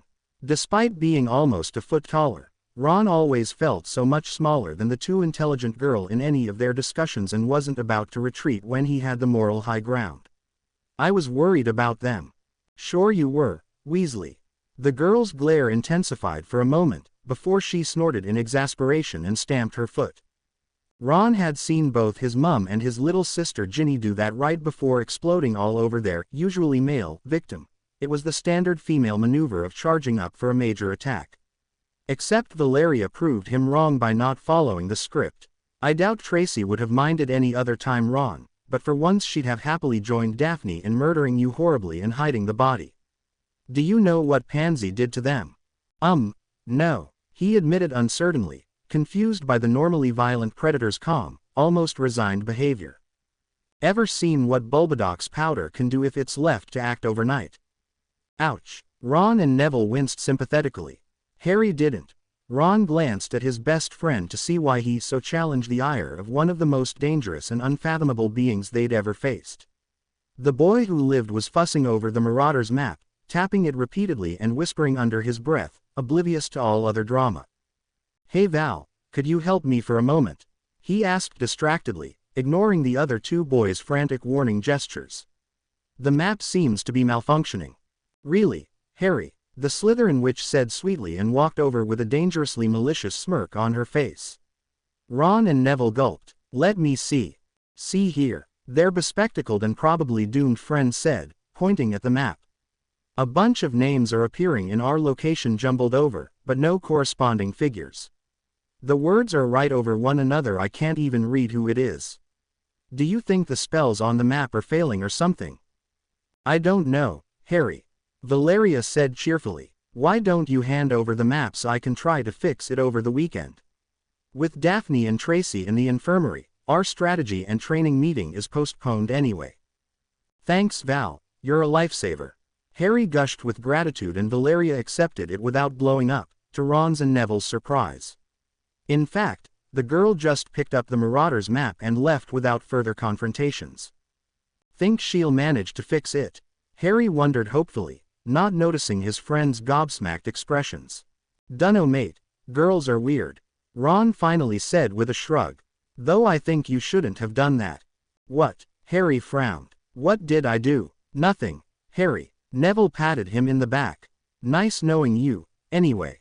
The Ollery was deserted so late at night, hundreds of softly hooting birds the only ones to break the silence of the early September night. Owls were nocturnal, and wizarding owls were no exception, but their owners were not, and the quite intelligent birds had long since learned to adapt, with much grumbling about the wizard's day-walking habits of course. So when a tall, dark-haired, crimson-robed woman popped out of thin air in their midst at the dead of night, it came as a big surprise. After all, even owls knew you couldn't apparate in Hogwarts, even if many young witches and wizards didn't. The newcomer wore Gryffindor colors and looked old enough to be a 7th year or even an apprentice trying for a mastery. Her clothes were moderately expensive, obviously enhanced by magic for warmth in the owls, sensitive vision and, most curious of all, nameless. Wizarding owls were not only bred for intelligence, they had also been enhanced when their various breeds were first created with multiple revealing and tracking spells so that they could locate both places and individuals they'd never seen before. Wizards, however, had also developed spells of concealment that often frustrated the winged messengers to no end, and this visitor was using one to hide her own identity. "I have an anonymous package for the Malfoy family," the strange visitor announced, and the owls hooted in annoyance and mild suspicion. Not only had the two legs conditioned them to an unnatural schedule, but now demanded nightly trips anyway. How presumptuous. 3 packs of owl treats for the delivery, the stranger offered, and now the owls all hooted in interest. Hogwarts owls were either paid a small fee by students or given an owl treat or 2 for the trip. 3 whole packs were unheard of. It is a long trip, see. For the Malfoys, summer house in France, and it's urgent. The visitor held up an expensive magical purse. A lost purse with important contents was found, which must be given to the Malfoys, house elves in France, as soon as possible. Ah, an important mission. Now the owls understood and hooted in agreement. For such a task and with the payment provided, they had no problem offering their services. Soon enough, one of the larger, long-distance owls had the package tied to its leg, a featherweight charm cast on both package and owl to make the long trip much easier, and was already flying into the night. The owls were content to return to their rest and chew of a few extra owl treats as the visitor returned to whence she'd come. Are you sure the elves in France will follow the instructions on the package? The tall woman asked her tiny co-conspirator as she checked the jumbled bundle of names moving away from the castle on a certain map. Dobby is sure, a small voice answered in a high-pitched whisper. Malfoy elves must always follow instructions or Malfoy elves be punished severely. Somehow the accomplice put a great amount of gleeful satisfaction in that sentence despite his tiny size. Dobby much enjoyed how Great Master Harry's valley shrunk bad former young master and his friends and mailed them. Dobby, the tall woman said with a long-suffering sigh. What have I told you about secrecy? Dobby knows secrecy, the house elf said indignantly. Dobby knows not to say how great Harry Potter's valley got rid of bad Slytherin boys where others might hear. Yeah, thanks for the help, Dobby. The tall Gryffindor sighed again. It's late and I can't see Moody on the map. Let's go before that changes. Did you hear? Someone attacked the Slytherin dormitories. A whisper spread through the Gryffindor table like wildfire. Serves them right, an upperclassman grumbled, followed by murmurs of acceptance from at least half the lions present. What happened? A younger girl asked, eyes wide. Harry was a bit surprised at the tone. Did Gryffindors apart from him and his friends care about their rival house after all? Didn't know you cared, Romilda. Another student around Ginny's age mocked her. Ginny herself was glaring at the Slytherin table with a dark look, not joining the conversation at all. Don't be absurd, Evan. Romilda said caustically. I just want to know how it was done so we can have repeat performances. Did you see Snape's face? Ah, there it was. House prejudice alive and kicking. All being right in the universe not. Harry returned to his healthy breakfast. They had herbology first thing in the morning along with the ravens, followed by care of magical creatures with Hagrid. It was going to be a long day. Next to him Ron had already made a dent on several plates at once, and Neville was not far behind. The dark blonde boy had a smile on his face and a dreamy expression reminiscent of Ron's sister when Ginny was discussing boys with Romilda Vane, or Valeria when the Slytherin witch talked about runes, charms, and magic best left unmentionable. Harry had heard from sources far more reliable than the Hogwarts rumor mill that Neville was working on several side projects with Professor Sprout and there had been even talks about starting a herbology club. Personally, he didn't see the appeal, however much his experience with Aunt Petunia's garden helped him. Herbology was still more difficult than it was fun. It was rewarding though, their overwhelming Malfoy's ambush had proven that. What'd you reckon happened to the Slytherins, mate? Ron said after swallowing carefully, proving that sufficient motivation could break any bad habit. The motivation in this case being a very persistent slug-vomiting curse that activated every time Ron talked with his mouth full. It had mysteriously appeared over the weekend cast by parties unknown, and for some reason neither Madame Pomfrey nor Professor McGonagall could find the counter-curse. I don't know, Harry said, staring at the emptier-than-usual table with the green and silver decorations. Madame Pomfrey didn't let me into the infirmary when I visited, told me it might be contagious. Well, whatever it was it's okay now. Ron pointed at a trio of very familiar girls in green-trimmed uniforms with a fork. Val's all right this morning, and Daphne and Tracy recovered yesterday. It's not okay, Ron. Malfoy is missing, as are Crabbe, Goyle, and half the Slytherin Quidditch team. Who cares? The redhead said with a shrug, took another bite of eggs and bacon, swallowed, and continued. The only downside of Ron's mysterious illness was that his conversation speed had dropped dramatically. It's just Malfoy and his goons. Too bad there won't be any Quidditch games this year, with them gone Slytherin wouldn't stand a chance. Harry winced at Ron's insensitivity. He had been guilty of laughing at the Slytherins' misfortune along with Ron several times in the past, but had never wished anyone real harm, except for Voldemort and his Death Eaters. Ron might not realize it, but he sounded just like Malfoy had in their second year when he gleefully supported the heir of Slytherin in spirit if not in action. I'll go ask the girls what happened, he stated, no longer that hungry. He was beginning to see how immature Ron could be at times and wished his friend would grow up sometime soon. He was getting better just as Harry had. He distinctly remembered them spending several days out of their first ever Christmas break together thinking up plans to get back at Malfoy, get him expelled, retaliate totally out of proportion. That this was the first time Harry ever felt bad about something happening to Malfoy and his group had him worried. How much had he grown up, really? Was he any better than Ron? Hey Harry, did you want something? Tracy spoke up, breaking his train of thought.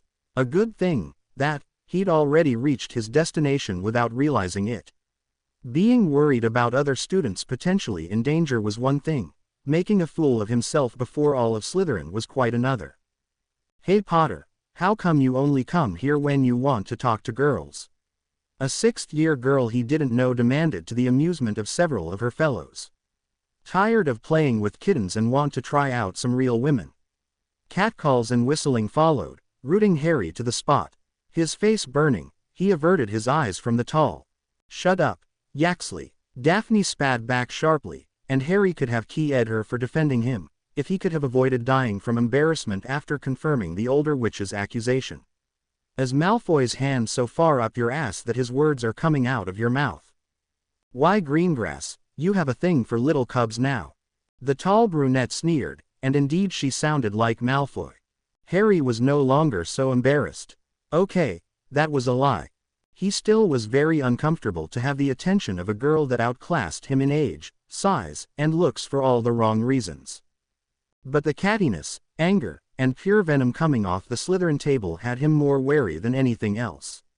They barely kept to unfriendly coexistence now, all pretense to a unified front gone. Even more unusual, it was the girls that spearheaded the hostilities, probably because several of the most prominent boys were absent.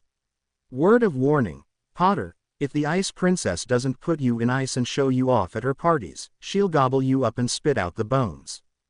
Wands were drawn. Harry looked around for a professor, but none of them seemed to be paying attention to the house tables, or be around at all. In fact, the only professors in the Great Hall appeared to be Snape and Professor Vector, and they seemed more interested in their personal discussion than keeping order. Maybe everyone else had tournament business or something. Let's go, Valeria said, rising from her seat.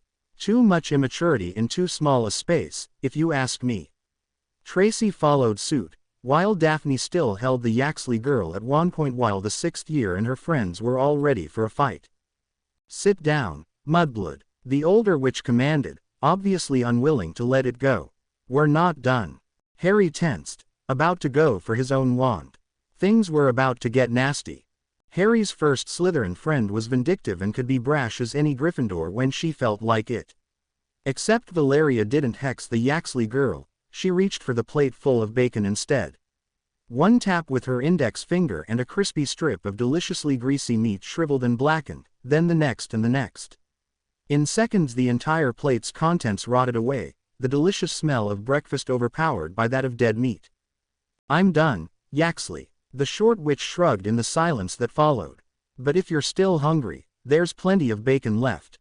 You can wandlessly do major curses now, Tracy demanded as soon as they'd gotten to the castle grounds.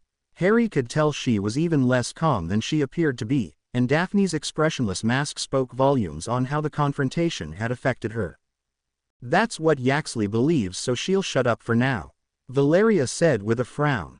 We really need to do something about the situation, or the common room will become a war zone.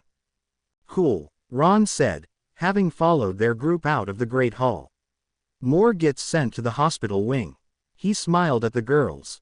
What curse are we talking about? Did Val hit Yaxley with a scalping hex or a shrinking hex? 'Cause that would be real shame. There was no doubt in Harry's mind about what Ron meant, and he hoped the girls were too distracted by recent events to notice, for Ron's sake. She withered a whole plateful of bacon with a touch. No words, no wand. Tracy explained and shivered. The glare she sent at the other girl was both accusing and hurt. That didn't make sense. Val didn't know, Trace. Daphne tried to comfort her. I mean, does it matter? Tracy shivered again, her eyes gleaming with tears as she turned away from them. At home I have to check everything I eat, drink, or even touch. I can't do it here too, Daph. I won't. It was a trick, Tracy, Valeria said, obviously not having expected such a reaction. Harry himself hadn't. He didn't see the previously invisible metal thimble in Val's index finger coming either. See, an item so small is dead easy to make invisible. Then I worked all Sunday evening to curse it and it still wouldn't have lasted more than a day or two. With Malfoy and his goons missing, Yaxley was gearing up to make her move. We only needed her scared for a couple of weeks. Of all the Merlin damned, bollocksed up, bloody awful. Gah. Daphne growled in rage and exasperation. Harry and Ron took several hasty steps back. Are you bloody retarded? Using a curse that kills people by rotting them limb from limb to grandstand. You know what? I'm done trying to explain how tact and calculated, proportionate responses will keep you out of Azkaban. She caught Tracy in a comforting embrace and turned to march off. See you in defense, I guess, she said over her shoulder. If this doesn't blow up in your face, come find us in the evening. Wow. Daphne sure seemed angry. Ron commented, pausing to chew on a piece of toast he'd brought with him from the Great Hall. You had it coming, though. Dark magic is illegal for a reason. Oh, piss off, Ronald Weasley. The Slytherin growled and stomped off much like her friends, but in the opposite direction. Harry ran after her. They had herbology in only a few minutes, but he'd have to make it up to Professor Sprout later. Friends were more important.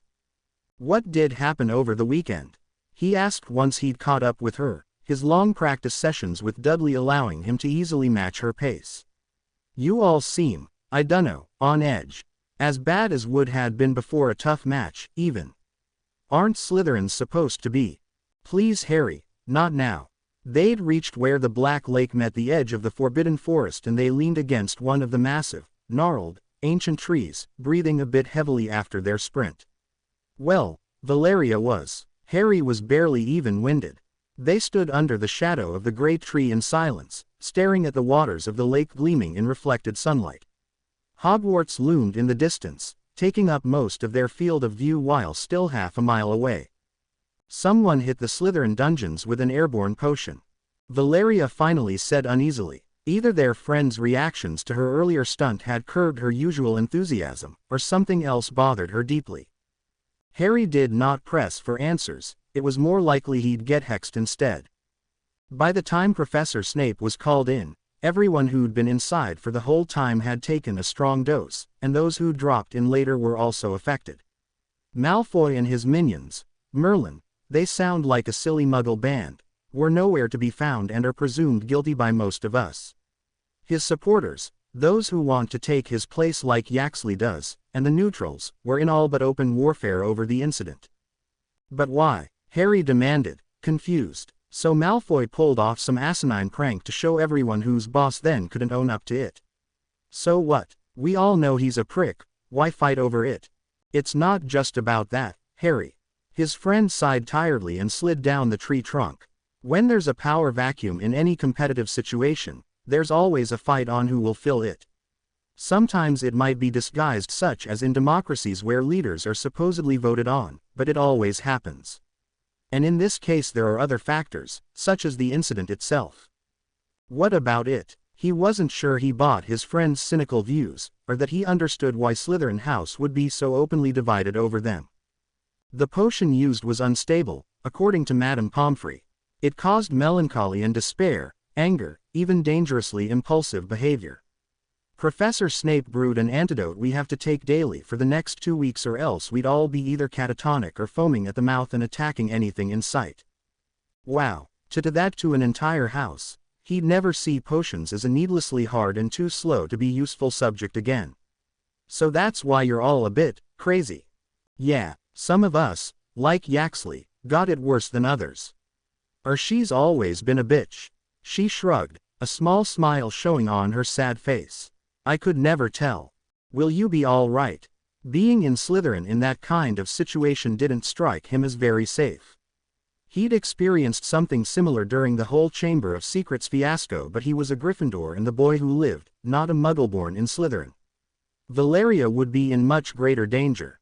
Don't worry about me, Harry, his friend replied, but he could see her relief and happiness that at least one friend had stuck by her that day. He could not blame Tracy for being scared of a deadly curse she'd almost died to before, or Daphne for being angry at Valerius' bold and ambitious to the point of insanity plans. He could blame Ron for being immature, but he chose not to. But he would do much to see his friend happy again, and reckoned Neville would agree. Maybe he should talk to him after herbology, fill him in on what he'd missed. No, Malfoy has to worry about what'll happen when he's found. They both laughed at that and their problems faded a little. Care of magical creatures was worse than usual. Hagrid had brought in a batch of hideous monsters that even as newly hatched, tiny little things, they had several ways to hurt you. Valeria had her suspicions on what the blast-ended Skrewts really were, but couldn't confirm them. Tracy was not talking to her. She was way too focused on her conversation with an uncharacteristically unenthusiastic Hagrid.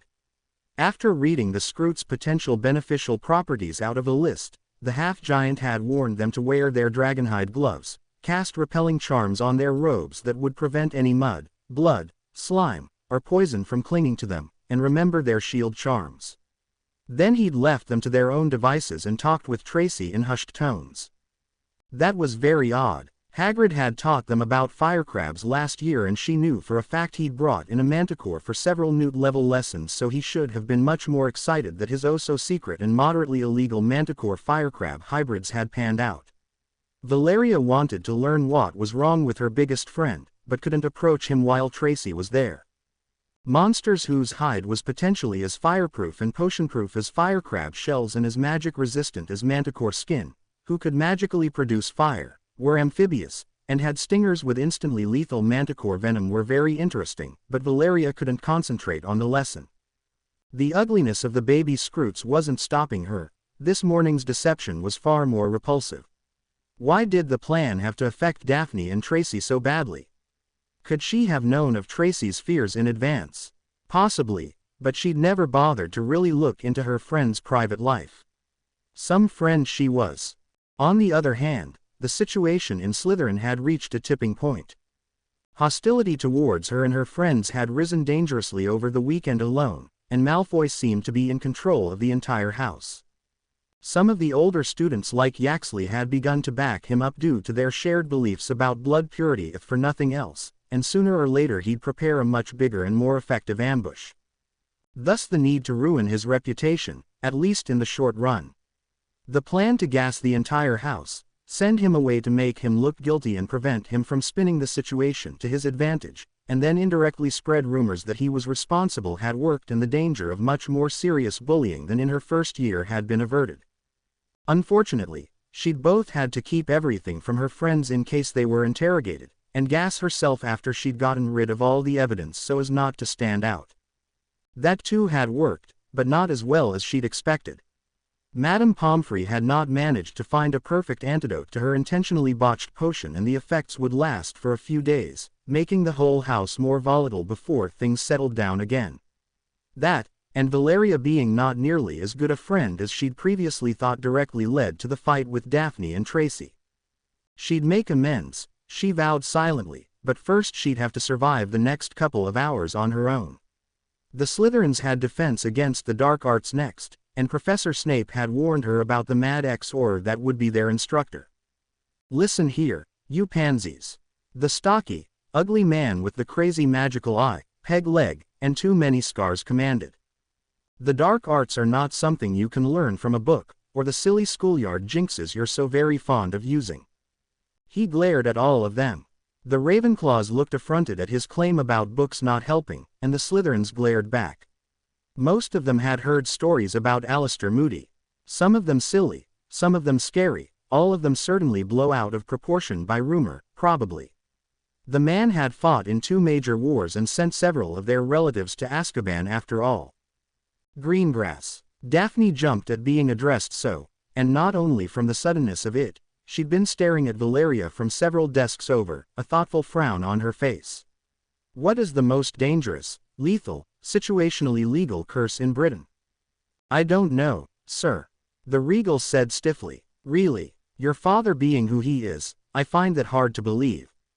Daphne's face paled in anger, but Moody pretended not to notice. Out of the first in a series of jars he'd prepared for the lesson, he fished out a tiny humanoid figure with a disproportionately large head, a garden gnome. Atermers. A jagged black bolt launched itself out of Moody's wand, following an erratic path like a cloud of angry insects, and yet unerringly hit the escaping magical pest. The gnome screamed in its tiny voice and fell over, black spots racing out from the point of impact and all over his body. At places his flesh sagged, burst, and thick pus run from the wounds. Less than a minute later the gnome was still, too small to survive such powerful dark magic. It would never move again. Casting the plague curse is not an immediately Azkaban-worthy offense because the results are treatable today, to a point. Magic can stop the infection from spreading into new victims, and remove it from existing hosts, but cannot cure the damage. Only time will do that. Muggles on the other hand cannot cure at all any hosts magically infected, and the same applies to most beings or beasts without access to healing magic or natural regeneration. Thus the curse is legal when fighting such beasts and beings, as well as in dueling competitions where immediate healing is available. The class looked at the dead gnome with expressions ranging from disgust to eagerness. Zabini. Moody's voice cracked like a whip. What is the darkest legal controlling magic? Contractual binding, sir. The boy said neither loudly nor silently, in a firm voice devoid of expression. Ah yes. Moody smirked. Your mother would know it well, I reckon. Not getting a response despite Blaze clenching his fists until his nails drew blood, Moody picked up another gnome. He put a crimson-colored quill in its hand, then forced it to use the comically large for it writing implement to sign a sheet of parchment. Obligo. Casting some sort of powerful but unseen spell on the parchment, he used the gouging spell to carve a circle into the classroom's stone floor and put the gnome inside. That contract was spelled with a fairly strong binding and said that the signatory would not cross any circles for the next hour. Since gnomes can't read, let's see what happens. Predictably, the gnome tried to run for it as soon as it saw nobody was holding it and no obstacle barred its path. As soon as it crossed the circle's edge, however, it halted in its tracks and begun to convulse, as if by a seizure. Moments later, it too was dead, bleeding from its eyes, ears, mouth, and nose. As you can see, Moody said conversationally, the caster of a contractual binding sets clauses the signatory must follow, and puts into the contract the magic that will apply should it be breached. The stronger the caster, the more powerful the magical backlash if it's broken, and the easier it is to be entered into it. A sufficiently powerful wizard could enter someone into a contract if they had fresh blood or some form of authority over the signatory. In this case, the gnome came from my house and thus, as far as the contract were concerned, belonged to me. Otherwise, I could not have entered it against its will. Moody waved his hand, and 3 more gnomes floated out of their jars, only to stand before him. As Mr. Malfoy, Miss Parkinson, and Mr. Knott have failed to grace us with their presence, there's little need for theatrics for this last part. Pay attention now. Crucio. Imperio. Avada Kedavra. The gnome struck by the powerful green flash of the killing curse had been hit last but died first, peacefully and silently. The one affected by the invisible power of the domination curse clawed out its throat with its own hands, then bled out. The one hit by the torture curse screamed and screamed and screamed until it could do so no more. After 5 minutes, it literally screamed itself to death by suffocation as its lungs and throat collapsed. Can any of you tell me what the difference between the unforgivables, contractual binding, and the plague curse is? Moody asked in the silence then followed. Nothing but legal fiction, sir. Valeria said, staring at the gnomes. All of them are dead. Your name is Campbell, he asked, fixing her with both his normal and his magical eyes. Yes, sir. Class dismissed. Moody growled. Campbell, stay behind. Valeria really didn't want to stay in the presence of the very crazy X-Auror alone, but everyone else scrambled to flee. They really didn't want to share her fate. Cowards, the lot of them. As soon as the class emptied, Moody grunted again, made a show of collapsing on his chair, and started fiddling with his peg leg. Valeria waited tensely as the dangerously deranged man removed his leg and started cleaning and fixing it. She was tempted to sit down, bolt towards the door, do anything to break the tense silence, but didn't. Even if Moody hadn't been testing her, she got the impression that turning her back to him was a bad idea. What the hell was that business with the bacon during breakfast, Campbell? He demanded half an hour later. Sir, none of that now. We both know you did it to put the Yaxley girl in her place. He snorted. What do you think Yaxley and her friends will do once they calm down enough to remember you have to sleep? With all due respect, Sir, that's none of your business. Right, Moody said, almost smiling now. It was scary. Detention, effective immediately. You gather up the dead gnomes and go bury them by the forest's edge. No magic, no tools or protection, no help from anyone, or I'll have you exhuming them and burying them again. 5 gnomes ain't so big you can't do it with your bare hands. Yes, sir, she said through gritted teeth. Revolting to most people as it might have been, the task would not be an issue by itself. As someone dabbling in necromancy, she'd handled corpses many times, and preparing ingredients for potions was even worse. No, the real issue was time, having to do it by hand. It might take the entire afternoon. How was she going to reconciliate with Daphne and Tracy if she missed their meeting? I must admit, Draco, I am disappointed, Lucius Malfoy said, frowning down at his son. Not only did you fail before you could even begin, but you and your friends were removed from school through the efforts of a single mudblood. Father, we don't know. Silence, the Malfoy patriarch commanded. You had arranged that ambush well enough. Who else could it have been? Potter's bitch was alone in her dormitory. Do you know how many expensive restorative potions have had to waste to cure you and the others of depression? Not to mention all the favors with both the Board of Governors and Severus to ensure you and your friends can return to Hogwarts without repercussions. The elder Malfoy had had a plan to teach his son a few things about leadership and extend the Malfoy network of influence at the same time. Things at the Ministry were going well enough. That bitch Bones had enemies on almost every faction, so gathering his strength for a final blow to her administration by the end of the year had been the next move. But now, Father, please, I can fix this. The new class of graduates will hate or feel contempt for Dumbledore and the Ministry by the end of the year, and then. Yes, they will, Lucius said, a new plot blossoming in his mind that would overcome this frustrating setback. Pick one of your friends that is the most trustworthy. If they do the tasks I give them well, you'll be forgiven. If not, I'll take out of your hide every single wasted canute. I should never have let your mother convince me you needed more time to grow up and mature. Not with Selwyn on the move as he is. Draco gulped and wondered whether Pansy would agree to help after this debacle. Nott was unreliable, Crabbe and Goyle were too stupid, and the rest of his group would not hesitate to stab him in the back. He hoped her hatred for Potter, Greengrass, and Campbell was greater than her anger for his dragging her into his dismally failed revenge attempt. If not, he didn't think he'd survive this. Valeria had been right. Burying the 5 dead garden gnomes by hand had taken most of Monday evening. Having missed the meeting with Tracy and Daphne and not feeling up to getting into a fight with the pureblood bigots in the Slytherin common room, she decided to study. Like most students who both knew about magic and were rich enough, she carried the usual assortment of books and school supplies in an expanded purse rather than a school bag. It was one of the few points she agreed with Malfoy and Parkinson on. Let the Hufflepuffs, Gryffindors, and those Muggle-born too lazy to research their options lug around a 40-pound school bag that totally cramped their style and backs. Why didn't everyone charm those huge lumps feather light after they learned the spell in first year, or shrink them after third year? Protega totalum, silencio, repello bestium. To Valerius' knowledge, nobody had actually studied in the Forbidden Forest before. Obviously, the need to raise a protective shield that most people couldn't manage before Newt level and the fact that it was against school rules would put off most students. On the other hand, it beat any place in the castle for secrecy, except the Chamber of Secrets. That was especially true if one ventured further away from the castle than they were supposed to be, moving beyond Hogwarts' defensive enchantments.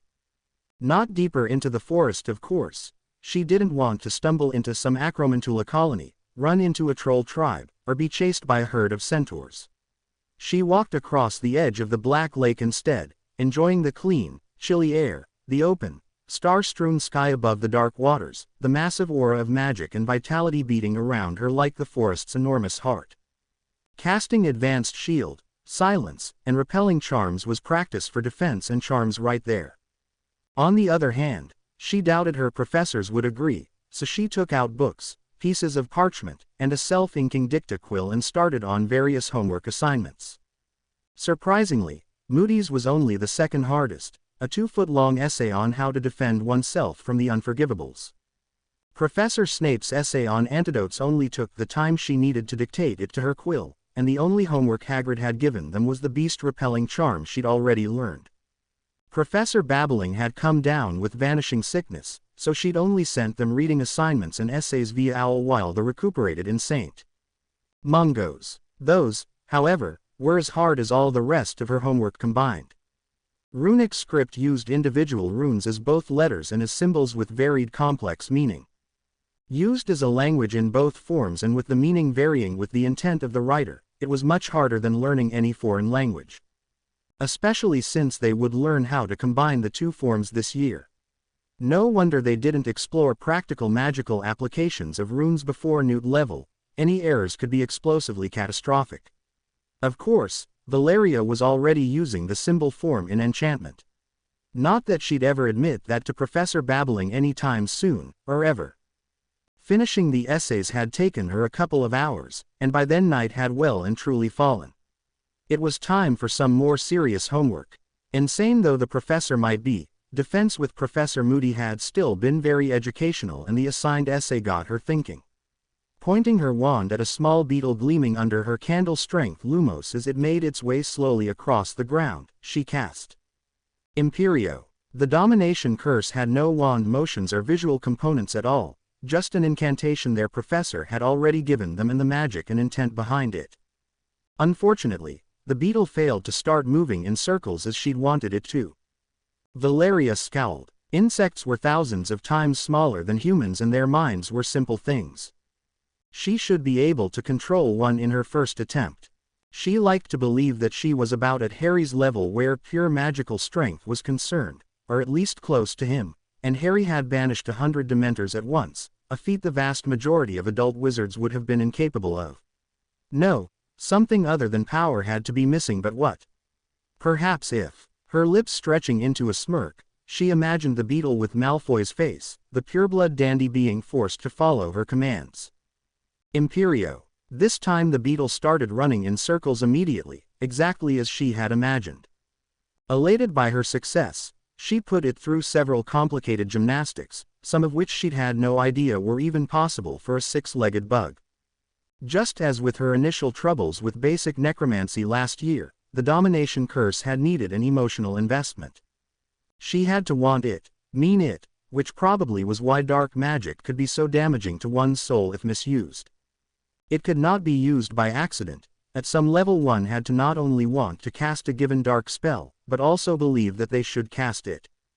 She doubted one could effectively use powerful dark magic out of a sense of righteous anger or selfish fear no matter their strength, or rationalize them as necessary evil. Releasing the beetle from her control, she contemplated why she was trying to learn these spells. To use them against Malfoy. To what end? If she'd really meant to kill the bastard and his minions, she wouldn't have mailed the package of shrunk Slytherins. She'd have cast it into the fireplace in the common room and cast a silencing charm over it. Shrunk at that size, a human would burn to ash in minutes and leave little evidence. And if she really meant to control them, she'd dose them all with unctuous unction, and that would be that. Shrunk at that size, they'd only need a few drops of potion to be affected. No, Valeria was learning the spells because of who and what she was. She was a witch, and magic was an extension of herself.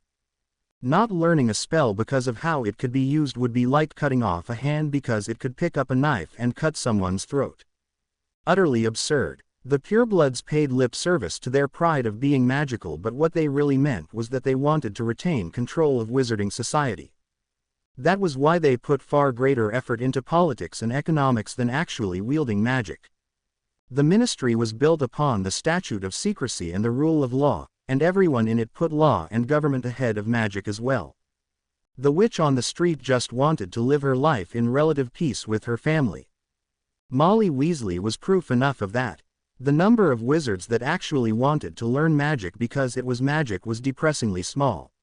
Harry was one of the few who still saw magic as something truly exciting and awe-inspiring, his involvement with Tom Riddle in wizarding politics, and all the troubles that plagued him the only things marring his love for magic. It was one of the main reasons Valeria was his friend, something she'd realized only last year. The beetle made a run for it. The young Slytherin witch silently vowed to learn magic, all of it that she could. She was a witch and had the unalienable right to do everything to better her craft, and to improve the wizarding world's view of the values of magic itself. They were witches and wizards, damn it, not baboons brandishing sticks and aping the spectacularly corrupt society of muggles, except with a bit of magic as a sideshow. If nobody else wanted to learn magic for magic's sake, Valeria would do it herself. As for those that believed a muggleborn had no right to wield magic, who thought muggleborns responsible for their own waning powers when they did nothing to become better witches and wizards, Valeria's wand whipped down sharply in a jagged line like a lightning bolt. Avada Kedavra! A neon green bolt as thick as her wrist struck out at the beetle, killing it instantly and burning a 6-inch wide circle into the grass. We need to talk. From what Harry had overheard from older male students, that was one of the worst things a girl could say to a boy. He had no idea why though. It was perfectly innocent. Perhaps trusting the collective wisdom of Fred and George was not very wise to begin with, and seeing no other reasons not to, he nodded in agreement and followed Daphne to a less crowded place than the Great Hall in Friday morning. Herbology, huh? He asked the Slytherin girl as soon as he saw Daphne's linen-wrapped left hand and smelled the characteristic stench of bubotuber pus that clung even after a thorough cleaning. You have no idea, Daphne groaned, leaning against a wall.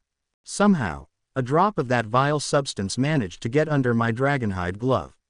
My skin sprouted boils the size of walnuts, which was horrible enough by itself, but then the glove got stuck and wouldn't come off. Being dragonhide, it took Madame Pomfrey an hour to cut through it without mangling my hand in the process. She shook her head. After the owls, I'm leaving herbology to you peons and your masochistic love for manual labor. Ah, that'll totally hurt Neville's feelings, Harry said with a smile. The platinum-haired pureblood heiress was cute when she was whining. Too bad she didn't do it more often. It could have been worse, you know. You could have taken care of magical creatures.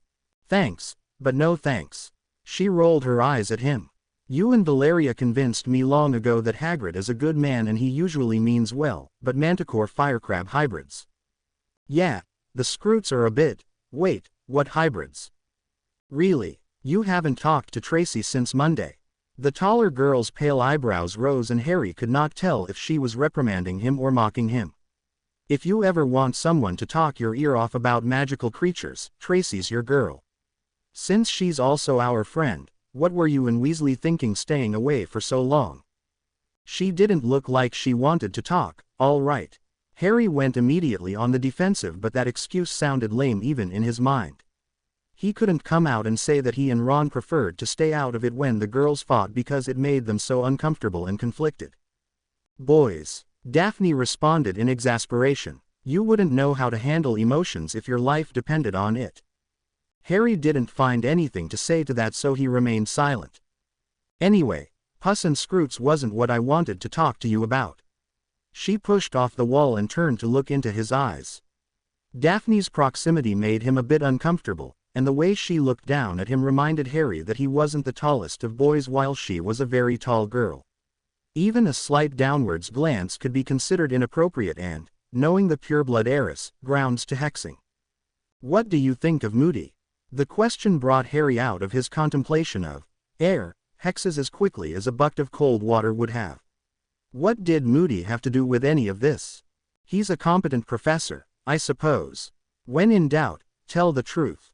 Or stall. Preferably both. Harsh though. He showed us the unforgivable curses. He's not as bad as Snape though.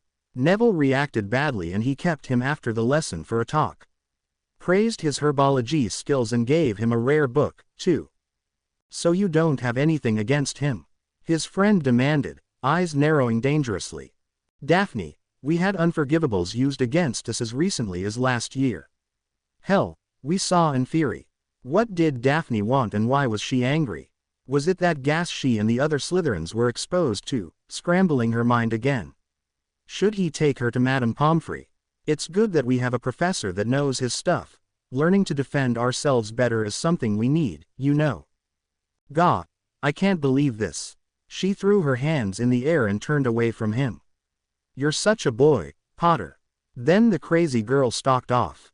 What had he done now? Daphne, Tracy, can we talk? It had been several days since Valeria had talked to her female friends despite sharing a dorm with them. Over the past week she'd avoided the rest of Slytherin as much as possible, started a new batch of illegal potions that would be ready for selling by the time of the first Hogsmeade visit, practiced the Area Shield charm, the Foe warning spell, and the Domination curse, and mined a certain diary for information. But however much she learned and however many times she used her time turner to her advantage, a part of her always wanted to reconnect with her friends. Transfiguration had been a three-way race between her, Daphne, and Padma Patil of Ravenclaw for which of them would transform their guinea fowl to a guinea pig.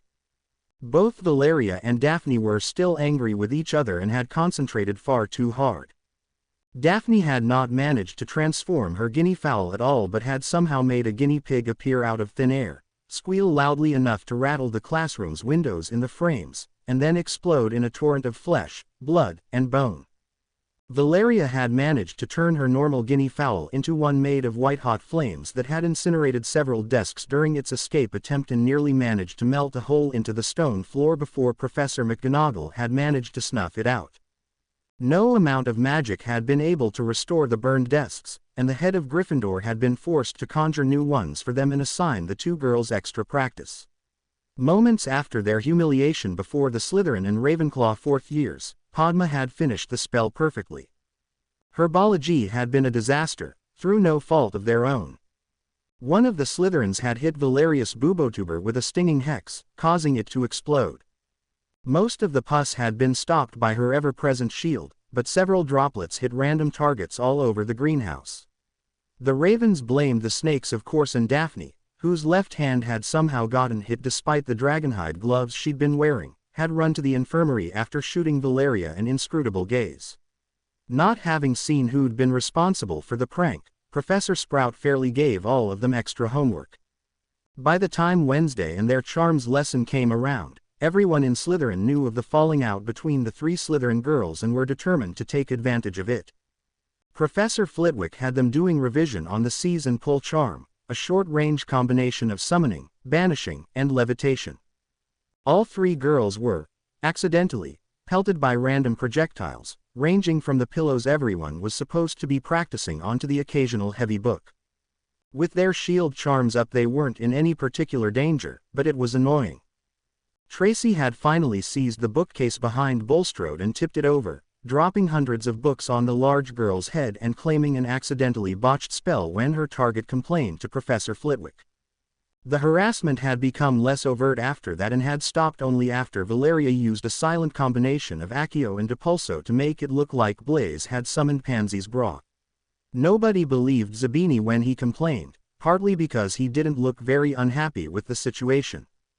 Worst of all, the day before had seen the return of Draco Malfoy and his minions to the castle's everyday life. They had been found by Filch the caretaker magically asleep and locked up in one of the 7th-floor broom closets. Professor Snape had declared that they'd been dosed with Draught of Living Death and had no traces of the Despair Potion in their system. Thus, they had been cleared of all charges due to their fake alibi, and Valerius' efforts to set them up had failed. The biggest problem was that Draco Malfoy didn't have enough skill in either potions or subterfuge to purge himself of Valerius' concoction and set up his own alibi. Someone was helping him, someone with considerable influence over Professor Snape. In short, not only did Val miss her friends, but her and their safety depended on their rebuilding a unified front. "Hey Val," Tracy greeted her hesitantly. "Look, I'm sorry for reacting as I did." "No Tracy, it was my fault. If I knew more about your family I could have." "No you couldn't," the mousy brunette sniffed, "if I weren't so secretive and slow to trust. I mean, I should have more faith in my friends." "You're both idiots," Daphne said with her arms crossed, the very picture of annoyed big sister. "I'd tell you to key and make up but only Tracy swings that way." "Daphne," the girl in question screeched like a banshee even as her face turned as red as Ron's hair. "What?" the more sensible of the trio demanded.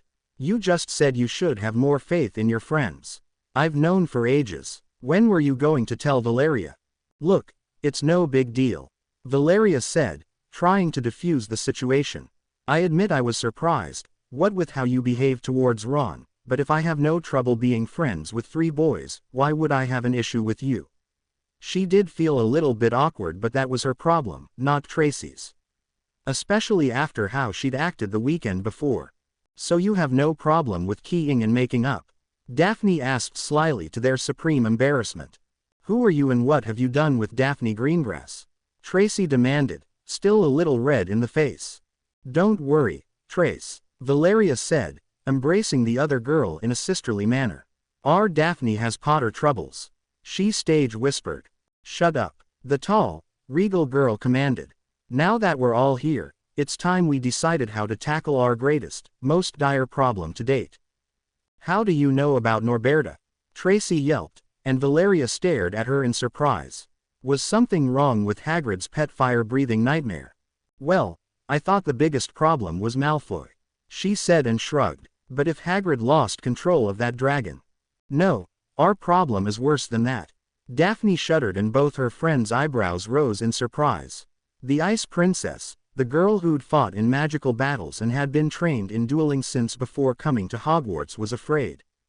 You noticed how Moody uses a magical eye? Yes.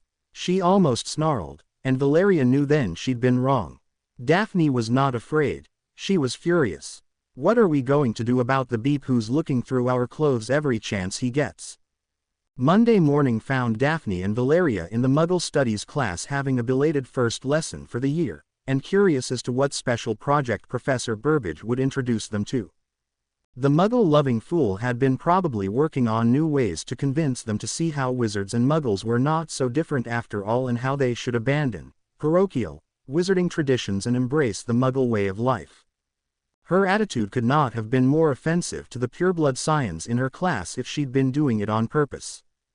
Unfortunately, most families of importance in Wizarding Britain needed or wanted their children to do Muggle studies for various reasons. Some had underhanded business arrangements with the Muggle underworld. Others chose to exploit the Muggle economy to increase their own fortune, the Malfoys chief among them. More than a few had seen their family manors swallowed by the growth of the City of London over the centuries and now had to share a street with Muggles, not that the Muggles were aware of it. Last but certainly not least, Death Eaters needed to know about Muggles to be effective in hunting them and the Muggleborns that might try to hide among them, which meant the 2 Slytherin girls shared this class with more than a few Death Eater spawn. By now you should all have a general idea of the basic Muggle advancements that separate us from them. Electricity, heat engines, and guns. Professor Burbage was saying in her annoyingly friendly voice. Not even Flitwick was that cheerfully condescending. It sounded as if she were speaking to 5-year-olds. Last year, your special projects revolved around procuring a Muggle device, presenting it to your fellow students, and explaining how it works. This year, while the theory will focus more on Muggle culture, your projects would involve taking a Muggle device from a given collection and improving it with magic in any way you can manage. With an indulgent smile, the short-haired, middle-aged witch flicked her wand at the empty-seeming teacher's desk and dozens of Muggle devices appeared as the disillusionment charm was lifted. So that's why we started late. Not mumbled in disgust from Daphne's left. Bitch had to struggle with herself before giving up her beloved collection of Muggle filth for our projects. If you don't like it here do leave. Daphne hissed back. No one forced you to take this class. Actually, Greengrass, my father did. The small, rat-like boy said, glowering at nobody in particular. He needs me to learn the basics before he hires someone to tutor me in Muggle economics so I won't embarrass the family. Ah, Daddy doesn't have time to tutor you himself? She mocked him, knowing the boy could do nothing about it in class or elsewhere. Since he'd practically declared himself their enemy by openly allying with Malfoy, their families were economic rivals, and he had always hated her and Tracy as far back as she could remember. She wasn't losing any opportunities by being unpleasant. And an angry enemy could make mistakes. His son comes after his being Malfoy's follower, is it? My, how the importance of family has diminished among some so-called purebloods. Shut up, Greengrass. He spat back, his face as red as Weasley hair. You, the Dyke, and the Mudblood will get your just desserts soon enough. Whatever, not. She said dismissively, trying not to show any reaction to either that information or his blunder. I have better things to do than worry about empty threats. She left the uncouth, inbred, dim-witted flunky behind and approached Professor Burbage's collection of old Muggle paraphernalia. Valeria was already searching the pile of antiques and rubbish haphazardly thrown together for something, and Daphne had a good idea what. "Find any guns, yet?" she asked with a small smile. Not even Charity Burbage would be stupid enough to let the surprisingly elitist Muggleborn divert her message of the superiority of Muggle ethics and their peaceful, moral culture for a second year in a row. "I have." The shorter snorted and showed Daphne a gun much smaller, simpler, and older than the one she'd brought to class last year. The dull dark gray of its metal had turned red-brown in places and the barrel was it was battered and bent. Colt .45. "This one is older than Dumbledore and in need of serious repair." She cheerfully took it, wrote down her name on the project list and waited for Daphne to choose her own Muggle device. "You can't be serious," Daphne whispered as she searched through a pile of Muggle radios and cameras, two of the few Muggle inventions wizards had widely adopted. She wanted to see if there were any small steam or even petrol engines. With the Hogwarts Express stationed in Hogsmeade when not in use, it should be easy to check the spellwork on its massive engine and adapt it to a smaller project without having to do the research from scratch. "You know Burbage is baiting you with this thing, right? If it doesn't work or isn't impressive enough, she'll happily give you a failing grade." What Charity Burbage knows about guns would fit in the margins of my old homework planner, her friend said dismissively. "Do you know how long I've been waiting for the opportunity to experiment without running afoul of Arthur Weasley and his people in the Ministry? Speaking of which, Professor, isn't enchanting Muggle devices restricted by law?" Valeria asked, drawing everyone's attention. "Don't worry, Miss Campbell." The middle-aged witch's eyes gleamed with anticipation at what her most problematic student had picked as her project. Hogwarts is given considerable leeway when it comes to student projects. Otherwise, you could hardly develop variant potions or charms at Newt level, or work with plant or magical creature hybrids. Any of your projects will be legal. As long as you don't use illegal types of magic, that is. They're messing with the professor quota full for the day. Daphne chose a Muggle car model, then dragged her friend to a corner of the chaotic classroom and handed over a piece of parchment with a written message when nobody was paying attention. "Not knows about Tracy.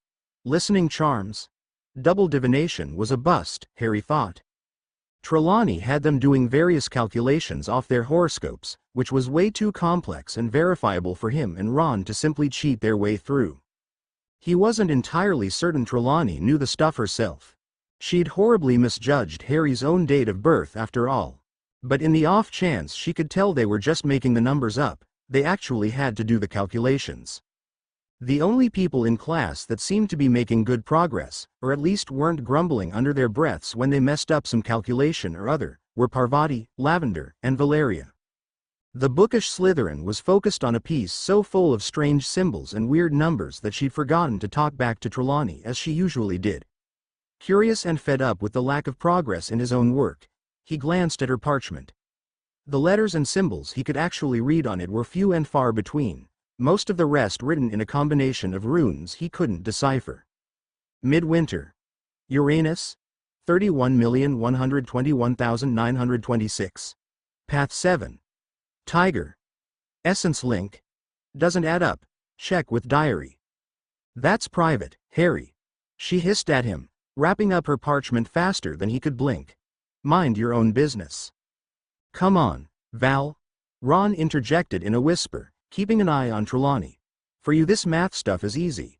We only ask for a bit of help. And if I keep helping you, you'll never learn. If I can do it with not a single drop of talent in divination, then so can you. If you ever get your lazy asses into gear." She turned her back to them and focused on her calculations. "What's up with her, mate?" Ron wondered as they both tried and failed to navigate through the mess of planets, constellations, and their meanings. "I mean, the whole mess in Slytherin might be bad, but she's never been like that before. Not unless you count the first half of our first year. Daphne told me they found some listening charms on their robes." Harry told the other Gryffindor boy, his lips barely moving. "It would be best if Trelawney didn't overhear." "Yeah. Couldn't have the professor know they weren't paying attention. They were so well hidden the girls didn't notice someone was spying on them immediately. That's how the rumor about Tracy got started. I think Val blames herself, or something. She's mental, mate. Ron looked at the girl in question worriedly. I mean, Malfoy could have gotten a 7th year to cast those. We're 4th years, we don't know everything about magic. Ron was right, but somehow, Harry couldn't see their friend accepting that. As the double divination lesson ended and they all fled Trelawney's unnaturally hot, smoke-filled classroom that smelled suspiciously like some strong alcoholic drinks, Valeria caught up with them and pulled them aside. We need to meet. At 7 o'clock, go to the disused bathroom on the 7th floor behind the painting of Valeria Myriad in the Gryffindor reading room. Tell Neville, too. That's in Gryffindor Tower. Ron stated with a frown. How are you, Daphne, and Tracy going to get in? We girls have our ways. The Slytherins said with a wink, then run off. Blimey. Slytherins knowing how to enter our common room. Ron complained. That ain't right. At least they're our friends. Harry reminded him, not much less apprehensive than Ron at this turn of events. You're late. Tracy said sullenly when Valeria entered the disused bathroom later that evening.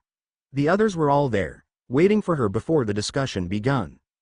A witch is never late, Tracy Davis. She countered, handing the Marauder's map over to Harry and placing various items pertinent to the evening's meeting in a defunct wash basin caked with grime. Nor is she. Finish mangling that quote and you'll be speaking in Akkadian for a week. Tracy threatened, not amused in the least. She was glummer and mousier than usual, and had not bothered with her usual understated makeup. If you're done pretending to be 5-year-olds, we can get this meeting started, Daphne said irritably. We're here because the school year has barely started and we're already hip-deep in danger. What do you mean? Neville asked. Of all of them, the formerly timid Gryffindor had changed the most over the past few months. He was no longer afraid to voice his opinions, for one. There wasn't another Death Eater attack, was there? We have problems closer to home, Nev. Tracy smiled a bit sadly. For example, Moody is putting all his classes from 4th year to 7th under the Imperious Curse this week. What? Ron gasped. But that's illegal, he can't do it. So now we know why he was forced into retirement. Problem is, the upperclassmen are saying he's got permission from Dumbledore this time, so. Tracy shrugged. Life is full of disappointments, Weasley. Being put under the Imperious by crazy ex-Aurors, never finding a girlfriend, being hunted by murderous immortal psychopaths. Take your pick. Not also let slip that something bad is brewing in our house. Daphne added. Malfoy will certainly have it in for all of us after his latest failed ambush, especially you two. She pointed to Harry and Valeria, though it wasn't really necessary. You are the biggest threat to him, if for different reasons, and neither of you is exactly heir. Subtle or cautious? Ron and Tracy snickered. Harry's face reddened in embarrassment. Valeria just rolled her eyes. Look, Malfoy is a prick, but he isn't that dangerous, Harry said. Worse comes to worst, invisible snakes can be pretty scary.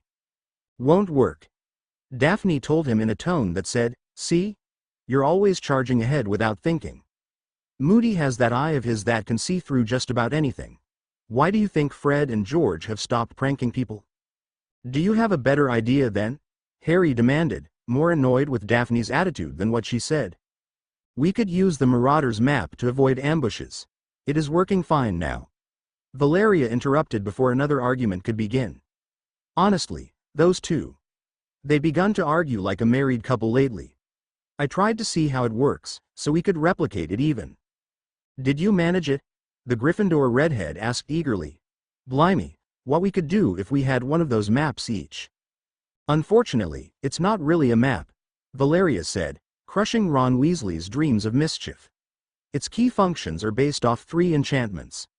One is a modified homunculus charm, creating the animated representations of people. The second is a very powerful homonym revelio effect, keyed to Hogwarts.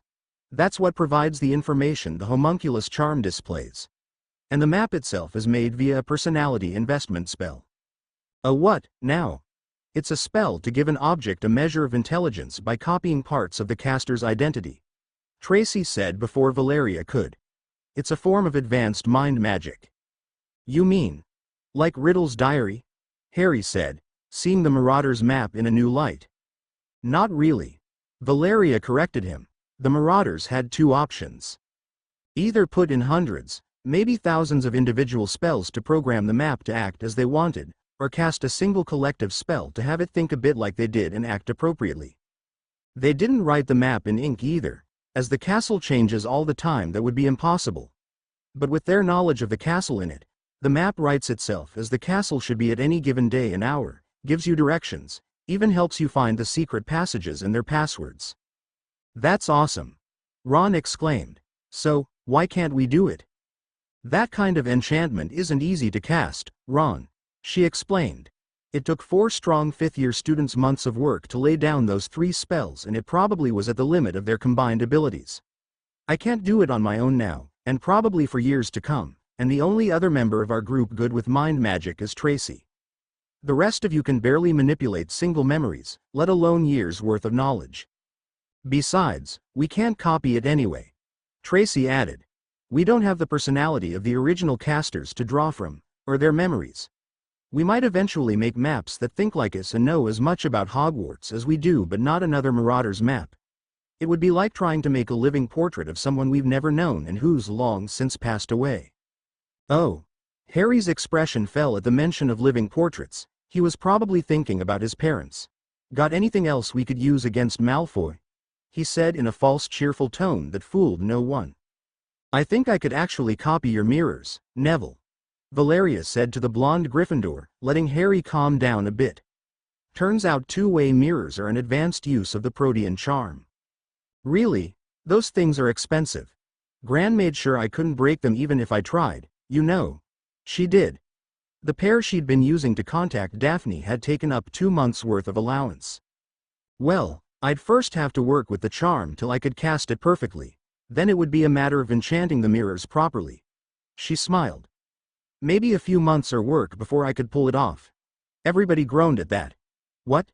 She asked innocently. Major magic is a lot of work. We don't have a few months. Malfoy and his goons could attack us tomorrow. Then you should probably learn the spells I'm using, Ron, she said imperiously.